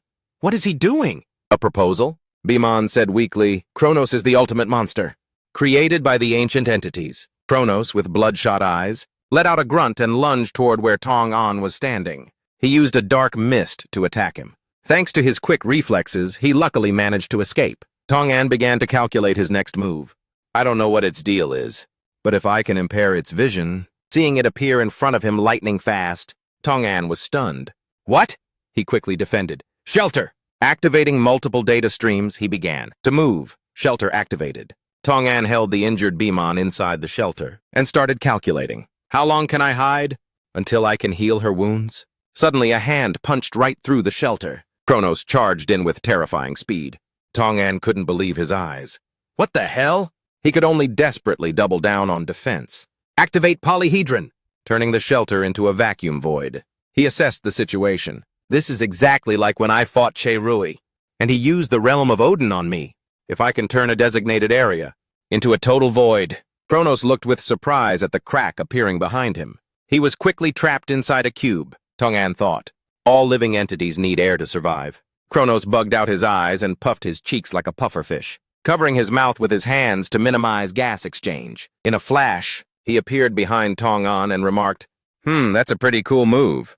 Tong An looked at him in terror. How is this possible? How did it escape a completely sealed space? Kronos said, I have no interest in you, human. All of you are just failed products, created by the ancient entities, merely to mimic me. He looked at Bimon and continued, She's the only one I'm into. I can smell the elegance on her. She is no ordinary person. The more he spoke, the more thirsty his expression became. The DNA within me is reacting to her essence. My DNA wants to merge with it and create the most perfect and powerful offspring. Tong An snapped in anger. You're insane! Kronos didn't care and just pointed at Bimon. Hand her over to me, and I can promise that I won't hurt you. For any one of you, I could spare every living creature on Earth, if you so desire. Tong An looked at the weak Bimon in his arms and replied, If I hand her over to you, you'll really let everyone live? Kronos chuckled and said, Of course, to me. Humans and animals are no different from dirt. On this ground I just happened to find the most perfect and lovely creature in the world. I will leave Earth, with her, to find a better planet where we can have children. Tong An couldn't listen to any more of this. He screamed, You're disgusting! You're not just insulting her. You're insulting every living being on Earth. Kronos' expression darkened. He asked, So you still refuse to cooperate? Tong An yelled, I promised to protect her! Even without that promise, do you really think I'd hand over someone who saved my life to a creep? Like you? Kronos laughed maniacally upon hearing that. He said, I can't believe how arrogant humans have become while I was sealed away. As soon as he finished, he struck Tong An with a powerful blow. The system flashed warning lights repeatedly. Warning, player status critical. Meanwhile, Kronos had successfully snatched the beauty. Tong-an, injured, spat out a mouthful of blood. He thought invincibility should still be active. How? What's even scarier is, I didn't even have time to react to his attack. He collapsed to the floor in pain. Looking at his wounds, he was confused. What just happened? How did I get hurt when he didn't even move? His body was still regenerating. Recovery rate 999%. Kronos looked at Tong-an with slight surprise. Strange. Based on my knowledge of humans, you should be dead by now. Tong-an shouted, I don't care where you want to go, but she's staying here. He laughed with pure delight. What an interesting human, he said before swinging another heavy blow at Tong-an. He winced in pain, his eyes wide open. His vital energy was severely damaged. Dragon was shocked. What kind of power is that? What just happened? A black hole appeared, and Kronos walked through it carrying Beamon. He spoke, standing at the pinnacle of all life. Is the result of merging the instincts and abilities of all creatures, based on carbon, breaking all logic and limits. I have escaped my current shackles and evolved into an unknown realm. Dragon finally grasped the situation. It turned out he was Kronos, the ultimate life form, who had been evolving non-stop for the past 1,000 years. Tong-an's body began to auto-recover. Healing. Correcting life form identity, inputting data. He struggled to stand up. The system's power saved my life, but I never want to experience that. Ever again. Kronos looked at him in disbelief. Oh? Humans have mastered the secrets of evolution. While I was imprisoned? He lunged excitedly toward Tong-an. Reacting quickly, he pulled out his sword to defend himself. Kronos looked at him with a sinister grin. He said, I take back what I said. I'm actually starting to get interested in you. Human. Tong-an didn't waste time on small talk. He began his counter-attack. Crystal craft! Kronos watched blankly as Tong-an clenched his fist. Crystals immediately shot forward to attack Kronos. The system displayed, target eliminated. No life signs detected. Seeing that, he let out a sigh of relief. But that relief didn't even last 3 seconds. A hand suddenly pierced through Tong-an. Kronos zipped past him with style. Tong-an collapsed right onto the floor. He thought to himself, I finally get why the ancient gods sealed him, instead of killing him. Kronos grinned widely. As he lunged, it was clear. He really wanted to play with his new toy. He asked, Are you ready to die all over again? Human? Tong-an replied, When those crystal shards attacked you, I left a soul mark on your body. An ancient Egyptian demon suddenly manifested, pinning Kronos down. He was bewildered. What the? Tong-an shouted, When the bell in your head rings, it means your judgment is at hand. Fire began to flicker in the ancient demon's eyes, and its muscles were pulsing with power. It used all its strength to crush Kronos. Kronos' entire body was pulverized by the pressure. Blood splattered everywhere. The power of the god of judgment, Anubis. Target eliminated. No life signs detected. Tong-an calculated. Anubis attacks the soul, not the body. But if I can't find a way to strip him of his resurrection ability, a pool of black blood suddenly spread beneath Tong-an's feet, cutting off his train of thought. Kronos reached out and grabbed Tong-an's ankle. He was dragged down in a panic. What kind of attack is this? Are soul attacks useless against him? A chorus of mockery and jeers suddenly echoed. Look at this kid. He doesn't look like he belongs on this planet at all. Word is Shiva made him. Is he even a living thing? Monster! He's a monster!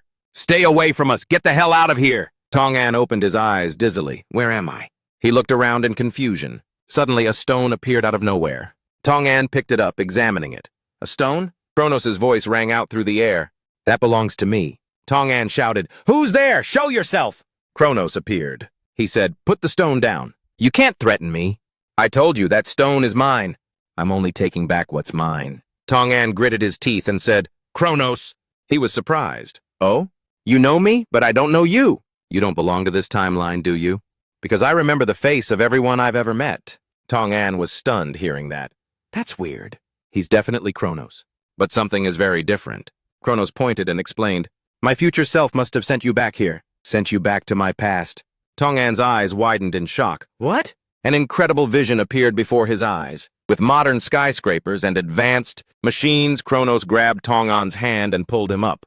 He smiled brightly and said, Welcome to the world of the ancient gods. This is the city where they live, the star capital. Tong-an asked curiously, Why did you bring me here? Kronos replied, I told you my future self sent you here. He definitely had a reason for letting you see these fragments of my memories. At this point in time, this building was where the ancient gods conducted their experiments. I was their ultimate creation. We must start from the day I was born. Tong-an flinched as he saw the data changing. He felt dizzy. Is space itself shifting? Kronos' memories began to unfold. A woman appeared and said, I am not your enemy, Kronos. Kronos asked curiously, then who are you? Tong-an also realized, this isn't the real world, it's someone's memory. I recognized this woman. She also appeared in Sunny's memories. She smiled and said, I suppose I could call myself your mother. Kronos stepped forward and said briefly, after that I began calling this ancient god Shiva Mother. In the memory, Kronos had asked, as an ancient god, why are you so determined? To destroy your own kind? Shiva turned away and said, thinking is a taboo, Kronos. A perfect devourer like you doesn't need to think or have emotions. Tong-an shared his thoughts. She was clearly using you to rule the world, Kronos replied. Yeah, I thought so at first too. But what happened later showed me that it wasn't like that. Ruling the world was just an excuse that Shiva made up. He began to cry, tears streaming down his cheeks. Kronos had been told that love does not exist. Thinking was unnecessary, so my existence is meaningless. Suddenly a sweet voice rang out. Kronos? Kronos opened his eyes in shock. Who is that? Who's calling my name? A girl rushed forward and threw her arms around Kronos' neck. He looked at the girl and said, I remember you. I've met you before. And the scene shifted. Kronos was wiping out a crowd of people. A survivor cursed at him in rage. Monster! Kronos smirked in agreement. Right. I am the monster created by your very own ancient gods. My mission is to destroy you all. An explosion went off. Shiva clapped joyfully. You are my greatest creation, Kronos. Now that you've dealt with Duke Noten, no one within the ancient god's circle will dare oppose me again. This world belongs to us. Kronos looked at the woman he called Mother and said, I'm curious. Mother as an ancient god. Why are you so determined? To destroy your own kind? Shiva replied, you'll understand once you meet her. Kronos was confused. Huh, who? In the next memory, Kronos was following Shiva into Atlas's palace. The king of the ancient gods was resting his head on his hand on his throne. Shiva bowed respectfully. Shiva, commander of the royal army, humbly presents the head of the traitor, Duke Noten, to his majesty the king. Kronos was surprised. You're the king of the ancient gods? Allow me to interject a few lines. Past Kronos is cute as hell, always wide-eyed and adorably confused. Anyway, back to the story. Atlas looked at Kronos and said, so this is what you call your greatest creation. Shiva, he's truly something to behold. Kronos stared at him and blurted out, I feel like you aren't a living being. I can't sense any life force from you at all. Shiva panicked and quickly made an excuse. Forgive him, your majesty. Kronos is just confused. He doesn't know what he's talking about. She turned to Kronos and reminded him, Apologize, Kronos. Kronos stubbornly replied, No, mother. I can sense the life force of all living beings. It's one of my abilities. And he has no life force, mother. Why can't you see that? The more Shiva heard, the darker her face became. Kronos didn't understand why his mother wasn't responding. Alas laughed with amusement. You're right, Kronos. From your perspective, perhaps I am already dead. But in their eyes, I, alas, am always growing stronger. Just as the throne of my family has been passed down, generation after generation for thousands of years. Tong-an watched Kronos' memories, feeling confused. What does that mean? Does the king of the ancient gods have a way to extend his lifespan? Kronos said irritably, Just keep watching. Even in these memories, I still can't stand that guy. Just then, someone else walked in. He said, Father will live on. Father, just like our family's rule over the ancient gods. Alas introduced him. This is the person Shiva brought you here to meet, Kronos. He also introduced the newcomer to Kronos. He is Kat, the next king of the ancient gods, and the one you will serve for the rest of your life. Kat patted Kronos on the shoulder and said with a smile, Nice to meet you. Kronos, I believe that with your help, our reign will be long and prosperous. Kronos asked in confusion. Mother Shiva, I don't understand. This isn't what you told me. She smiled and replied, Just keep watching, Kronos. One day you'll understand, after you meet a certain person. The scene shifted to a hill where a girl in a dreamlike white dress was picking flowers. Kronos asked curiously, Who is she? Shiva walked up and said, Let me introduce you. The youngest daughter of King Alas, the sister of Crown Prince Kat. She is the one you will truly serve for the rest of your life. She is the real future of the ancient gods. The girl turned back to look at them with a radiant smile. Lillian smiled politely. Hello, Kronos. My mother has told me so much about you. Shiva introduced her. This is Princess Lillian. I brought you here to meet her. Kronos was still in awe. He said, "You're not like them. I can feel the life force flowing through your body." At this, his face turned bright red. He looked exactly like a schoolboy in love. He continued, "It's a warm and comfortable energy." Suddenly, Lillian pulled Kronos into a hug. She said, "We are one and the same, Kronos." Shiva smiled. "Your intuition is right, Kronos." Kronos, unlike Alas and those unworthy ones, you and Lillian are the symbols of the ancient race's future. Ancient. She pointed to her third eye and said, "Look, in our world this is called the heavenly eye. Only those who possess it are the chosen ones, and each eye holds a distinct special power. One eye controls time, one eye controls space, and another eye dictates the very flow of life." Kronos was shocked. "The chosen ones? What is the true meaning of the third eye?" Shiva explained, "It is the way the ancient race passes down memories and powers to the next generation. When a father is near death, one of his children will open the third eye and inherit all the memories and strength of their ancestors. Over generations, those who inherit every single memory and power become stronger and more perfect than anyone else. Conversely, those who cannot open the heavenly eye will give up everything they have, even their lives, to transfer the ancestral legacy to the worthy one." Kronos was stunned. "So they sacrifice themselves? But that goes completely against the theory of evolution. The strong should be selected by nature, but the ancient race forces the choice all because of an eye." Shiva replied, "That's why I said Alas and Cat need to be eliminated. Because when future generations inherit memories and powers, they also inherit flaws, even genetic defects. The royal family practiced inbreeding to keep the bloodline pure. By the time of Alas, he was like a walking corpse. He couldn't even breathe on his own. Luckily, the ancient race possesses medical technology advanced enough to preserve the royal lineage. But as expected, the descendants born from a living corpse are just more living corpses. That is the reason why you don't feel any life force from Alas or Cat. To put it bluntly, they are just monsters chosen by the heavenly eye." Hearing this, Kronos asked, "Then why isn't she like that?" Shiva explained, "Because her mother was a human." Kronos asked in shock, "Wait, you mean the human race? A second-class species created by the ancient race, from original DNA. On Earth?" Shiva continued, "They were created to be slaves for the ancient race. That's why I said she is the chosen one. The current king mated, at random with a human, and Princess Lillian was born. Her body holds the key to the future of the ancient race. And so do you, Kronos." Kronos stared wide-eyed at the energy surging through his body. He asked, "What am I?" Shiva smiled and said, If combining an ancient with a human can create someone like Lillian, what if I combine the total DNA of every living creature on Earth? What would that create?" Watching this, Tong-an suddenly had an epiphany. "I get it now. You're a fusion of all living beings."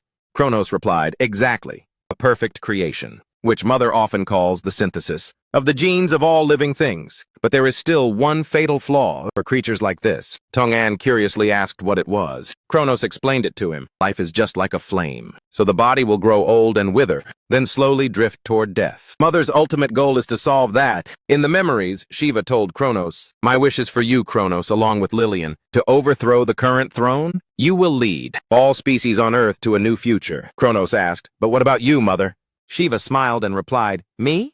I'm just an ancient god destined to be discarded. I only want to witness that day arrive. Other than that, I have no plans for myself." Kronos said, "At that time I believed her. Or rather, I had no one else to trust. But she lied to me. Love doesn't exist. Thinking is unnecessary. Furthermore, my existence is meaningless." Kronos continued to reminisce. "I fought through countless battles for Mother, eliminating every enemy that stood in her way. But never for a single moment did I think that this end was waiting for me." Tong-an eagerly asked what happened then. Kronos replied, "It was all a scam. Mother deceived everyone. After removing all obstacles, I thought we would finally be happy. But little did I know, in Kronos' memory, after Shiva gave the crown to Lillian, Shiva and Kronos respectfully bowed to Queen Lillian. Long live the queen.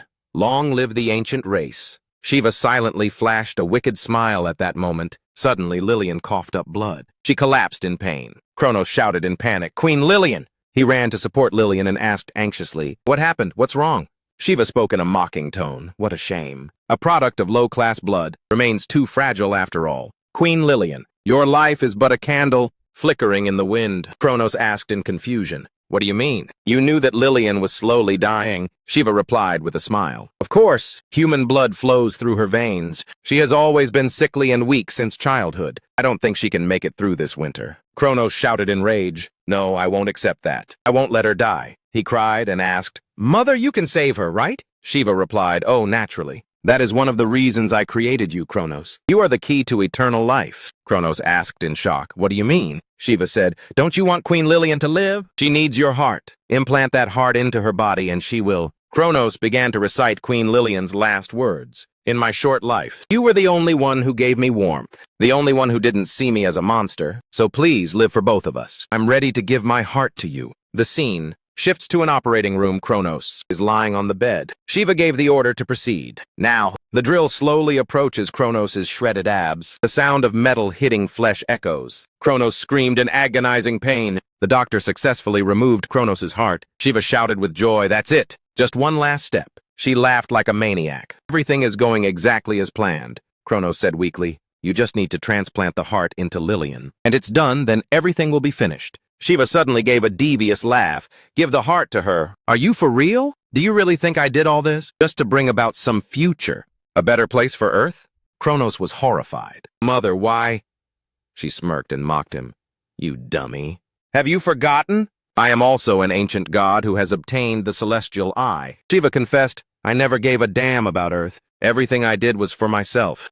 The one who inherited the memories of the ancient race through generations, Kronos said tremblingly. You played me. Shiva couldn't care less. She said, You were created from the genes of every living creature. Lillian carries the royal bloodline of the ancient race. When I absorb both of your hearts, I will become the ultimate being, a perfect, immortal creation. Kronos gritted his teeth in fury. You lied and you murdered Queen Lillian. He sprang up and roared, This is unforgivable! Kronos' heart wound was healing itself. Shiva backed away in a panic. What? How can you still move after losing your heart? Kronos was truly enraged. With eyes full of burning rage, he said, It was all just a play. Now I'm going to kill you. He screamed with total resentment. I will kill all of you and destroy everything. As he finished, a massive explosion caused the entire base to collapse. Kronos just walked away. Tears mixed with the falling rain. He immersed himself in the rain, hoping it could wash away all his sins. Kronos recounted, That day, I swore to hunt Shiva to the ends of the universe. I killed so many enemies, nearly wiping out the remnants of the ancient race, but I still haven't fulfilled my oath of vengeance. Tong-an speculated. Then they sealed you away and retreated to outer space, right? Kronos closed his eyes and said, I'm not sure. My memory has been stuck forever at the moment I lost Lillian. Tong-an was still absorbed in Kronos' tragedy. It's unbelievable that the very monster they created became the cause of their own destruction. Suddenly, the space began to shift again. Kronos appeared and said, Now that you have seen my memories, you must understand clearly. I will never be destroyed. Do you still want to face off against me? Tong-an said, If you still plan to snatch her away, then I have no other choice. Kronos sighed. What a shame. Shiva never understood why I could still live after having my heart ripped out. I have thought about that for thousands of years in the darkness. But until now, there has been no answer. Perhaps you will be the one to find it. Having said that, he hurled his weapon to attack Tong-an. He quickly dodged to the side to avoid it. Tong-an asked, Do you want me to kill you? You just want everything to end, Kronos replied. That's right. After Lillian's death, I lost the will to live. Unfortunately, no matter how violently I am attacked, nothing can cause me injury. After losing my heart, I can't even feel pain anymore. Living forever in such numbness is nothing short of torture. Kronos laughed and said, I will give you one more chance, human. If your next strike still can't kill me, then I will be the one to kill you. Tong-an readily agreed, fine. He began to activate the system to max level. Activating system. Power boost to maximum. Activating system. Speed boost to the limit. His aura alone was absolutely overwhelming. Tong-an said, This is the strongest attack in the entire game. Kronos exclaimed, Oh! What a terrifying source of energy. Even I feel a bit concerned. Bring it on, human. In another place, a spaceship slowly descended and landed. As the door opened, two figures could be seen. Side by side, they stepped down. The ones who stepped off were Kassadin and Shiva. Kassadin spoke up. So this is your home world, Shiva? She replied respectfully, Yes, Colonel Kassadin. He said, I once had my doubts, when you made your promise, that there would be a green planet for us. Upon waking up, Shiva asked in surprise, Oh, why would you say that? Kassadin replied, Because you people of the ancient race aren't exactly good at keeping your word. Just like when you discovered Earth thousands of years ago. You didn't even bother to notify us, the Helion race. So how can we possibly put our trust in you? Shiva smiled and replied, that won't happen again, Colonel. After all, it's not just the ancient race, but the Helion race as well, that now has no other choice. Isn't that right? Earth is the key to our survival. Back to Tong-an. He was pinned under rocks, looking absolutely wrecked, just like Sun Wukong trapped under the Five Elements mountain, Kronos said with a hint of regret. It seems like I really can't be killed. Tong-an glared and said, no way. The one who will destroy you has finally appeared. From behind, two people approached, and a familiar voice rang out. I didn't expect us to meet again. Kronos looked in that direction with anger. You've got some nerve showing your face here again, Shiva. She didn't panic at all, but acted all friendly, greeting them like old pals. It's been a long time, Kronos and Sunny. Tong-an stared at her and said, just as I thought, so you were the one behind everything from start to finish. Shiva crossed her arms and said smugly, you're quite sharp, unlike the Sunny I remember. I bet you haven't been him for a long time, right? You are the one who inherited the will of Earth. We woke up, your memories just to get you to help us. Liberate Kronos. From the very beginning, I only had one goal, to use Kronos' power to achieve immortality. With that said, she opened the box containing what she considered the key. Kronos roared in anger. Give it back to me! Immediately, a streak of brilliant energy tore through the air, blasting straight at Kronos, blocking his attack. He groaned in pain, looking at the object right before him, yet feeling as if it were 100 miles away. Kassadin asked, is this the key you were talking about? Shiva replied, yes, as long as he's captured, you'll be able to absorb this entire planet's life force. Kassadin broke into an amused grin. He said nonchalantly, for real? Then let's see what I can do. Then he raised his hand to absorb Kronos' life force. Shiva advised Kassadin not to waste his effort, because Kronos cannot be killed, since he is connected to all life on Earth. Through him, you can access Earth's infinite stream of life force and achieve immortality. Kassadin, while absorbing life force from Kronos, glowed intensely due to the abundant life force. He flashed a satisfied smile. I can feel the planet's vitality, enough to sustain the Helion race for thousands of years. Shiva added, don't forget our deal, Colonel. When you extend your lifespans, I expect my fair share of the reward. Hearing that, Kassadin transferred a bit of life force to Shiva. He said generously, as long as you swear loyalty to us, you will share in this immortality. Shiva smiled calculatingly. My thanks, Colonel Kassadin. I pledge my loyalty to you. Seeing Kassadin relentlessly draining Kronos, Tong-an was shocked. What's going on? The life force in this area is vanishing. Kassadin laughed heartily. Incredible. It's been a long time since I've seen an energy source this powerful. Shiva said, everything is exactly how you wanted it. This green planet now belongs to the Helion race. Tong-an wasn't about to let them run wild anymore. Gripping his sword, he declared, that's not happening as long as I'm breathing. Kassadin looked at him with surprise. You never mentioned a thorn in the side like this, Shiva. She answered, every planet has a will of its own. Colonel Kassadin smirked smugly. This shouldn't be surprising to someone who's lived as long as you. My method remains the same, wipe them all out. Tong-an held his breath and watched him. He realized it was the same strike that had hit Kronos. I need to get out of here right now. Thinking that, he agilely dodged the incoming attacks. While searching for an exit, Kassadin laughed out loud as if watching a clown dancing around. Tong-an suddenly froze, asking in terror, what? My body suddenly feels 100 times heavier. With a thud, he fell hard onto the floor. Kassadin laughed gleefully. It's over! A powerful beam of light pierced through Tong-an's body. Shiva kindly shared some knowledge. The atomic beam can obliterate anything in its path. Your body won't be able to handle it. Even Kronos could only regenerate continuously in agony. Tong-an shouted, cutting her off. Too bad for you.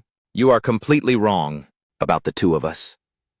As he finished speaking, a sword appeared beneath Kassadin's feet, thrusting up from the ground. Tong-an seized the chance to rush forward and stab Kassadin. Kronos also silently appeared behind Shiva. She turned her head in shock. What? How did you guys escape? Tong-an yelled, it's simple. Because we are living beings of Earth, we will never surrender to aliens.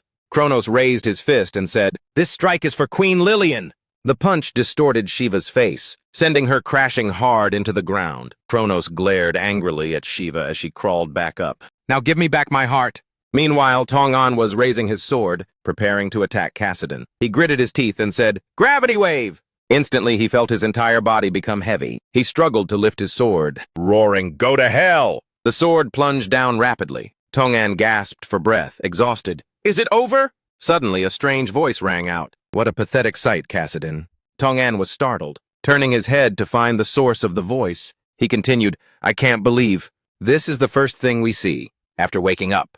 Tong-an recoiled in shock, his eyes searching as he muttered under his breath, the Hylians. No one knows where they came from or when they were created. They live by absorbing energy from the planets. They are the scourge of all life. Wherever they pass through, planets wither and worlds are destroyed. Therefore, they are also known as the cancer of the universe. Invited by Shiva, they have come to Earth, and the only person standing in their way is Tong-an. Kassadin suddenly burst out laughing triumphantly. I've been waiting for a battle like this for a long time. Tong-an had no time to think. He began attacking Blackbone while simultaneously teleporting. In an instant, Tong-an appeared behind the Hellions. Continuous slashes rained down upon them. Greta said disdainfully, a physical attack? Who do you think we are? With that, he effortlessly crushed Tong-an's sword. Tong-an didn't panic at all, manifesting his slasher. Brand new, he shouted. Not over yet. Upgraded Mystic Slash. A powerful strike reserved just for Greta. He was locked tight within an energy ring. The corner of Greta's mouth twitched upward. How interesting. He only fought Kassadin once, and already learned his move. Kassadin was now screaming in fury. How dare you use my gravity beam? You just made that name up right now, didn't you? Tong-an replied, That's right. Mystic Slash will bring judgment upon you hellish scum. Right at that moment, a wave of energy swirled around Greta, as if sounding the death knell. Tong-an clutched his head in pain and screamed, My eardrums feel like they're being ripped apart. What the hell kind of attack is this? Greta spoke with pride, laughing. Light is made of atoms.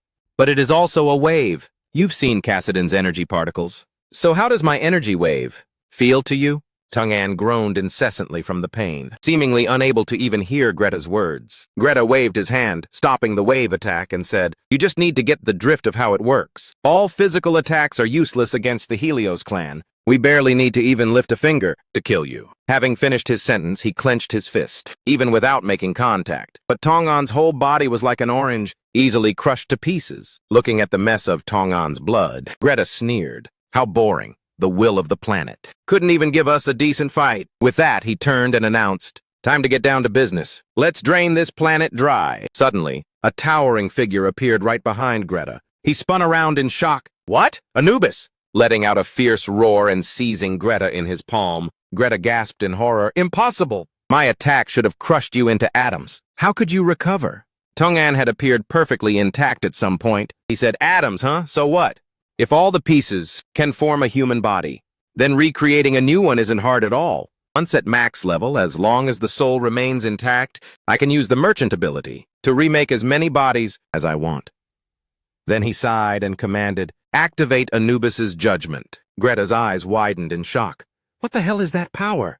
This time the tables have turned. Tong-an smirked and said, Get ready to face judgment. Meanwhile, back with Tai Hui's group, Fu Bao is getting his ass kicked by Ani. He was once again stunned by Ani's ability. She changed her sensory ability again. She locked her sense of hearing to make her other abilities even stronger. After recovering a bit, Bok Mok didn't just sit still anymore. He aggressively charged in, wanting to tear Ani apart. She let out a contemptuous laugh. Come at me, let's see how long you can hold out.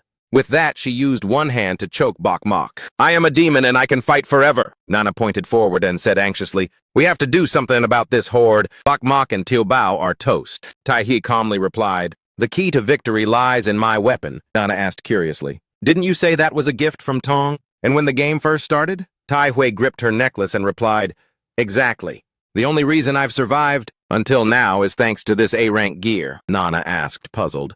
Then how is it the key to victory? Tai Hui explained slowly. When we defeated the first demon leader, we met a strange NPC. Back then, that NPC named Thuka opened the safe room and protected everyone. But later, when we tried to heal her, something very bizarre happened. The system announced that recovery was interrupted. Nana didn't know what had happened either. She asked, Why was that?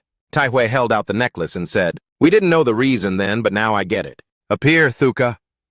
Suddenly, a pair of legs stepped out. Thuka appeared in a human form. Nana was speechless with shock. What?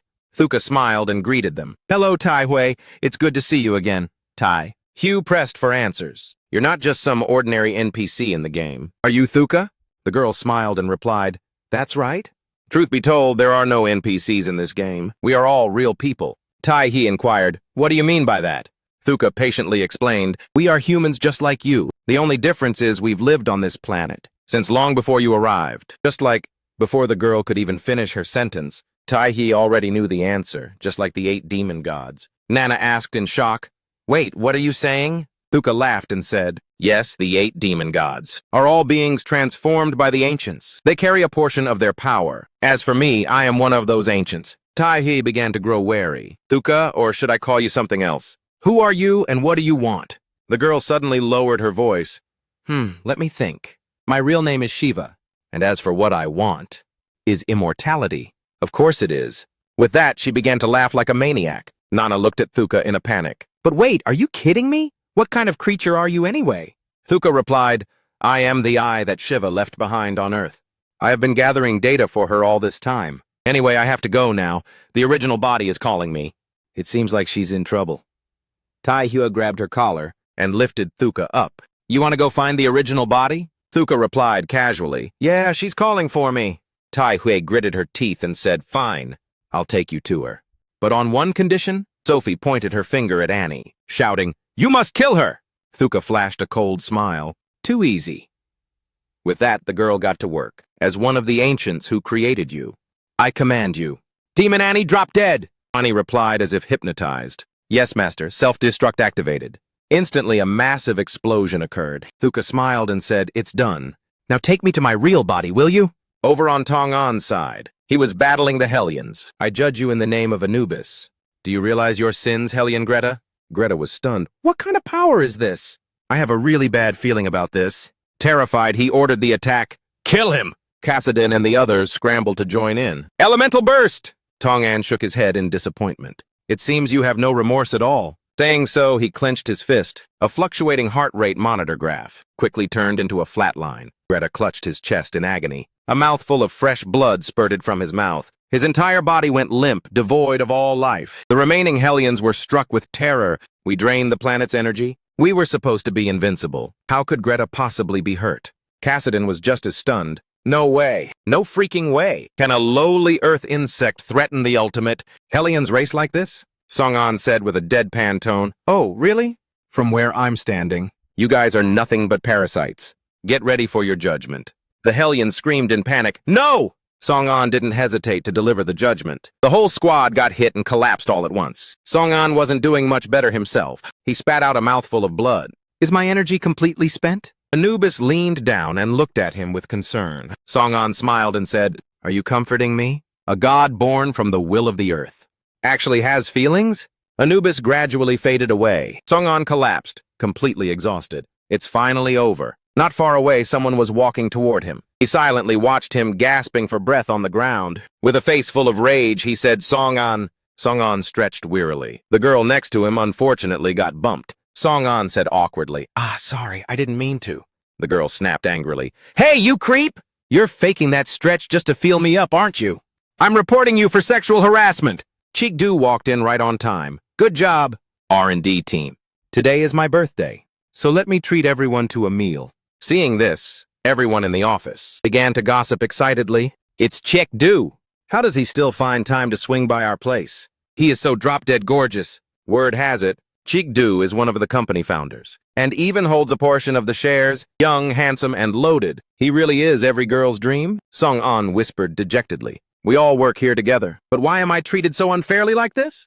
At that moment, Cheek-Do also noticed Song-An was still grinding away. He spoke up cheerfully. Hey, Song-An, you joining us or what? Song-An replied with a straight face. No thanks, I'll just be a buzzkill. I'd rather be by myself. Cheek-Do patted his shoulder invitingly. Don't be like that. You're a valuable member of this company. I really hope we can be homies. Song-An was shocked. Friends? Cheek-Do and me? Am I tripping? The scene suddenly transformed. Song-An was floating in the middle of the cosmos. That probably really was just a dream. Song-An spoke up wearily. I never imagined that it would just be me and Cheek-Do like this. He replied, is that so? I always figured things would turn out this way in the end. I told you the one to kill you would be me. Song-An struggled to sit up and asked, can I ask you for one last favor? Cheek-Do stared intently at Song-An and said, you traded your life for power.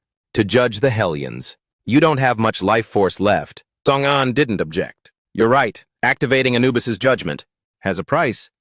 Cheek-do asked curiously, was it worth it? Song-an replied calmly, I didn't have any other choice. He suddenly flew into a rage. Honestly, I've always been salty about you, Song-an, since the game began. I was so sure that I'd be the main character. I was the one who should have beaten the final boss and saved the world. I was the one who should have sacrificed and become the hero. The more he spoke, the angrier he got. Yet you appeared out of thin air. You snatched all my glory. You did everything that was supposed to be mine to do. Song-an replied softly. I was jealous of you too, Cheek-do. You had everything I used to wish. For before the world went to hell. I was envious, I even Loki hated you. But you still have a chance to become a hero. You can have it all, the glory and the praise. My body is about to fade away. But the world out there is still in chaos. As your friend Cheek-do, I have one last request. Elsewhere, Shiva is going berserk, destroying everything. Her third eye glows brightly. Rings of energy appear one after another, surrounding her. Shiva wonders, where are you, my true self? Why haven't you returned to me yet? Kronos, seeing this for the first time, couldn't hide his shock. What is this? Just then, Tai-hye's group arrived in the nick of time. Tai-hye was startled, looking at Shiva, levitating in midair. She asked, is that her main body? Tuka replied, I think we're too late. She has activated the Tandava dance. Tai-hye panicked. What? What the heck is that? Tuka explained, legend has it, that ancient priests could use this power to move mountains and fill seas. They could control the skies, thunder, and even summon meteors. Her original goal was to achieve immortality. But it seems she has given up on that. Shiva suddenly opened her eyes and glared at everyone. If I can't live forever, then all of you will be buried with me. At the same time, outside Earth's atmosphere, a massive swarm of meteors appeared, plummeting toward Earth at insane speeds. They quickly impacted the Earth's surface. One of them fell directly toward where Tai-hye and Tuka were standing. Tai-hye asked, is there no way we can stop this? Tuka stood up and said, the Tandava dance. Witness the destruction of Earth. Kronos suddenly charged forward. He screamed, this is my home! If it's going to be destroyed, it'll be by my own hands. Shiva didn't care at all. She remained focused on her curse. O ancestors, witness our final moments together. If I cannot live forever, then we shall all perish together. In the midst of the crisis, a steady voice rang out. Odin's will, accelerate! Shiva stopped in astonishment, only to see Cheek-do charging forward aggressively with his sword. She quickly summoned a shield to defend herself. A powerful surge of energy pushed Cheek-do back. He landed safely on the ground. Shiva laughed out loud with contempt. You've underestimated my life force. I won't die until the Tandava dance is complete. Cheek-do spoke up. Is that so? He didn't waste time waiting for Shiva's answer, shouting loudly, summon Anubis! How about a strike to the soul? A soul attack! Shiva clutched her head in terror. She screamed, what kind of attack is this? An energy rock suddenly flew toward them. It accurately pierced through Cheek-do's body. He tightly held his wound in agony. Tai-hye ran over worriedly. Are you okay, Cheek-do? Where's Song-an? Wasn't he with you? Cheek-do turned his head and replied, Song-an is gone. Tai-hye gasped, gone? What do you mean by that? Shiva glared angrily at the two of them chatting. I told you already. I won't die until the dance is finished. Your attacks are useless against me. Tai-hye collapsed in horror. You promised you'd come back, Song-an. Why? Cheek-do pulled himself together. It's still too early to give up, Kronos added. That's right, there's still a way to stop the Tandava dance. Cheek-do asked, do you even know what that means? Kronos replied, of course I do. If humans can have such determination, then I, the ultimate being, cannot lose to you lot. With that, he pointed at Tuka. The young girl Tuka called out in shock, me? Kronos threw his own heart to her. He said, I know what you are, and I know what Shiva's ultimate goal is. Take it, eat it, and let Shiva gain immortality. Tuka asked curiously. Why, in Shiva's plan? We can only achieve immortality by killing. Kronos explained. After living in the shadows for so many lifetimes, I'm exhausted. He silently shed 2 tears. Good night, Queen Lillian. Shiva, now ecstatic, said, what is this? I can feel it. Infinite life force flowing through my body. This is absolutely lit. After thousands of years of searching, everything will be completed today. A young boy suddenly appeared behind Shiva. He said, congratulations. Shiva, startled, asked, who the hell are you? It turned out the boy was Sunny. Sunny spoke again. Congratulations on your rebirth, mother. Now that you have life, you're no longer immune to judgment. Shiva screamed in terror. I've been played! Anubis appeared out of nowhere. Cheek-do seized the opportunity to charge at Shiva. In the name of Anubis, I cast judgment upon you. Instantly, a majestic vortex appeared. Shiva shrieked until she was hoarse. "I've been bamboozled!" Before long, she dissolved into dust and ashes. Taihu shed sad tears. "It's finally over. But Song-an will never come back." A tiny teardrop. Yet it could stir a whole silent lake. Chik-du spoke up. "No, the game isn't over yet. There is still one final boss to defeat. I'll be waiting for you to find me, Song-an."